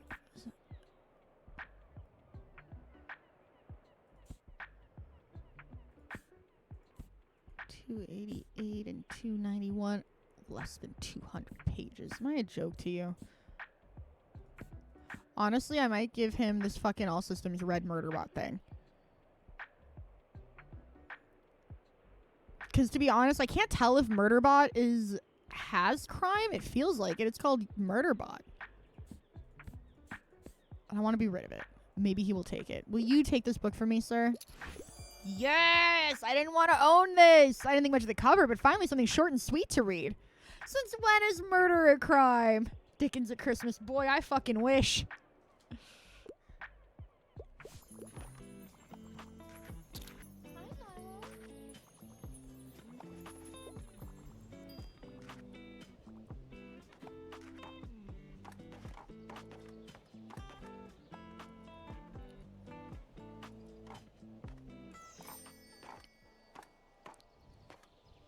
I think that's all we're getting. So we bought the cooler and we still have $10. It's pretty good. I wanted this. So I think the fun workbooks are going to go away, but that's fine because right now all we really need are some travel books. Let's get that out of there. I would like to go to the beach enough times to get the rest of those shells. Every day we end in green is a good day. That's a good day for me. An update from our local bookseller. Bookseller continues to sell books. It was a slow day for news. Yesterday at the Mega Marché, a local bookseller sold 16 books for a total of $65 after expenses. Don't put my budget in. We're looking forward to seeing where our bookseller will head next. None of your business. So far, the weather's only been nice. That's been very nice to not have to worry about. Ooh, a safe haven for small critters. We love a small critter. Heart-pounding mysteries, miscellaneous non-fiction. That could be travel books.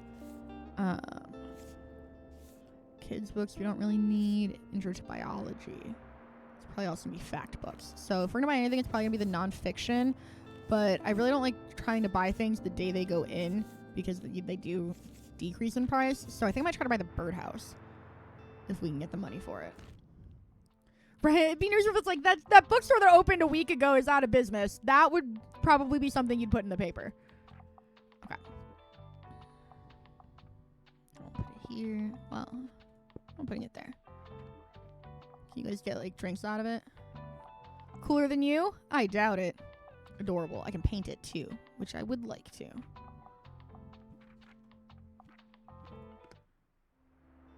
Oops. Girl, you did not click confirm. Okay. Oh, and now I can paint here. I forgot how to paint. I like having my accessories pink. I think it makes them more cute. Right. I would love to be able to get some more shelves, which I know they have at the flea market. So maybe I should be saving up to spend whatever, $80 or something at the flea market. We need to go to the supermarket at least one more time. And then after that, I think I'd like to get this one done. No, I think I'd like to do the beach one because we can sell fantasy books and we can collect seashells. That's a twofer. So I think we'll go to Mega Marché again. Why is it $10 today when it was $8 yesterday? Don't play games with me, Mega Marché. That one retired bookseller girl who made you carry her shit. Yeah, she'll be there. With her actual, like, stock open. Okay. The bitches love crime. Some fantasy. We are getting low on travel, so I do need to buy some travel books today. But that has been working well. So we're gonna do this. Right, I was like, if it's a Wednesday, so Wednesdays better be like $5 rotisserie chicken day or something. If you're charging me 2 extra gold. We did get a stamp, so that's exciting. Let's see. So yeah, I think we would like to. We have time because we're still early in summer. I think I'm not gonna buy the birdhouse yet. I'm gonna buy the miscellaneous nonfiction tomorrow, and we want to have enough money on the flea market to buy stuff. So I think I'm gonna try to save up, either just buy books only or whatever. Boop, put it right back into its spot. Clean that shit up. That guy is jaundiced.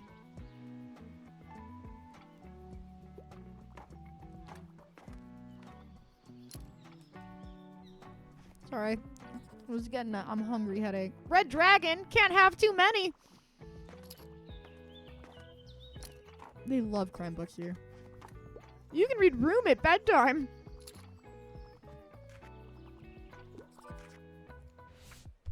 Where are the bestsellers? What a week. Halt. I can't leave without a new crime novel, and I usually enjoy elements of folklore. But try to find something with less than 700 pages. Elements of folklore.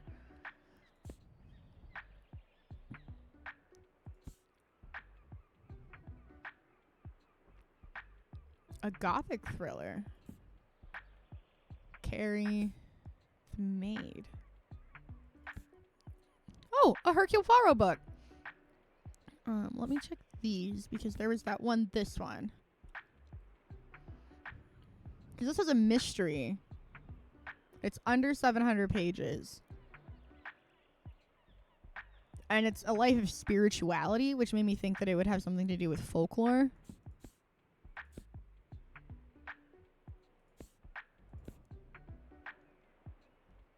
So I think we're going to do Yumi the Nightmare Painter. I was like, it has a mystery. Is that not a crime? No. Apparently the mystery had nothing to do with a crime being committed. Most mysteries involve a crime. What do I have? A 699 page book for you. Damn. Can't get rid of Yumi the Nightmare Painter.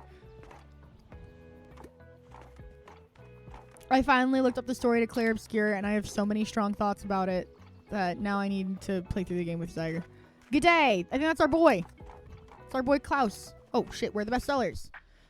All right. Sorry, I let the other one down. We're talking to the bookseller right now.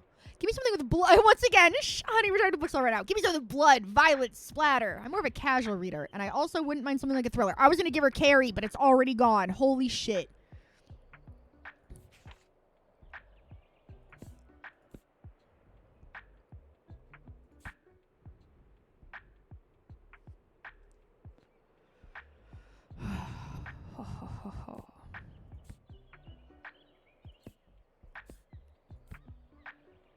God, that would have been perfect.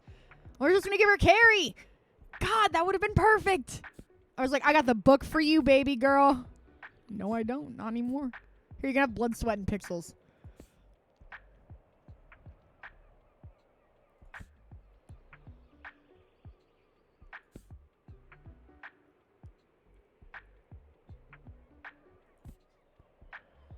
Oof. Damn, and I even brought extra crime novels. Okay. She's more of a casual reader. So I don't know if giving her a Clash of Kings is a good idea. But it definitely has blood, violence, and splatter.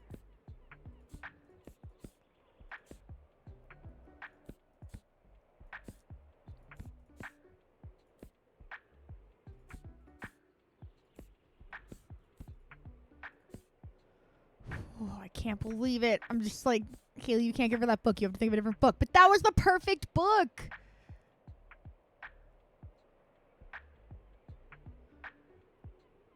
Okay.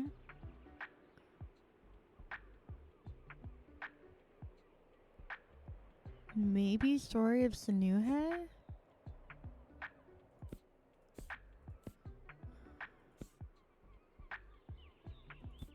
It's either that or The Death of Mrs. Westaway. Because this is a gothic thriller, but I don't think that means it's gonna... Gothic things aren't really very bloody.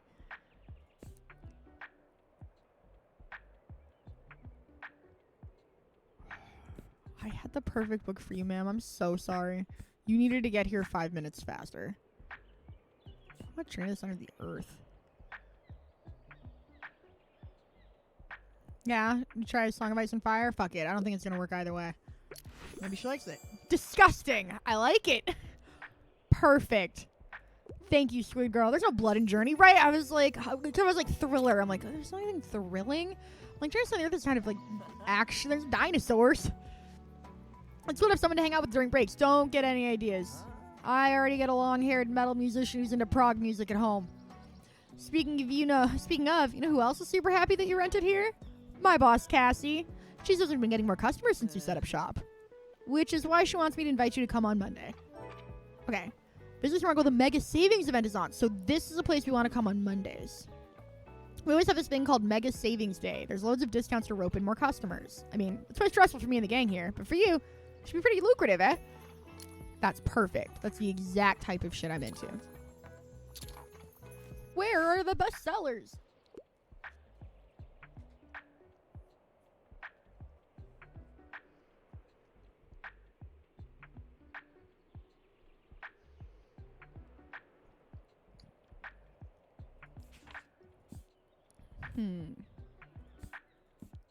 She wants a series that's also fancy schmancy. What would that even look like? Honestly, probably a Song of Ice and Fire.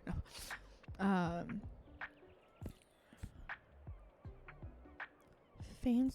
What does fancy schmancy even fucking mean?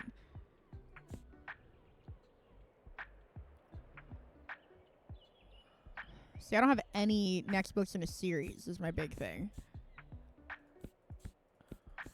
You know, Journey to the Center of the Earth is under travel. That's so fucking funny. I don't know, British royalty?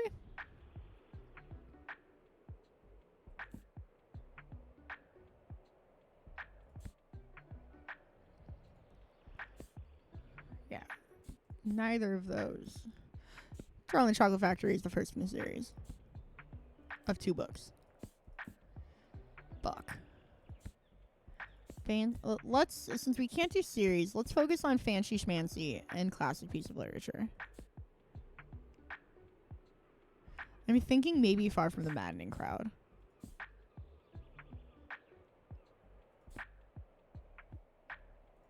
Take it. You're gonna be mad. Oh. It's not in a series. But yeah, it's the most posh book on my shelf still.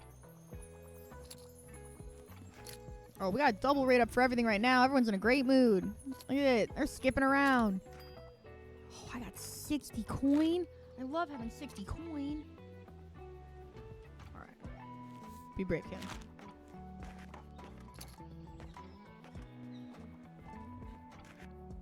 Rich people don't read, Zyger.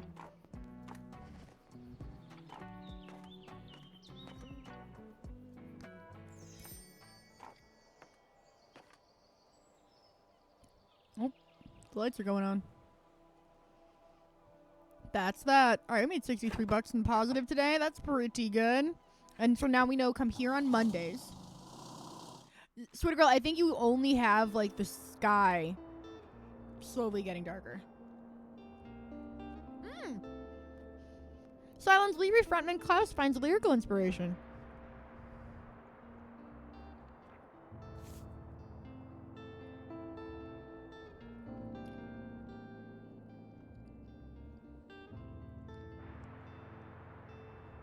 Alright, the one I wanted to buy definitely disappeared, so that sucks.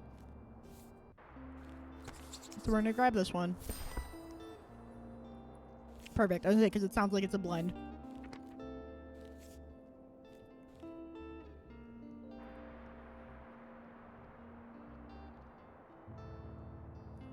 Okay, I think I'm gonna leave it there today.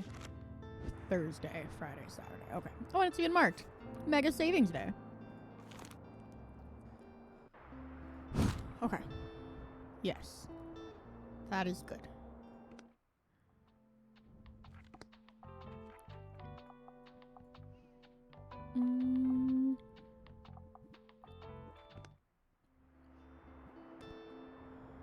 So now that we've done that, I think I want to go... Ugh. We're going to go to the beach. It's killing me. Minus 18. But... they love kids' books there. They love fantasy books there. I'm gonna just do this. I'm not gonna lie to you. Some classics. I like travel. Facts. Drama. I'm gonna do this. Crime. Okay.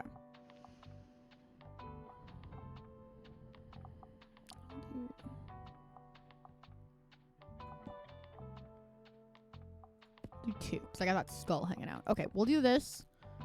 We're going to the beach. We want to find shells. And there's another task at the beast. Thank you. I like to have a system. If you don't have a system, you're fucked. That's where I'm at as a person. If I don't have a system, I'm fucked. Okay, I have my seashell thing right there. There's a seashell. There's that beach ball. We can send on its merry way. I don't know if that helps, like, if that person then shops at our store or whatever. Wow, only 2 seashells? This is homophobic. They hate my crimes. Alright. I have to pick up my kid in a bit. The longer the book, the better. I'm a fan of world-renowned detectives, and I quite enjoy crime novels. Oh no, all my Agatha Christie. Okay.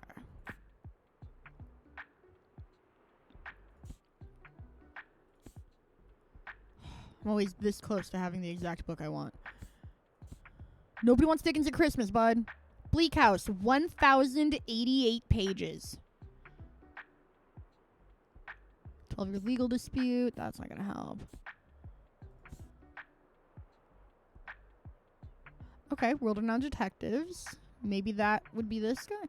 Police investigator Aaron Falk returns home for the funeral of his friend in the small Australian town that shunned him years ago. In this outback mystery, Falk uncovers not just how his friend died, but how it's connected to the crime he was framed for years ago. It's only 331 pages, though. We'd be better off with fucking Dostoevsky. Because it's crime and it's long as shit, even if it doesn't necessarily have a world-renowned detective. I had The Tale of Despereaux as a kid. Let me see. I didn't read it. Sorry, that's the TLDR of the book. I didn't read it. I don't know. I wasn't into books about anthropomorphic animals. It just didn't do something for me. But I really enjoyed the cover. Is this one. I had this copy of The Tale of Despereaux. And I loved the book because of Winn-Dixie. So I always almost read it because I thought this little mouse was cute. But I just, like, to me, this needs to be a cartoon. Now, apparently, this is considered a rare book and it's $50. But it molded in my cellar when it flooded. I didn't have this one. I had this one very distinctly. Like, and I always had the dust jacket off and kept somewhere else. So I'm going to be real. This is what the book looked like a lot. I don't know if you can see it.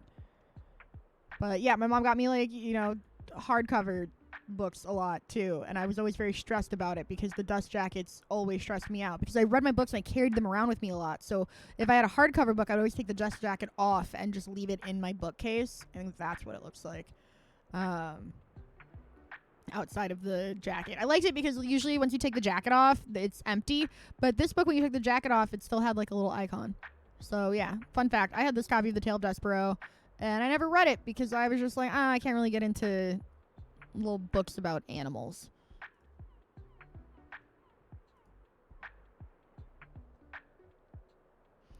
Exactly. Like, anytime I tried to keep the dust cover on, it would get fucking mangled. Someone were like, none of my books have dust covers. They did not cover the dust. So wow, Tale of Despereaux takes me back. A Clash of Kings is long as shit, but it's otherwise doesn't fit at all. Yeah, because fantasy books are so fucking long. The Three Body Problem. That's fun. Oh, and it looks like The Three Body Problem is a series. Kyle watched that show on Netflix and he said it was so good he would watch it again with me. So I'm like, damn. Oh, Brandon Sanderson is the one who wrote this. That's why we can't pawn it off on anybody. Okay, so we want long.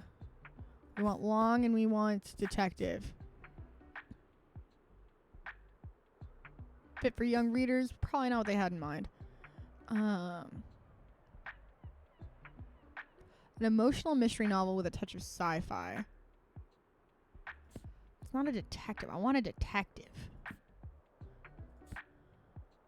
Like, I think The Dry would be good, but it's not long enough. So if I can only get 2, I think I'm going to take long plus crime, and I'm going to do crime and punishment. I never would have looked there. I love a juicy crime novel. Baby girl, I have just unleashed Dostoevsky on you. I am deeply sorry. I'd have a notebook and keep notes when reading Dostoevsky because there were so many names to keep track of all the time.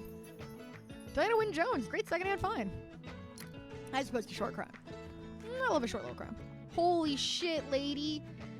You can't do that. Scared the bojangles off me. Goodbye. See you. Hi. Bye. Hey, look, you guys are like Shorts brothers. Pip, pip. And I didn't say cheerio in return. What are we even doing here? Okay, so now I'm plus 18 for the day. So we started off like negative 30. So that's actually really good for us. Let's bring a book to school day. I'm never going to be told for a kid's book. I don't normally like it when authors add magic to everything, though. Honestly, low-key mood. I loved historical fiction as a kid. That was my favorite genre. Theodora lives with her spooky family. No. Magic. Magic. Okay, this isn't magic, it's ghosts. The pale ghost appears to float through the pages. Oh, that's fun.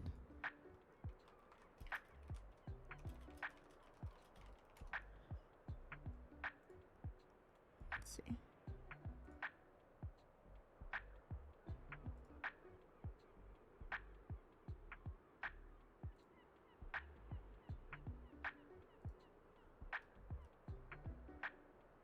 Is that Oliver Jeffers? Yep. Hello, please come in. This is pretty cute. Let's read bedtime stories. There's a ghost in the house. Oh, so you read it, and then when you flip the page, then you can see where the ghost is. Oh no, that's smart as shit. There it is. Boom. They're hiding under the thing. Oh no, I love it. That's so cute. Some say they are white with holes for eyes. These ones look like jellyfish. I also would count paranormal with magic. That's why I was like, shit, I think all of these are magic. But, oh no, they're not jellyfish. They're just because they're on the banister. There's another one up there. Oh my god, they're so cute. Okay, well, I love this. What about... I was like, they don't want magic. What about fantasy? Shut the fuck up.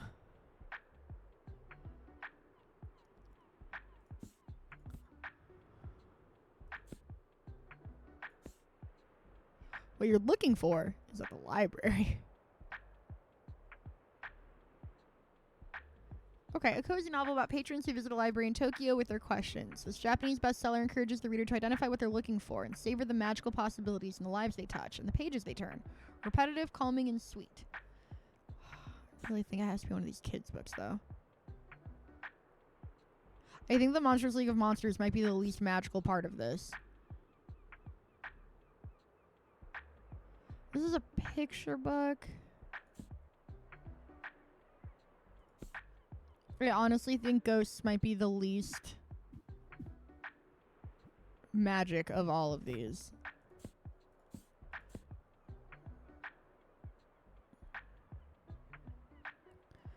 Maybe The Unseen World? Oh, a dark and haunted story for young readers.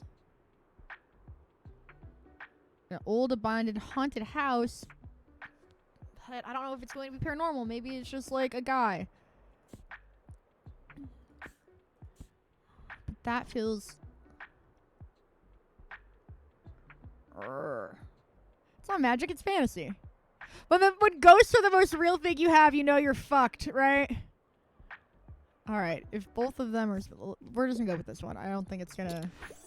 Yes! Oh, Ghosts are not magic. Write that down. Write it down. Ghosts are not magic. They're a different thing. They're a spectral phenomena. That's science, not magic. Ghost plasm or whatever. It's science. Hey, you're gonna come to the next flea market again, right? You bet you're trying to get a little shelf. You have to. There's different stuff there. No, I need to save up. And what if you missed the one really great treasure because you didn't go? Bitch, I'm gonna miss the one really great treasure because I'm poor.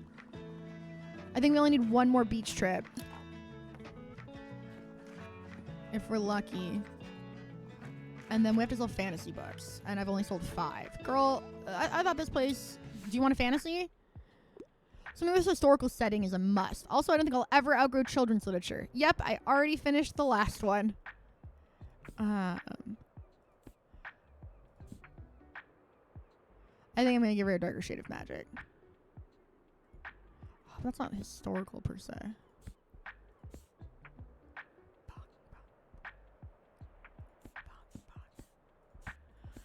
Oh.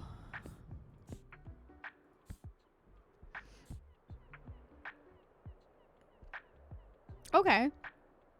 Mary's an orphan living at the Thornhill Institute. Published in 2017. I was like, historical setting could just be because the book is old. See, this is set in multiple Londons, so maybe some of them are historical.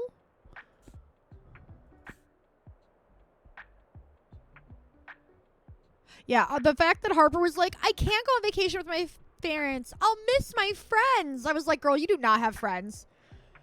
I have to talk to you because you pay me. And it is a miserable experience. There is no fucking way teenage girls are hanging out with you.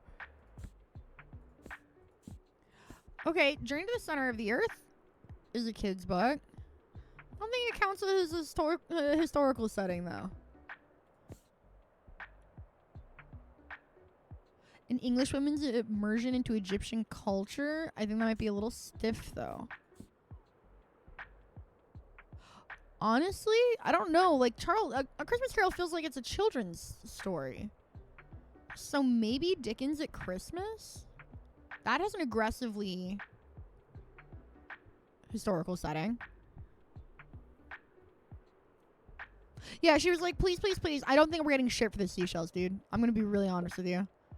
What do you think about Dickens? Yes, I'm interested in the historical aspect of it. Okay, I like her little finger dance because she's excited. That's pretty cute. Glad you like it, babe. It was very harrowing trying to decide. A friend recommended Steelheart. Okay, we got 57 coins. I'm going to try to spend as little money as I can the next couple of days. Woohoo! The 3-body problem! You know, I almost recommended that to you, but you were being a bitch. Because we should be good the next couple of days. 7 of 15 fantasy books. I do like that all of your little quests they have right there. Oh, Harper. While in shop, plus 3% of fact and fantasy. That's fun. Oh, this is the first time I've seen somebody buy 3 different types of books because she bought 1 classic. Oh, I think that's because I gave her the classic and now she's going home. That's fair. Okay. Good shop, though. I think she's going to be our last customer. You can see the stars in the sky. It's really, really subtle. There we go. As soon as the last customer leaves, it gets really dark fast. So usually I'm like, I think we're wrapping up because no new customers are coming. Oh, a little light above the thing. Okay, wait. Wait. Wait. Run her over with your car! Run her over with your car! No more Harper. Thank Christ. All right, tomorrow's the weekly flea market, so we don't need to go there today. So I think we're going to do the beach again today. Spoiler alert. I think we're going to do the beach again. Mixed book bundle, $5. This is the shit I need to be buying. Right here. $5. Sold. Sorted poetry bundle. No. Vintage science books. No. We are good. That $5 one, chef's kiss. Okay. Now, their bookseller continues to sell books. Yesterday at the Far Beach, our local bookseller sold 0 travel books and 0 drama books. Okay, that's really good to know. I don't think I need to make any changes there. Local child bitch hit by car. Mysterious hero still on the loose. All right, we're gonna go back to the beach, start the day, negative 23 in the hole. But we know they like crime. Still trying to sell. I'm actually gonna do this. Fantasy. The classics. They didn't buy travel, so I'm gonna do that. And this. And this. Okay. I cannot wait to get more shells. The goal is 3 seashells. Can we do it? 1, 2, 3. Boom. Boom.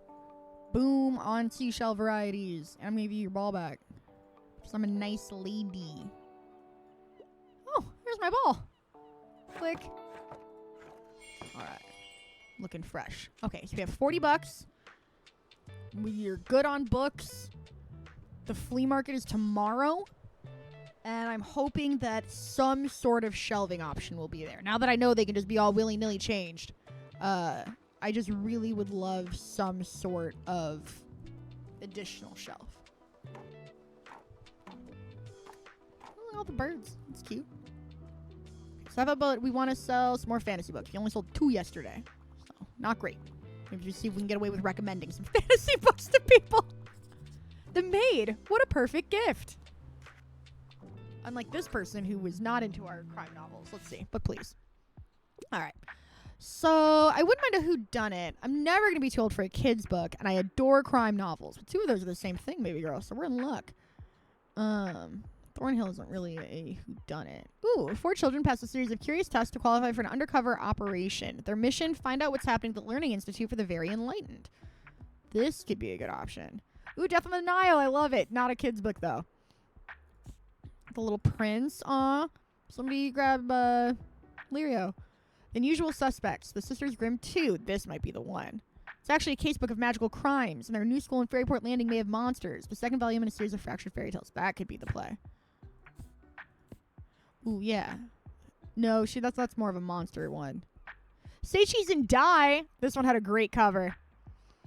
Whodunit kids. Yeah, I think we're gonna do The Usual Suspects. Unusual Suspects. I'm a bit surprised, but The Unusual Suspects makes me feel all nostalgic. Boom. Crushing it. Now we have +6 for the day. That's right. Big spenders. I don't know about Yumi and the Nightmare Painter.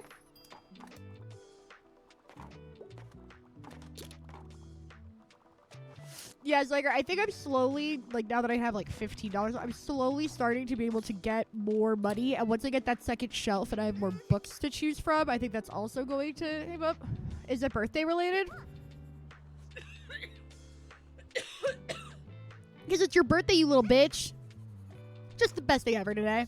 Summer birthdays are the best. We can be at the beach and I get to have as much ice cream as I want. No one can tell me no. My birthday's March 26th and I can do the same fucking thing, you little bitch. For you bitch, I got your shells. I'll forget them this time, since I'm almost a grown-up now. Anyway, it's nice of you to say hello. I would offer you some cake, but we already ate it all. Sorry, you little fucking bitch. Come buy a book, you little brat. I don't know what to pick. Okay, the floaty tubes and the inner tube, because we're at the water wings and the inner tube, because we're at the beach. Who was we? Who ate the cake? Zyger, how do you feel about nothing but cake? Wow, the weather is beautiful outside right now. Let's bring a book to school day. I can't live without sci-fi. Also, I could go for a tragic story, but nothing too romantic. Say Cheese and Die. Perfect. We had... I was fingers right here. Oh, the Cimmerillion! Darker Shade of Magic. Want a sci-fi tragedy? Gathering Blue. Holy shit. I read The Giver. Obviously, a lot of people did. But I also read Gathering Blue. Lois Lowry can do nothing wrong. She's written some really fucking good books. There's a 3rd book, because it was always supposed to be a trilogy. And I have not read it yet, because it took a long time to come out. I'm not going to lie. Originally, the book Gathering Blue was supposed to be called The Gathering. But there is a book from, I think, the 80s. It's like a British fantasy novel. Oh, 2007. And it's Irish. Awkward. There's a different novel. Or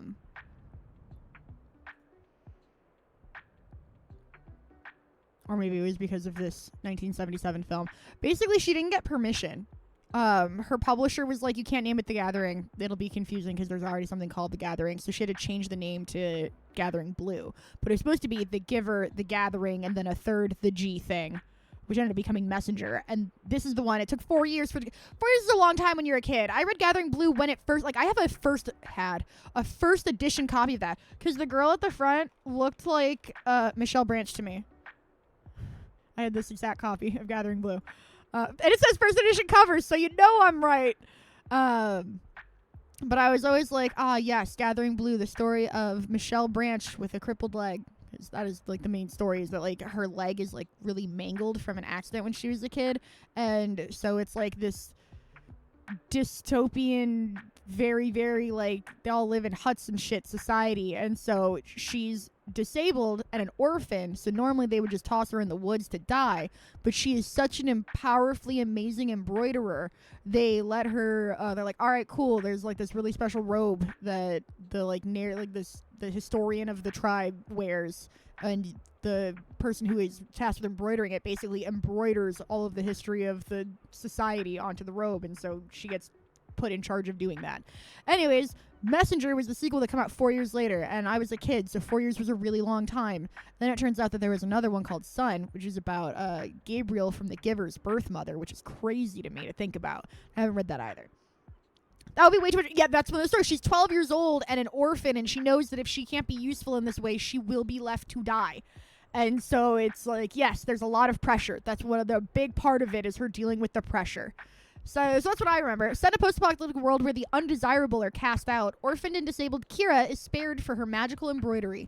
Forced to work for the village, she begins unraveling the dark truths hidden behind its innocent facade. That might be good. I don't really know if it's very sci-fi, though. This is Magic, which is not sci-fi. I had some sci-fi books for you, buddy. Hey, Journey to the Center of the Earth is pretty sci-fi. It's not very tragic, but a tragedy that's not a romance is going to be really fucking hard, my little dude. Damn, Henrik Ibsen's A Doll's House is an incredible play. This is another one, if you haven't read it, fucking read it. So good. Read that, and then read Hedda Gabler, back to back. That's your project. Carmilla, the lesbian vampire story you didn't know you needed. I should have brought more kids' books. A must-read for all ages. Have any sci-fi? I literally think I might give him Journey to the Center of the Earth. It's sci-fi and not romantic. And it's school appropriate. Consider my mind blown? Interesting. I'll give it a shot, thank God. You want to put too much pressure for me. I'm responsible for whether or not children love reading. Because, like, a lot of kids didn't end up being big, voracious readers because when they were a kid, somebody was like, oh, yeah, you should read this book. And that book sucked ass. And they were like, books suck ass. I remember my aunt's friend recommending The Call of the Wild. And I bought The Call of the Wild and I bought White Fang. And I found out that there could not be books more aggressively not made for me. And then that was when I was in like 4th grade. And then when I was in 8th grade, we had to read The Call of the Wild. And I was like, are you fucking kidding me? I already read The Call of the Wild and it sucked ass. I don't care. The Call of the Wild is a book, and everything this man writ, like Jack London was a badass. Jack London was the Dos Equis man, right? And so Jack London wrote books for the Dos Equis man to read.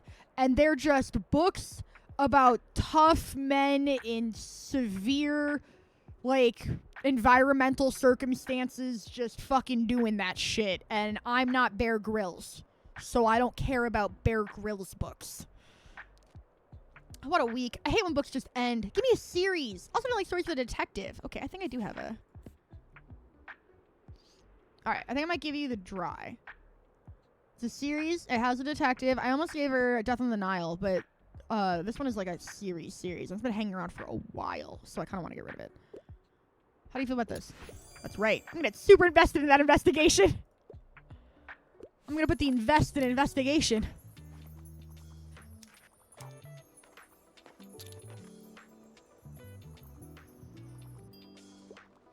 And she called me a liar.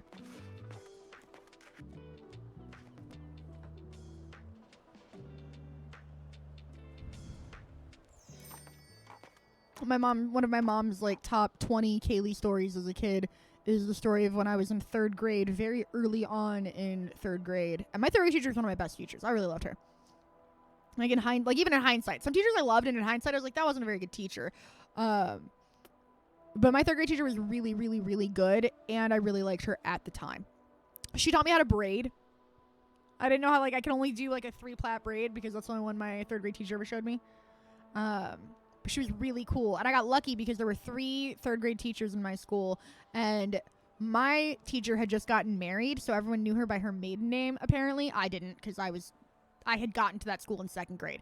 3rd grade was a really big deal for me because 3rd grade was the first time I had been in the same school 2 years in a row. Because I was in, preschool, was not, like, some places have, like, the pre-kindergarten is in the elementary school. I didn't have that. I went to a babysitter. And then kindergarten was at one school in one school district. And then we moved to a different town in 2nd grade, and I was in a completely different school district. And then in 3rd grade, I got to be in the same school. So it was a really, really big deal for me as a kid. Because to this day, that only happened then and when I was in high school. Because I was in that school for 2nd, 3rd, 4th, and 5th grade. And that school district, 5th grade was the end of elementary school, and then you became a middle schooler for 6th, 7th, and 8th grade. So I did the whole elementary school graduation ceremony. They taught us how to use lockers.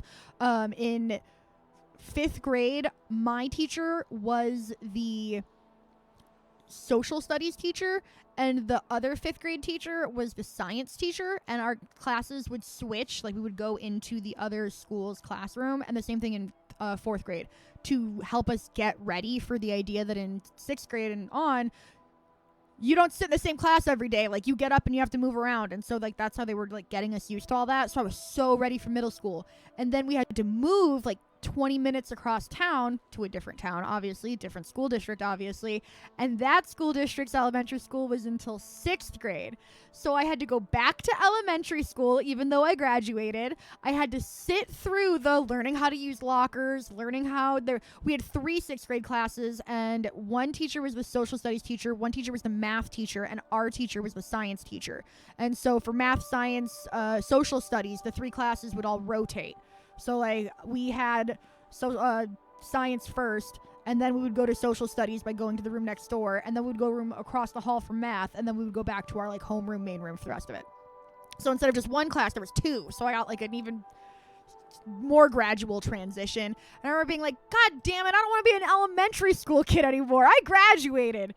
And then I went to a different school in 7th grade because you graduate, obviously, and I was in a special gifted program, and that's when my ADHD really caught up with me, and I just became incapable of doing work outside of class, and I flunked out. And because it was such a high level program, flunking out of it didn't mean you had to, like, repeat 7th grade. It just means I had to go back to, like, my normal school district for 8th grade. So I had to take a short bus to a school 45 minutes away.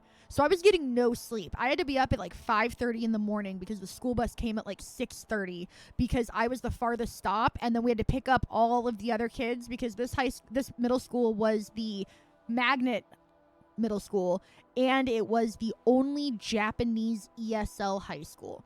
So the first 3 quarters of the bus were all of the Japanese ESL kids in the entire district. And then the 3 students in the back of the bus were me and the other 2 kids in my magnet class. And we were just on, like, a short bus that we had to pick up all these fucking kids. And then on the way home, it was like an hour between when school got out and I got home because I was the last stop. And everybody got dropped off, and then I went home. And so then in 8th grade, I went back to my original school district because I wasn't allowed to do magnet anymore. And then 8th grade was over, and then you go to high school. And high school, thank Christ, I went to high school all 4 years at the same high school. That was a really big deal to my mom because she had to move her junior year of high school, and it really fucked her up. Yeah, so apparently the northwest suburbs of Chicago, where I was living, has an unusually high Asian population. Not like majority Asian, but literally just like 15% or something like that. I remember very specifically my teachers that were obsessed with test scores would always compare us to Fremd. And I remember always being like, you're racist as fuck, because the teachers who were always comparing us to Fremd also always pointed out that Asian students, like, so Fremd High School in 2022, 2023 was 32% Asian. And so my teacher was like, Fremd has all the Asian students and they always have the best test scores, so you need to, like, try harder because, like, the Tiger Moms don't play that. And I'm like, this feels really racist. But they were in my high school, Township 211. I went to Schaumburg. For some reason, I really thought that was going to link to all of the schools, not just...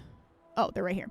Yeah, so I went to Schaumburg, and our demographic in 2023, so obviously I graduated in 2010, so could have changed, but 47% of students were non-Hispanic white, 26% Hispanic, 17% Asian, 5% multiracial, 5% Black African American.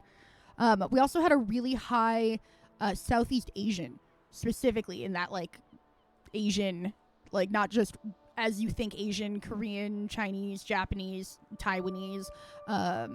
We had a lot of Filipino students, but we also had a lot of students from, like, India, Pakistan, Libya. Like, Libya's in Africa. That's totally... But, like, we had a lot of students from everywhere. Like, I remember being like, my school's not, like, on TV. My school just kind of has everybody. Like, we're just all there. Like, I don't know. Like, this felt very... Yeah, that's what my school was like. So, I don't know. It wasn't too crazy. But I did know that our school district has a higher than the standard Midwest school district population, Asian population in general. And yes, there were, because again, it was a short bus. So when I say we paid like 3/4 of it was Japanese ESL kids, there were like 9 to 12, I want to say. So like that's a big number in terms of like, wow, you don't really think of any like institutional support for Japanese ESL, because every school had a like Spanish ESL teacher and program and things like that. But yes, the Margaret Mead High School, which by the way, I went to Margaret Mead High School and I was like, who the fuck is Margaret Mead? Because I'm in 7th grade and no one has ever taught me about Margaret Mead, so I had to look it up. Ooh, I made my window too big. Kill me. Don't worry, I do this shit a lot. See, I made it too long for that other desktop. Anyways, Margaret Mead was an abortion rights activist. Like, this is anthropologist. When I looked her up, it was like, yeah, she was like a cultural anthropologist and a feminist and like a super pro-abortion rights activist. And I was like, what's abortion? And I learned about abortion and like back alley abortions and the concept of abortion as a bodily autonomy right from looking up Margaret Mead, because that was the name of my middle school. So I will say, when people want to play cutesy, especially in the South, about like, oh, we really need to rename Robert E. Lee Middle School because it matters, it does. Because I also went to Blackhawk Elementary School, and not only did it have a like a really deep, I don't know why I searched the school.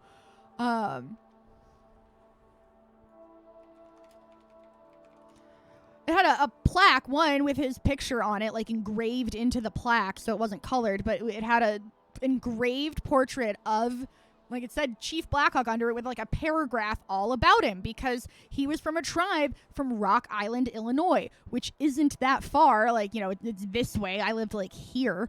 But his tribe was from like, is his act, like the land I was living on was his basically. And so I was like, oh wow, that's really cool. It sucks that we're the bad guys. Like, I remember being very aware, like, wow, our school is named after like the people whose land we stole. That's weird. But I remember learning about it, which a lot of students apparently didn't learn that too. So I think it's really important what you name, especially schools, after, because little kids will be like, oh yeah, my school has a famous name. I should like Google that famous name. And if you're willing to name a school after them, it lends a certain amount of like, yeah, this is an aspirational person to be. You know what I mean?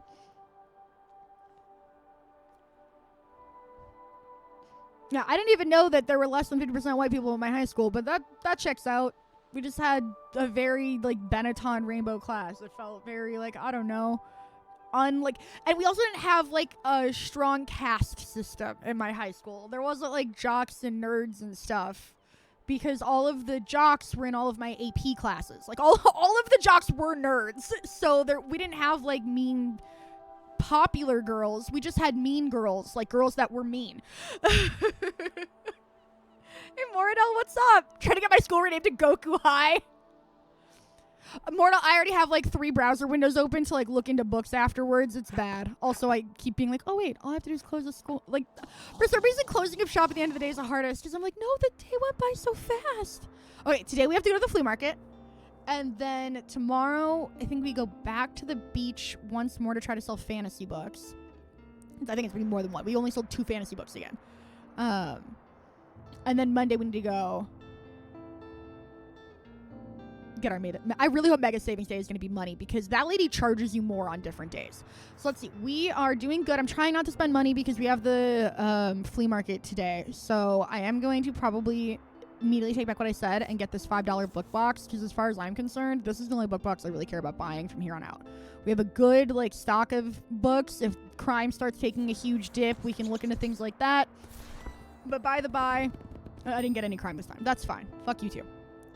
By the by, these $5 secondhand book things have been really great.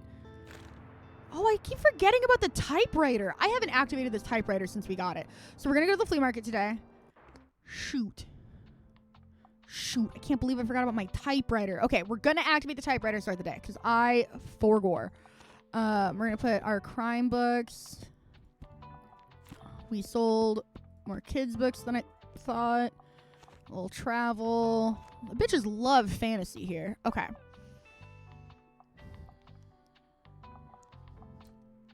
I'm worried now that I cut travel down to 4. Because kids' books are down at the flea market. So let's actually...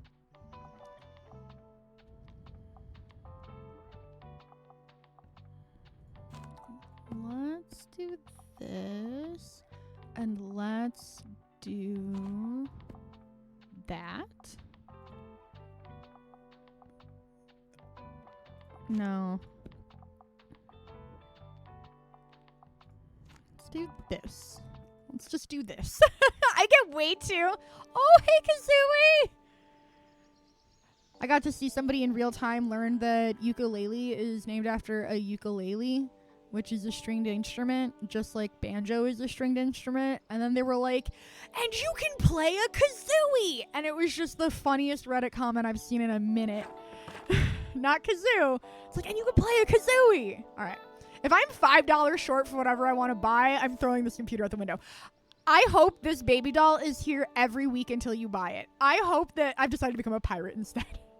I hope that you have to look at this cursed baby doll until you buy it. Previously used as a vase. Okay, so copper jug. This stuff doesn't seem as interesting. We want a shelf. Oh, the storage box. Yes. Okay, so the goal is to get enough to buy the storage box. That is the dream. Okay. Thank you.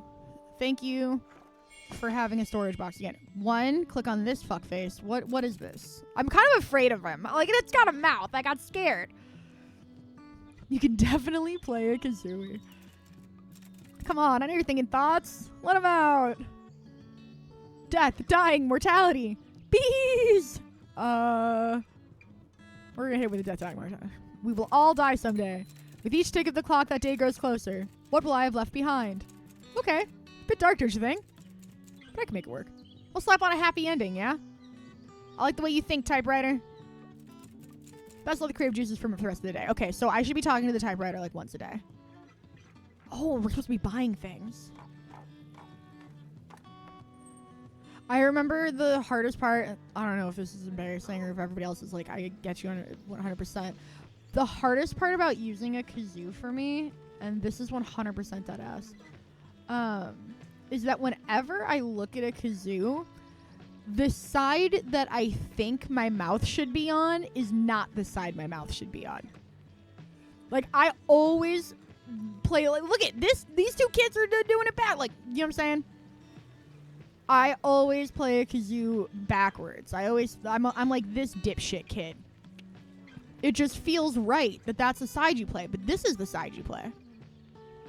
And I always put the skins. I feel like the skinny part should go in my mouth, right? Like, I don't know. That's my toxic trait, is that I sit here and I look like this dummy kid. playing the kazoo backwards. And then everyone laughs at me. I remember having a recorder as a kid and feeling this constant tug of war between wanting to practice and knowing how deeply my mother hated it when I was practicing. And I try so hard not to be squeaky. I would be like, because I hated that squeaky sound. It hurt.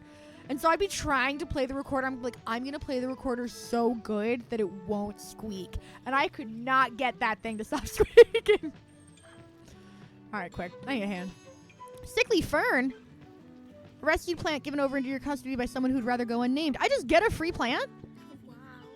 I almost paid money for a plant. Look, you've got to keep this all under wraps, all right? I know I just dropped a massive fern in front of you, but it's technically not mine. I kind of, stole it. I swear it was a rescue mission, though. Someone left it at my uni over the break with no one there to water it. It's like, oh, so you stole it and then gave it to me. Totally. If anybody asked, you didn't tell me this. You just dropped it off and asked if I could help you out. I'm sure it'll be in better hands with you. You have no idea how I care for potted plants. Spoilers, poorly. It's really embarrassing. How can I not keep a potted plant alive? That feels like it should be so easy, but I feel like I always overwater or underwater. I don't know. It's a hot mess.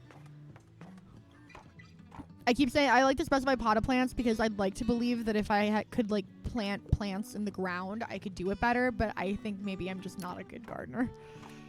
Yes, 1 fantasy book sold. We need 75 gold. That's the goal. Duh. But I'm so bad at blowing. It's okay, Dee Dee. You can practice.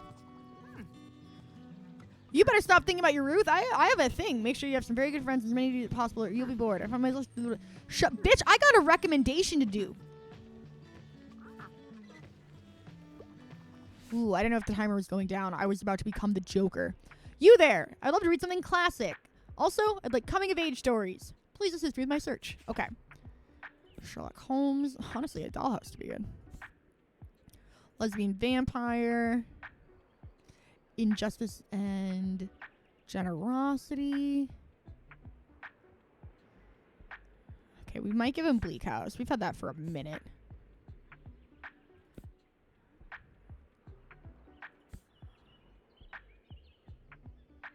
Bluest Eye is a classic and kind of the opposite of a coming-of-age story. Julia Chan is dead.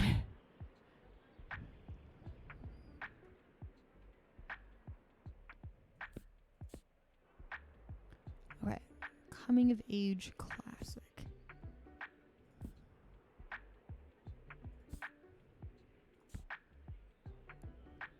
The Moomins, Moominland Winter.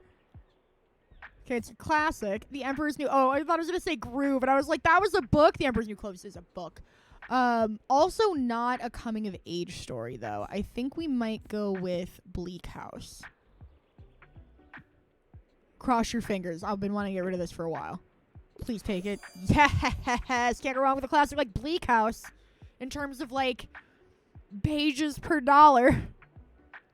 She may originally be retired, but that doesn't mean she's out of the game yet. I know what you are. Okay. Oh, she's just here vibing. Okay, sorry I was cutting you off till late. I had a job to do. I was trying to work. I know you don't have to do that anymore because you're a boomer and you made all of your money in the 70s. But some of us have to make $5 for rent. Oh, you really collected those shells for me. I did this days ago. New memory on seashell variety. You documented the seashell varieties of Buxtonbury. The scientific community thanks you for your service, and that is your only reward. You're probably really nice and stuff, but I don't really like marine biology anymore. I hate you, Harper. I'm gonna be an astronaut anyway, and they probably don't even look at shells, so you can keep them. Thanks. Have been doing science with them or something. She didn't want them. Fuck this child.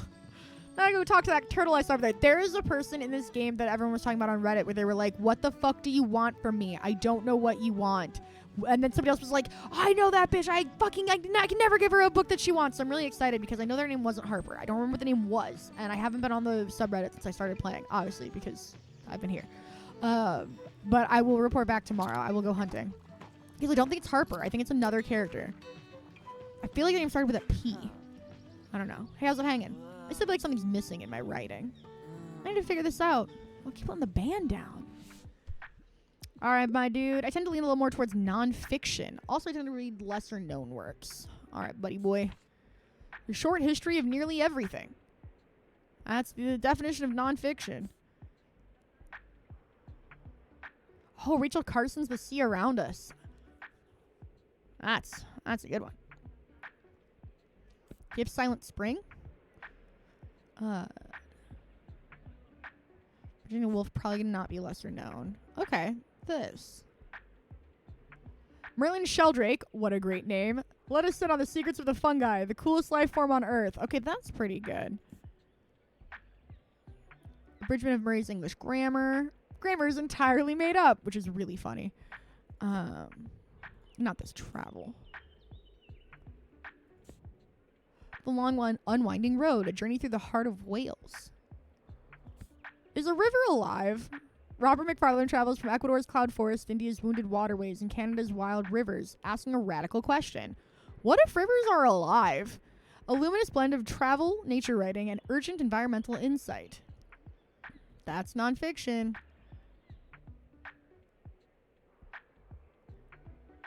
Okay, this has to be a lesser known work because it literally was created for this game. So how about this? I don't know what he means by lesser work. I don't want what everyone is reading. Oh, apparently this is the most popular book ever made. The book made just... I guess I was taking... Sorry, I blew that one. There's some really cool records in that stall back there. Go fuck yourself. I haven't heard of any of these artists before, but maybe they'll give me some more ideas for songwriting. That I took a risk. I gotta admit, that one was on me. A book that only exists in this game could be equally obscure and the most famous book in this reality. I used to be better at dealing with them. See, for me, I feel like I'm at a point where now I can identify whether it's not going to be like a chill kid or a kid that's just going to be exhausting. And if they're a chill kid, I can hang out with a kid forever. Like, I was at this wedding. We had a really chill kid hanging out with us. And I was like, all right, this kid's chill.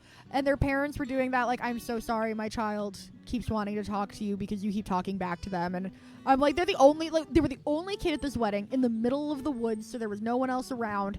And I was like, no, they're cool. They're a cool kid. They're a chill kid. I could talk to a chill kid all day. Chill kids do not bother me whatsoever.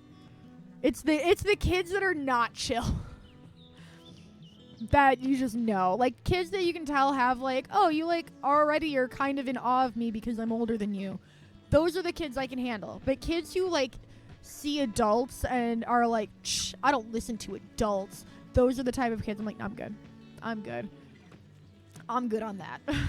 And to be fair, I was that type of kid. I was always like, adults, I get to hang out with adults? I'm going to be on my best behavior. I was not a, like, I'm going to act out for company type kid. I was a, like, oh my gosh, I want to be, like, if I'm quiet, they'll let me stand here and listen to their conversations. Like, all right, Klaus, well, I let you down, but you also let me down. Did you think about that? Think about that, Klaus? No, you only think about yourself. Tilda's buying all my crime, all my classics. Take them, girl. I need the money. We got $100 now.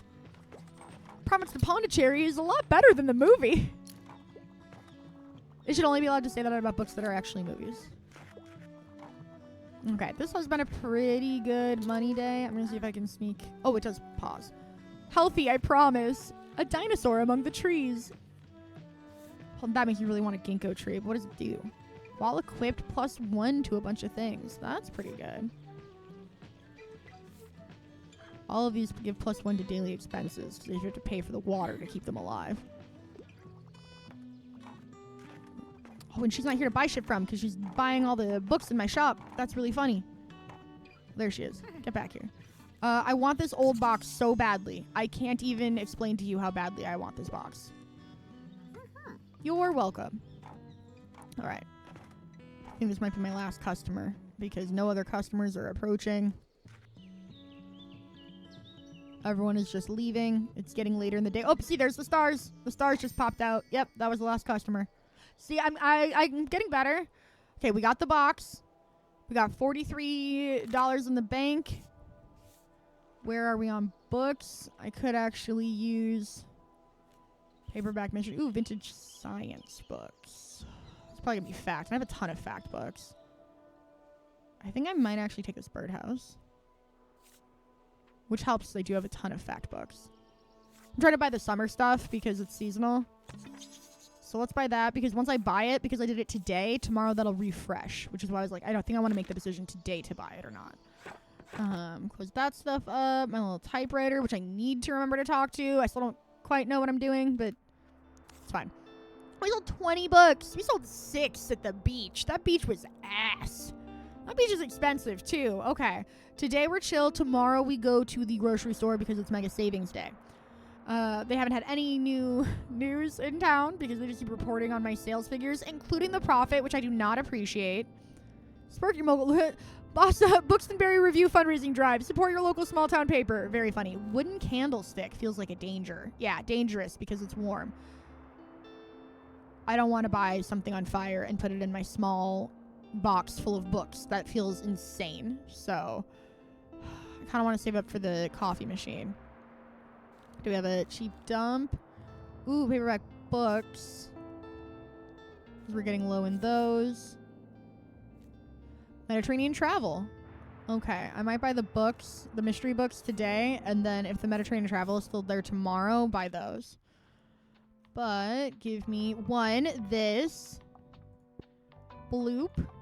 2, oh, this goes inside. Okay, we're gonna put that there. Super cute. Wait. Paint it. Adorable. Love that for us. Can I paint this? Love that for us. Actually, can I paint it? Yeah, that's cute. I'm actually also thinking of doing... No, I like the little pink. Okay. I just thought these are the same color pink, and this is a little bit lighter. So maybe... Oh, we will do green. Fuck it. There we go. No.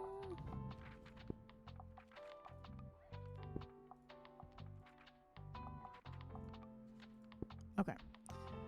Final answer. That's excellent. It's, well, I think it's 8 more books that fit in there, but still, that is huge. That is wonderful. Gucci. All right. So we are going to Mega Marché tomorrow.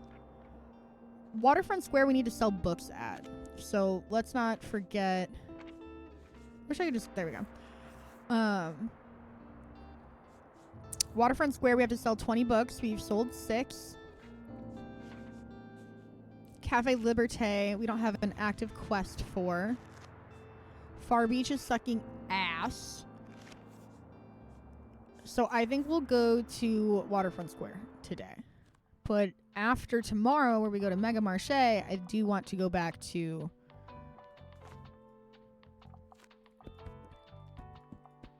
the market because we sold good there.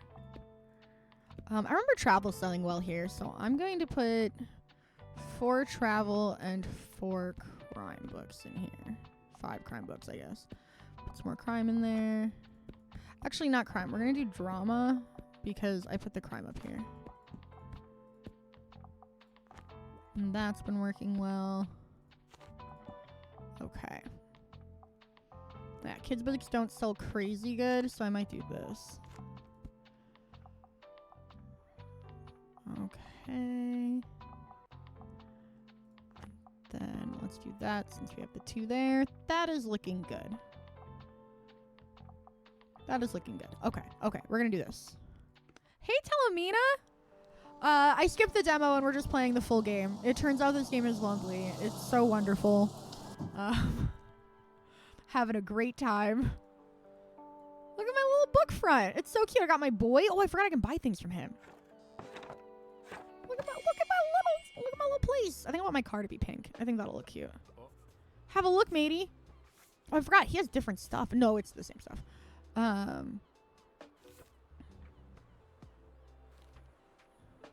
Honestly, if I get that other buoy, then I can have 2 buoys. So that's pretty cool. From a retiring fisherwoman.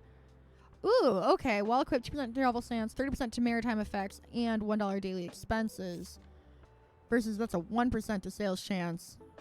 And no other effects for half the price. And this one, I do move around a bit. So it's every place, like we go to a different location. We don't. Feels like the vintage globe is expensive, and if you play it well, it could be good. But oof. Anyways, we have negative $6 right now, so we're mostly like window shopping. Maybe you're also check in on her from time to time. If I know Tilde, she'll have a hard time letting go. Trust me. She's definitely constantly forgetting she's not running a bookstore. Always been that way ever since I've known her. Love connection? Maybe? Ring ring. I'm a sucker for ringing that bell. I wonder if I could have found Chelsea here. The new thrifty business? Oh, thrifty business. Like if you say it with the right emphasis, it's like risky business. When you have more than one shelf equipped, because now we have a new tutorial, you've got 2 shelves, you can cycle through them to reach all of your books. I want nonfiction. However, I absolutely don't care for books that try to give me life advice. Mood. An atlas of countries that don't exist is one of my all-time favorites. From vast regions like Catalonia to tiny islands claimed by a single person, this book tours 50 unrecognized and largely unnoticed countries. By turns hilarious, heartbreaking, and fascinating. This is a great book. The perfect bunny slipper read for the armchair traveler. That's so good. Okay. So today I haven't checked out new things. We have top 50 camper van destinations, which honestly genuinely might be perfect for him. Because it's not telling you shit about how to live in a camper van. 1,000 places to see before you die. That feels very similar to I think this one has a little bit more fun to it. But if he's not into camper vans, I guess he wouldn't really give a fuck. Thrifty is the ice cream you can get at Rite Aid. Honestly, I forgot about that. That's very cute. Tilde's been retiring for 12 years now. We had a guy, and I'm gonna dox him because he was literally named Jim Davis, like the Garfield creator. We had a man at our old work who was so deeply, deeply incompetent. I don't know how to describe it other than he was that like Michael Scott middle manager, just in a like he would just forces and like season 1 Michael Scott, like not endearing at all, just the most obnoxious, dumb, forgetful. Any problem that was obviously his fault, he's finding a way to blame somebody else for it, ass dude. And he retired like what, at least 3 times. Like when we were there, I was like, oh yeah, Jim Davis is retiring. We're doing a retirement party. And like people weren't that stoked the way that most people were like, oh yeah, we're going to say goodbye to this guy who's retiring. Oh, we all love him. And I was like, I mean, low key, isn't everyone kind of glad he's gone? And then somebody told us like, yeah, no, he's retired like 3 times, but then he retires and then he gets bored and then he comes back to work. And so then he retired, and I swear to God, Zyger, I don't remember this part as well, because he was Zyger's manager's manager. We were in different departments, and he was like Zyger's manager's manager, so he had to deal with a lot of this shit, and I got to hear about it secondhand, which is the best way to deal with incompetent bosses. And he came back as a consultant. As a manager at his job. Yeah, like he retired and then he wanted to come back and they were like, you are literally not allowed to unretire again. We cannot keep doing this. And so instead of just being like, no, fuck off, they were like, no, but like you can consult. We'll cut you a check and you can come put your nose in shit. Oh, it was the worst. It's the absolute worst. Okay. Edinburgh. Picturesque notes. Journey to the Mind's Eye, fragments of an autobiography. An explorer's guide to Georgetown. Catching carps. See, one of the tricky parts is like so many of these feel like they'd be perfect. I'm going to say 1,000 places to see before you die. It's just a list of beautiful places. Doesn't feel like there's anything so, life advice-y about that. And it feels a lot spiritually like an atlas of countries that don't exist. So let's try this out. List of cool places. I haven't heard of 1,000 places before you die. Really? All right. He was my boss's boss, and I wasn't allowed to talk to him directly because HR told him he can't talk to employees that don't directly go to him in the company hierarchy because he would cause fucking problems. A pupper? Excuse me? Good boy. This little stray seems a bit hungry. Throw the dog a treat. How do I throw him a bone or something? Yes, I would. You can have the skull off my caravan if that'll make you happy. I will do anything for you. I'll die for you. Look at you, little puppy dog. I already read this. Which is why I don't trust this fucking seagull. I killed it!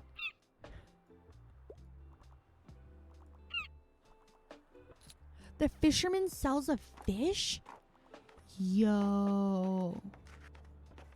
That looks like Blue Where's Waldo. I keep checking even though I know it pops up. Hey, good to see you out there again. I dropped in today hoping to find a new book. Well, you're at the right place. I'm nearing the end of a 10-part series I really like. It's, never mind. It's embarrassing. Anyways, I can give some advice on what to read next. I'm assuming another series. Do you have a travel guide? Do anything like by train through Spain? Oh, I don't think I have anything that rhymes. Marigo Marchesi, as they hop on trains, capture stunning vistas, and uncover fascinating hidden gems.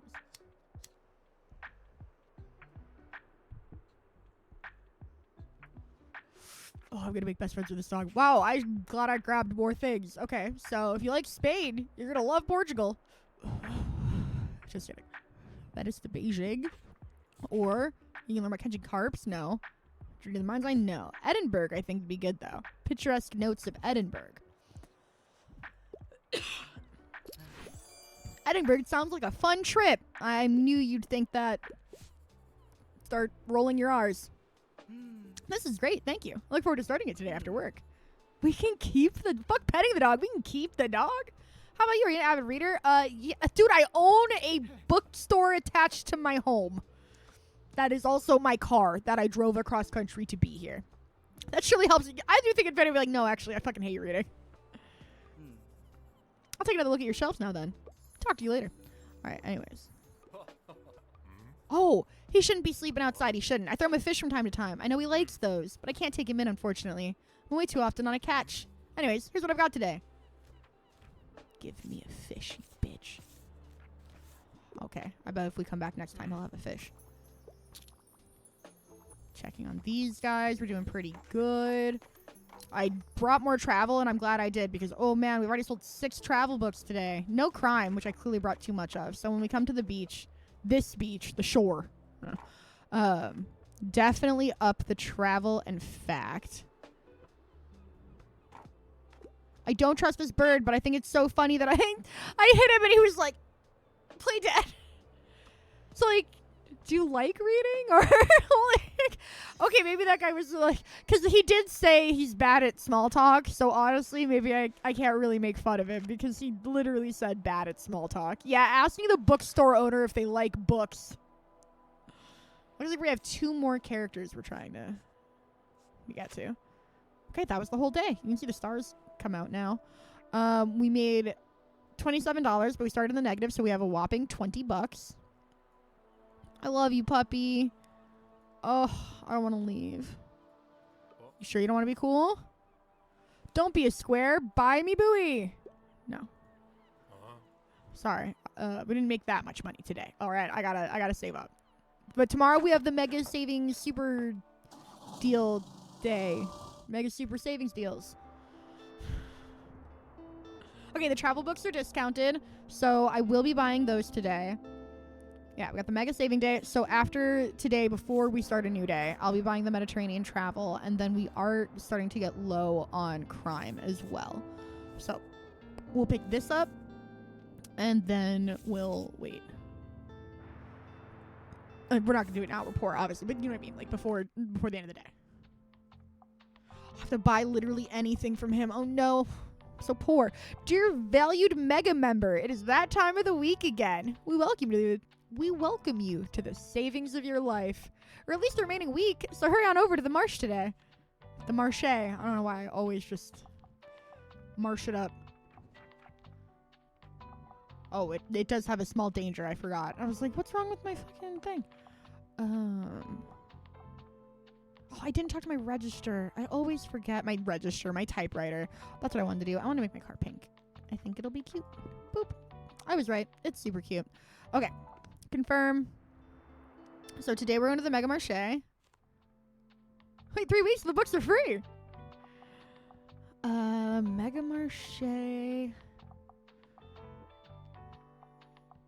Let's put these travel books back. Let's put these fact books back. I'm actually going to do this. I feel like Marche really likes fantasy. It really likes crime. I am going to do this. Let's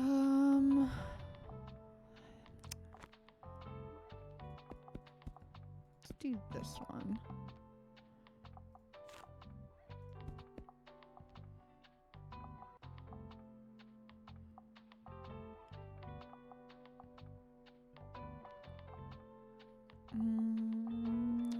Yes.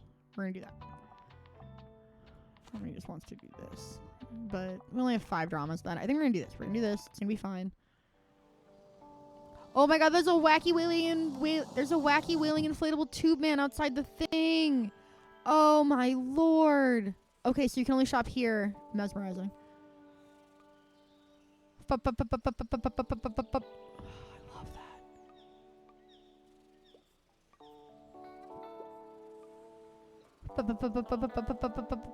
Oh man, I love it. You can stare as long as you want. Okay. I like to click on all the birds. It makes me feel alive. I like to put this cart back.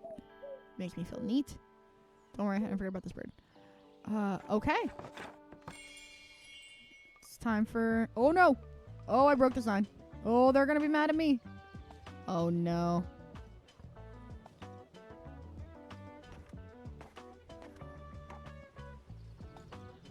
I knew it was Harper. I was like, maybe it's somebody else in dirty galoshes and overalls. No. I just talked to my Uncle Klaus. Okay, the second most annoying person in this game is definitely Klaus. So... And he told me I'm allowed to ask as many questions as I want. So I asked him how he became my uncle and how I grew in my mom's belly and why we don't fall off the earth if it's moving so fast. And he just had a laugh. And I don't know what that means. Carper and Hawes. All right, Harper, buy a fucking book. Thank you. We don't have time for this, Harper. Okay, here's Claus. Don't fuck up. I do think it's really cute that you can say hello and you can say goodbye to people. I don't know why. I think that's really cute. Cheers. Good day. Greetings. Oh, she's running. She's hauling ass. Okay. She's still buying. To Harper's credit, she's buying at least 4 books today. Welcome to the Mega Marché and a happy Mega Savings Day to you. Attend Mega Savings Day. Yep, this is how I greet people today. Sorry about that. Every Monday, a lot of the supermarket products are reduced by $1 gold. And Cassie, my boss, wants all the merchants who are set up here in the car park to participate. So wait, you told me to come here on Monday, and then after I got here, you were like, by the way, everything in your store has to be $1 off. Do you not know how margins work? You can't just tell me after I get here that I have to discount all my goods by a fixed price regardless of the item. Maybe you'll enjoy the bustle, yeah? I gotta be back in there now. I'll fucking kill you. This is why Klaus is Harper's uncle. I should have known. Yeah, Harper, take your 5 books and get the fuck out. Oh, I'm so sick of you ladies. Okay, what a week. I want something short and sweet. I'm a fan of coming-of-age stories. I'm a fan of books like Boys Run the Riot, Volume 2. In Volume 2 of this heartfelt manga, trans teen Rio and Rebel Jin have launched their DIY fashion brand, Boys Run the Riot. But Rio struggles with coming out. Can he stay true to himself and still make it in fashion? Okay. Short. 360 pages. Okay, 100 Streetcar Named Desire. Not what I'd call a coming-of-age story, but let's see. 445, 192. Okay. When Rio becomes a detective, it's another boys love manga with a character named Rio in it? What the fuck? He's partnered up with the American D, who soon reveals his feelings for Rio. Fake is a lighthearted romantic comedy series for all PL manga fans with 90s nostalgia. This is literally perfect for her. What the fuck? How about this?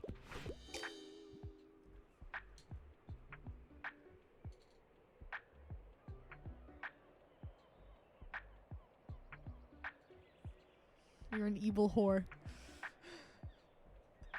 Wow. I cannot believe that didn't work. No, I nailed that. Wow. Up. Wow. I am in disbelief. I didn't nail that. Rigged indeed. She just said, well, she was reading a manga. That was the other thing. Like, literally, it was so close to what maybe she was like, I literally just read this. Okay. I'm sorry. I have to pick up my kid in a bit. Crime is my passion. I mean, I'd love a crime novel. Mythology and folklore have always fascinated me. And I like escaping into fantasy worlds. Mr. Number's 24-hour bookstore. Okay. What else we got? The Body in the Library. Oh, this was my first Miss Marple. No, I'm sorry. The first Miss Marple I bought was A Body in the Library, but then I bought Halloween Party, and that one had a dead kid, and I was like, damn. So I was really blown away by that, and I read it first, and then I read this one. So it's kind of like, what is your first book? These are different true crime ladies. Squid Girl, you best believe they make a whole slew of them. Mystery with sci-fi? No.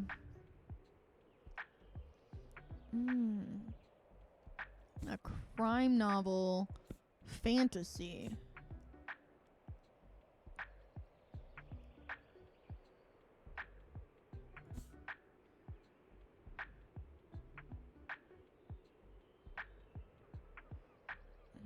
Not crime. Crime. No, okay.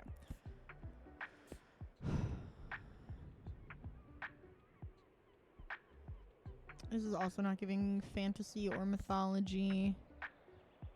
Maybe if we dip into kids' books. Oh, this is actually where's Buxtonbury? Does that mean it's not real? Oh yeah, because it's about Buxtonbury Shores. Okay. Okay, this doesn't have crime. But it is a fantasy world with mythology and folklore.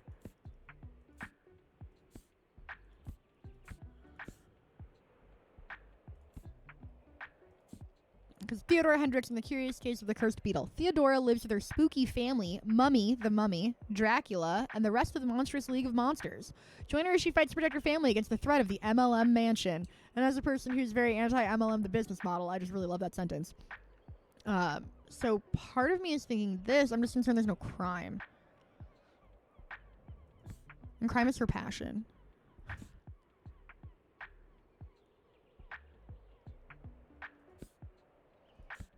12-year-old Ada Sibelius is a shy prodigy who follows her father to work in his computer lab every day. When her father's memory fails, adult Ada seeks answers by venturing into the virtual world herself. An emotional mission novel with just a touch of sci-fi. I need fantasy.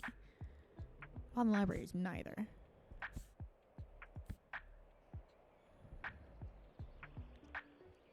Oh, Mortal, I hope you have a good night's sleep. Okay, wait, we haven't really checked this one again. Clay has some digital marketing experience. So when he's hired on the night shift at Mr. Penumbra's, he's puzzled about why it's still in business. Most customers only borrow books from the highest shelves in the store. A fantastical quest story in a San Francisco bookstore. So that's not it at all. Okay.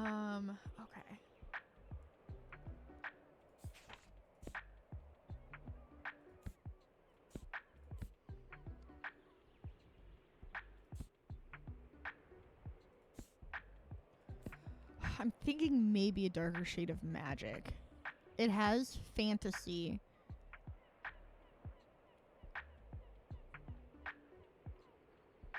And it feels like it has mythology and folklore. But I worry that there's nothing in it that's like crime. Except it says cross-dressing thieves and aspiring pirates. Those are both crimes. Mr. Penumbra sounds like an Italian restaurant is very powerful. We're gonna try this one. The crime, the action, the mystery. Where do you go fuck yourself? I don't know. Get out of my shop. Kick him out.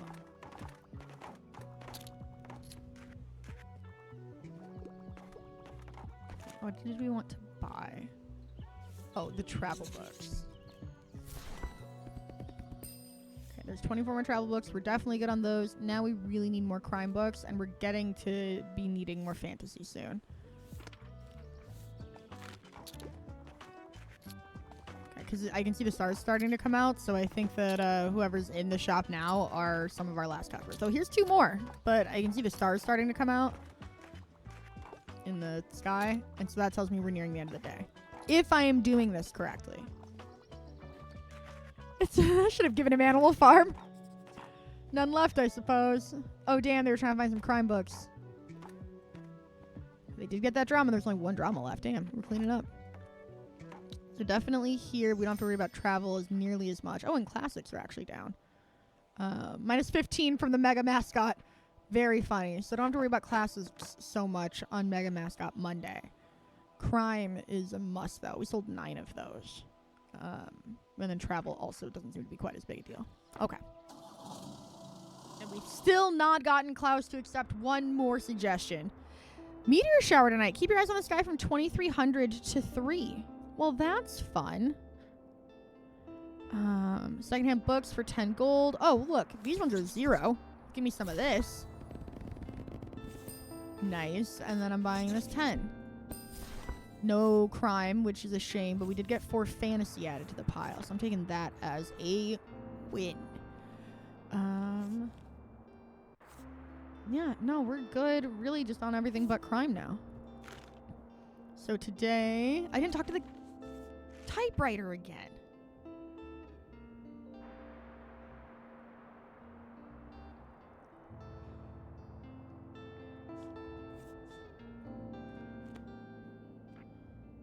Okay, now I think we should go to Cafe Liberté. Because we haven't been there in a while, and it's where we make most of our money. But this place is expensive, so maybe that means there'll be a lot of people there for once. Sword Girl, I haven't figured out what the typewriter does yet, which is why I want to keep using it. Can't believe it's hard to figure out where I want to go. There's just like, there's so many options. So let's see. Mega Marché, we're doing great. We got 2 little thingies. Look at us. Flea market. We see, I did interact with the typewriter. Don't believe me. So I guess we have 2 of these. That's nice. We're working on a 3rd, but everything's expensive. I could try to sell 5 more books. I think I should do that. Oh, and we want to get the dog a treat. Honestly, we're gonna go here. We're gonna fill this because these are the travel people, and they also love facts here. So we got those ones in place. Kids' books aren't as big a deal. Everybody loves these crime books. Fantasy, fantasy, fantasy. Drama. Okay, that's a lot of travel. So we do that. Actually, no.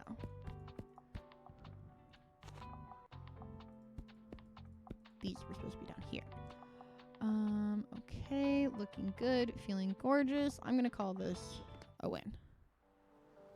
First thing I'm gonna do is check the register. Second thing I'm gonna do is check. Oh, that doesn't go out until I do everything. So first thing I'm gonna do is check this guy. Have a look, matey. We have to buy 1 thing. So if I can make 30 bucks today, I can buy that, and then we'll be able to buy a fishy. This little pupper. Simile Trey still asking for food. Who's a good boy? That's a good pupper. Okay. It's already 9:15. Jeezy Pete's. Okay. Typewriter. I already forgot about you. Listen up. I've got the perfect heart-wrenching moment for the second act. As I lay on the bed and studied the wallpaper on the ceiling, I asked myself, was everything we had a lie? And if so, could I believe in that lie a little longer? Huh? What do you mean it's wordy and obnoxious? Look who's the expert now! But alright, guess I'll revise by tomorrow. Very silly.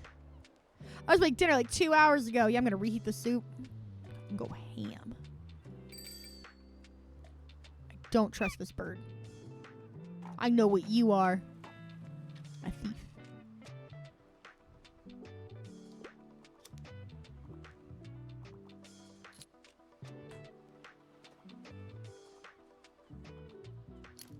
The goal is to sell 5 books. The goal is to sell 3 books. We already sold 2. Ahoy, I need a rescue!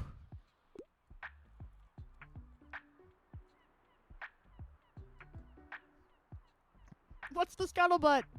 I want something with a lot of pages. However, usually I find advice books dull.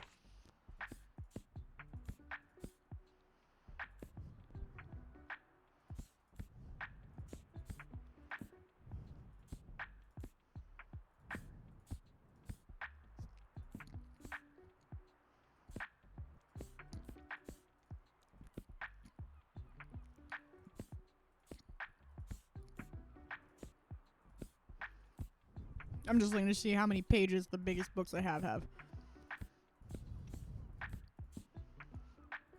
It's like the biggest ones I have right now are just a little over 400.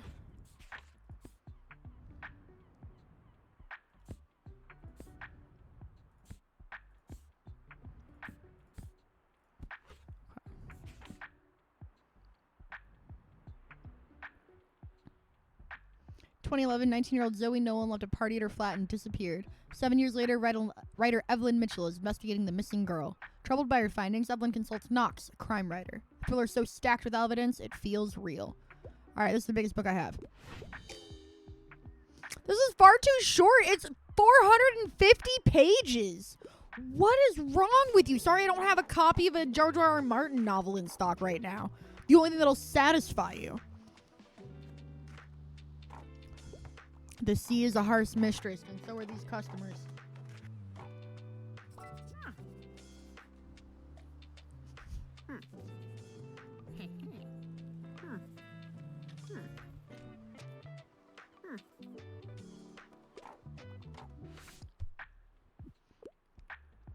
Hi, you're the highlight of my route.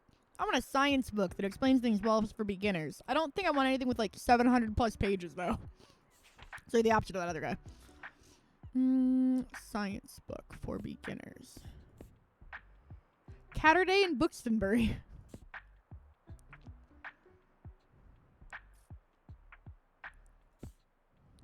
Blurb your enthusiasm. A cracking compendium of book blurbs, writing tips, literary folklore, and publishing secrets. I need to. Writing fucking blurbs is so hard. Any copywriting is just really, really hard.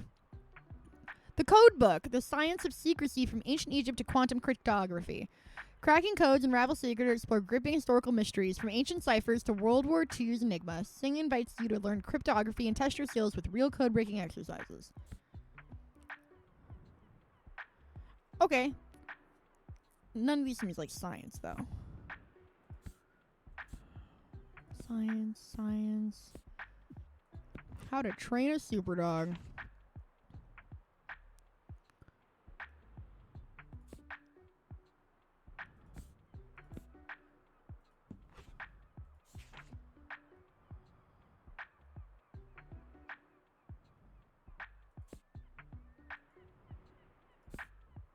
Okay. Hey, look, I actually have my Train Through Spain. A science book for beginners. See, Code Book doesn't feel like science. Animal training feels more like science.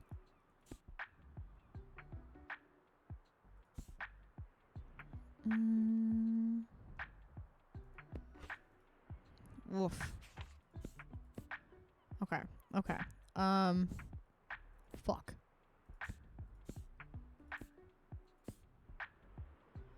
Alright, how about a science book that I've had a couple of books that I'm like, oh, this would be perfect for that, but I just don't have anything that really.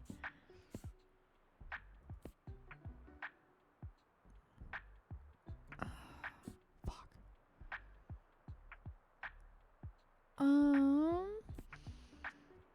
Because like biology is a science.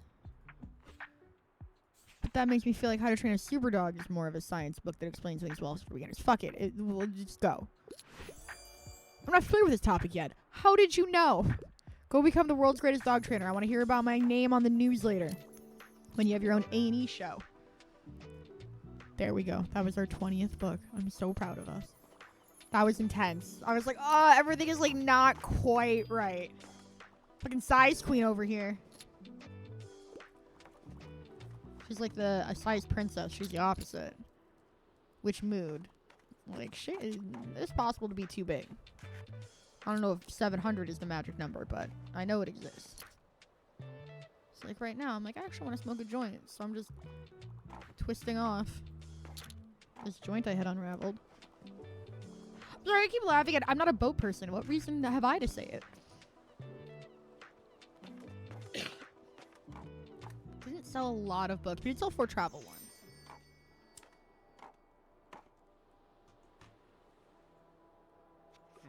Oh, we did sell enough. You're gonna need this. He just gave me a free life buoy. Okay. Well, he just gave us a free buoy. So I'm gonna grab this to complete the set. That's all. Cheers then, matey. Look at your vessel. She's a real beaut. What's her name? Destiny? doesn't have one. The SS Scampy. It's the SS Scampy, obviously. Why not? Very good. So you're ready for our little fish market now. Come by Wednesday, kiddo, and maybe you'll find something to your taste. See you later. Completed ship happens. I never did find out the Weestray's name, so sailors just going to call him Behemoth, the land beast, you know? He sometimes listens to that if he wants, but he's a stubborn little bugger. Anyway, did you want to buy something? Okay. I'm going to come back tomorrow, see if I can get my dog. Cheers then, matey. I'm going to get you. I'm going to get you, buddy.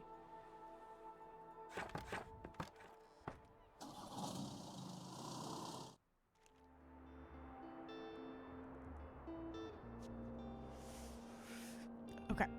I'm gonna take this $15 one. Oh, I mean after I spend that because I forgot I'm poor. And then I'm gonna hope that either one of these lasts until the next day so I can get it for cheap. Otherwise, I'll be like, well, I deserve that. Oh, tomorrow's gonna be our first rainy thing. Today's the waterfront fish market. Invite only. Prior maritime knowledge required. And then tomorrow's our first rainy day. That'll be exciting. I have to stop playing this game because there's no good, like, stopping point. I never see, like, a menu to save. So we're going to save and quit because I need to stop playing this game. And by that, I mean I'm probably going to keep playing this game because I think Kyle might be asleep now. We were going to play some Marvel Rivals before he went to sleep, but it looks like that's going to be a Friday problem. Otherwise, I might play a little bit more of this game. Otherwise, we're going to pick this back up tomorrow. It is so... I thought it was going to be a lot shorter. By the way, I cannot believe how... Well, I guess I've only been playing it for like 4 or 5 hours. So, 4 hours. Yeah, almost 5 hours. What a big game. What a delightful game. I'm so excited. So I'm like, I want to play some more. And then tomorrow you can see even deeper into it. Because holy shit, I thought this would be a 1, maybe 2 day game. Now I'm not sure. All right. Well, yeah. I'll be playing Marvel Rival Zombies later, I'm sure. And definitely tomorrow night for those who have either not played yet or are still looking for people to play with. It's very fun. Kyle Zeiger and I have developed some beefy characters so we can help grind some people out. All right. Have a good night.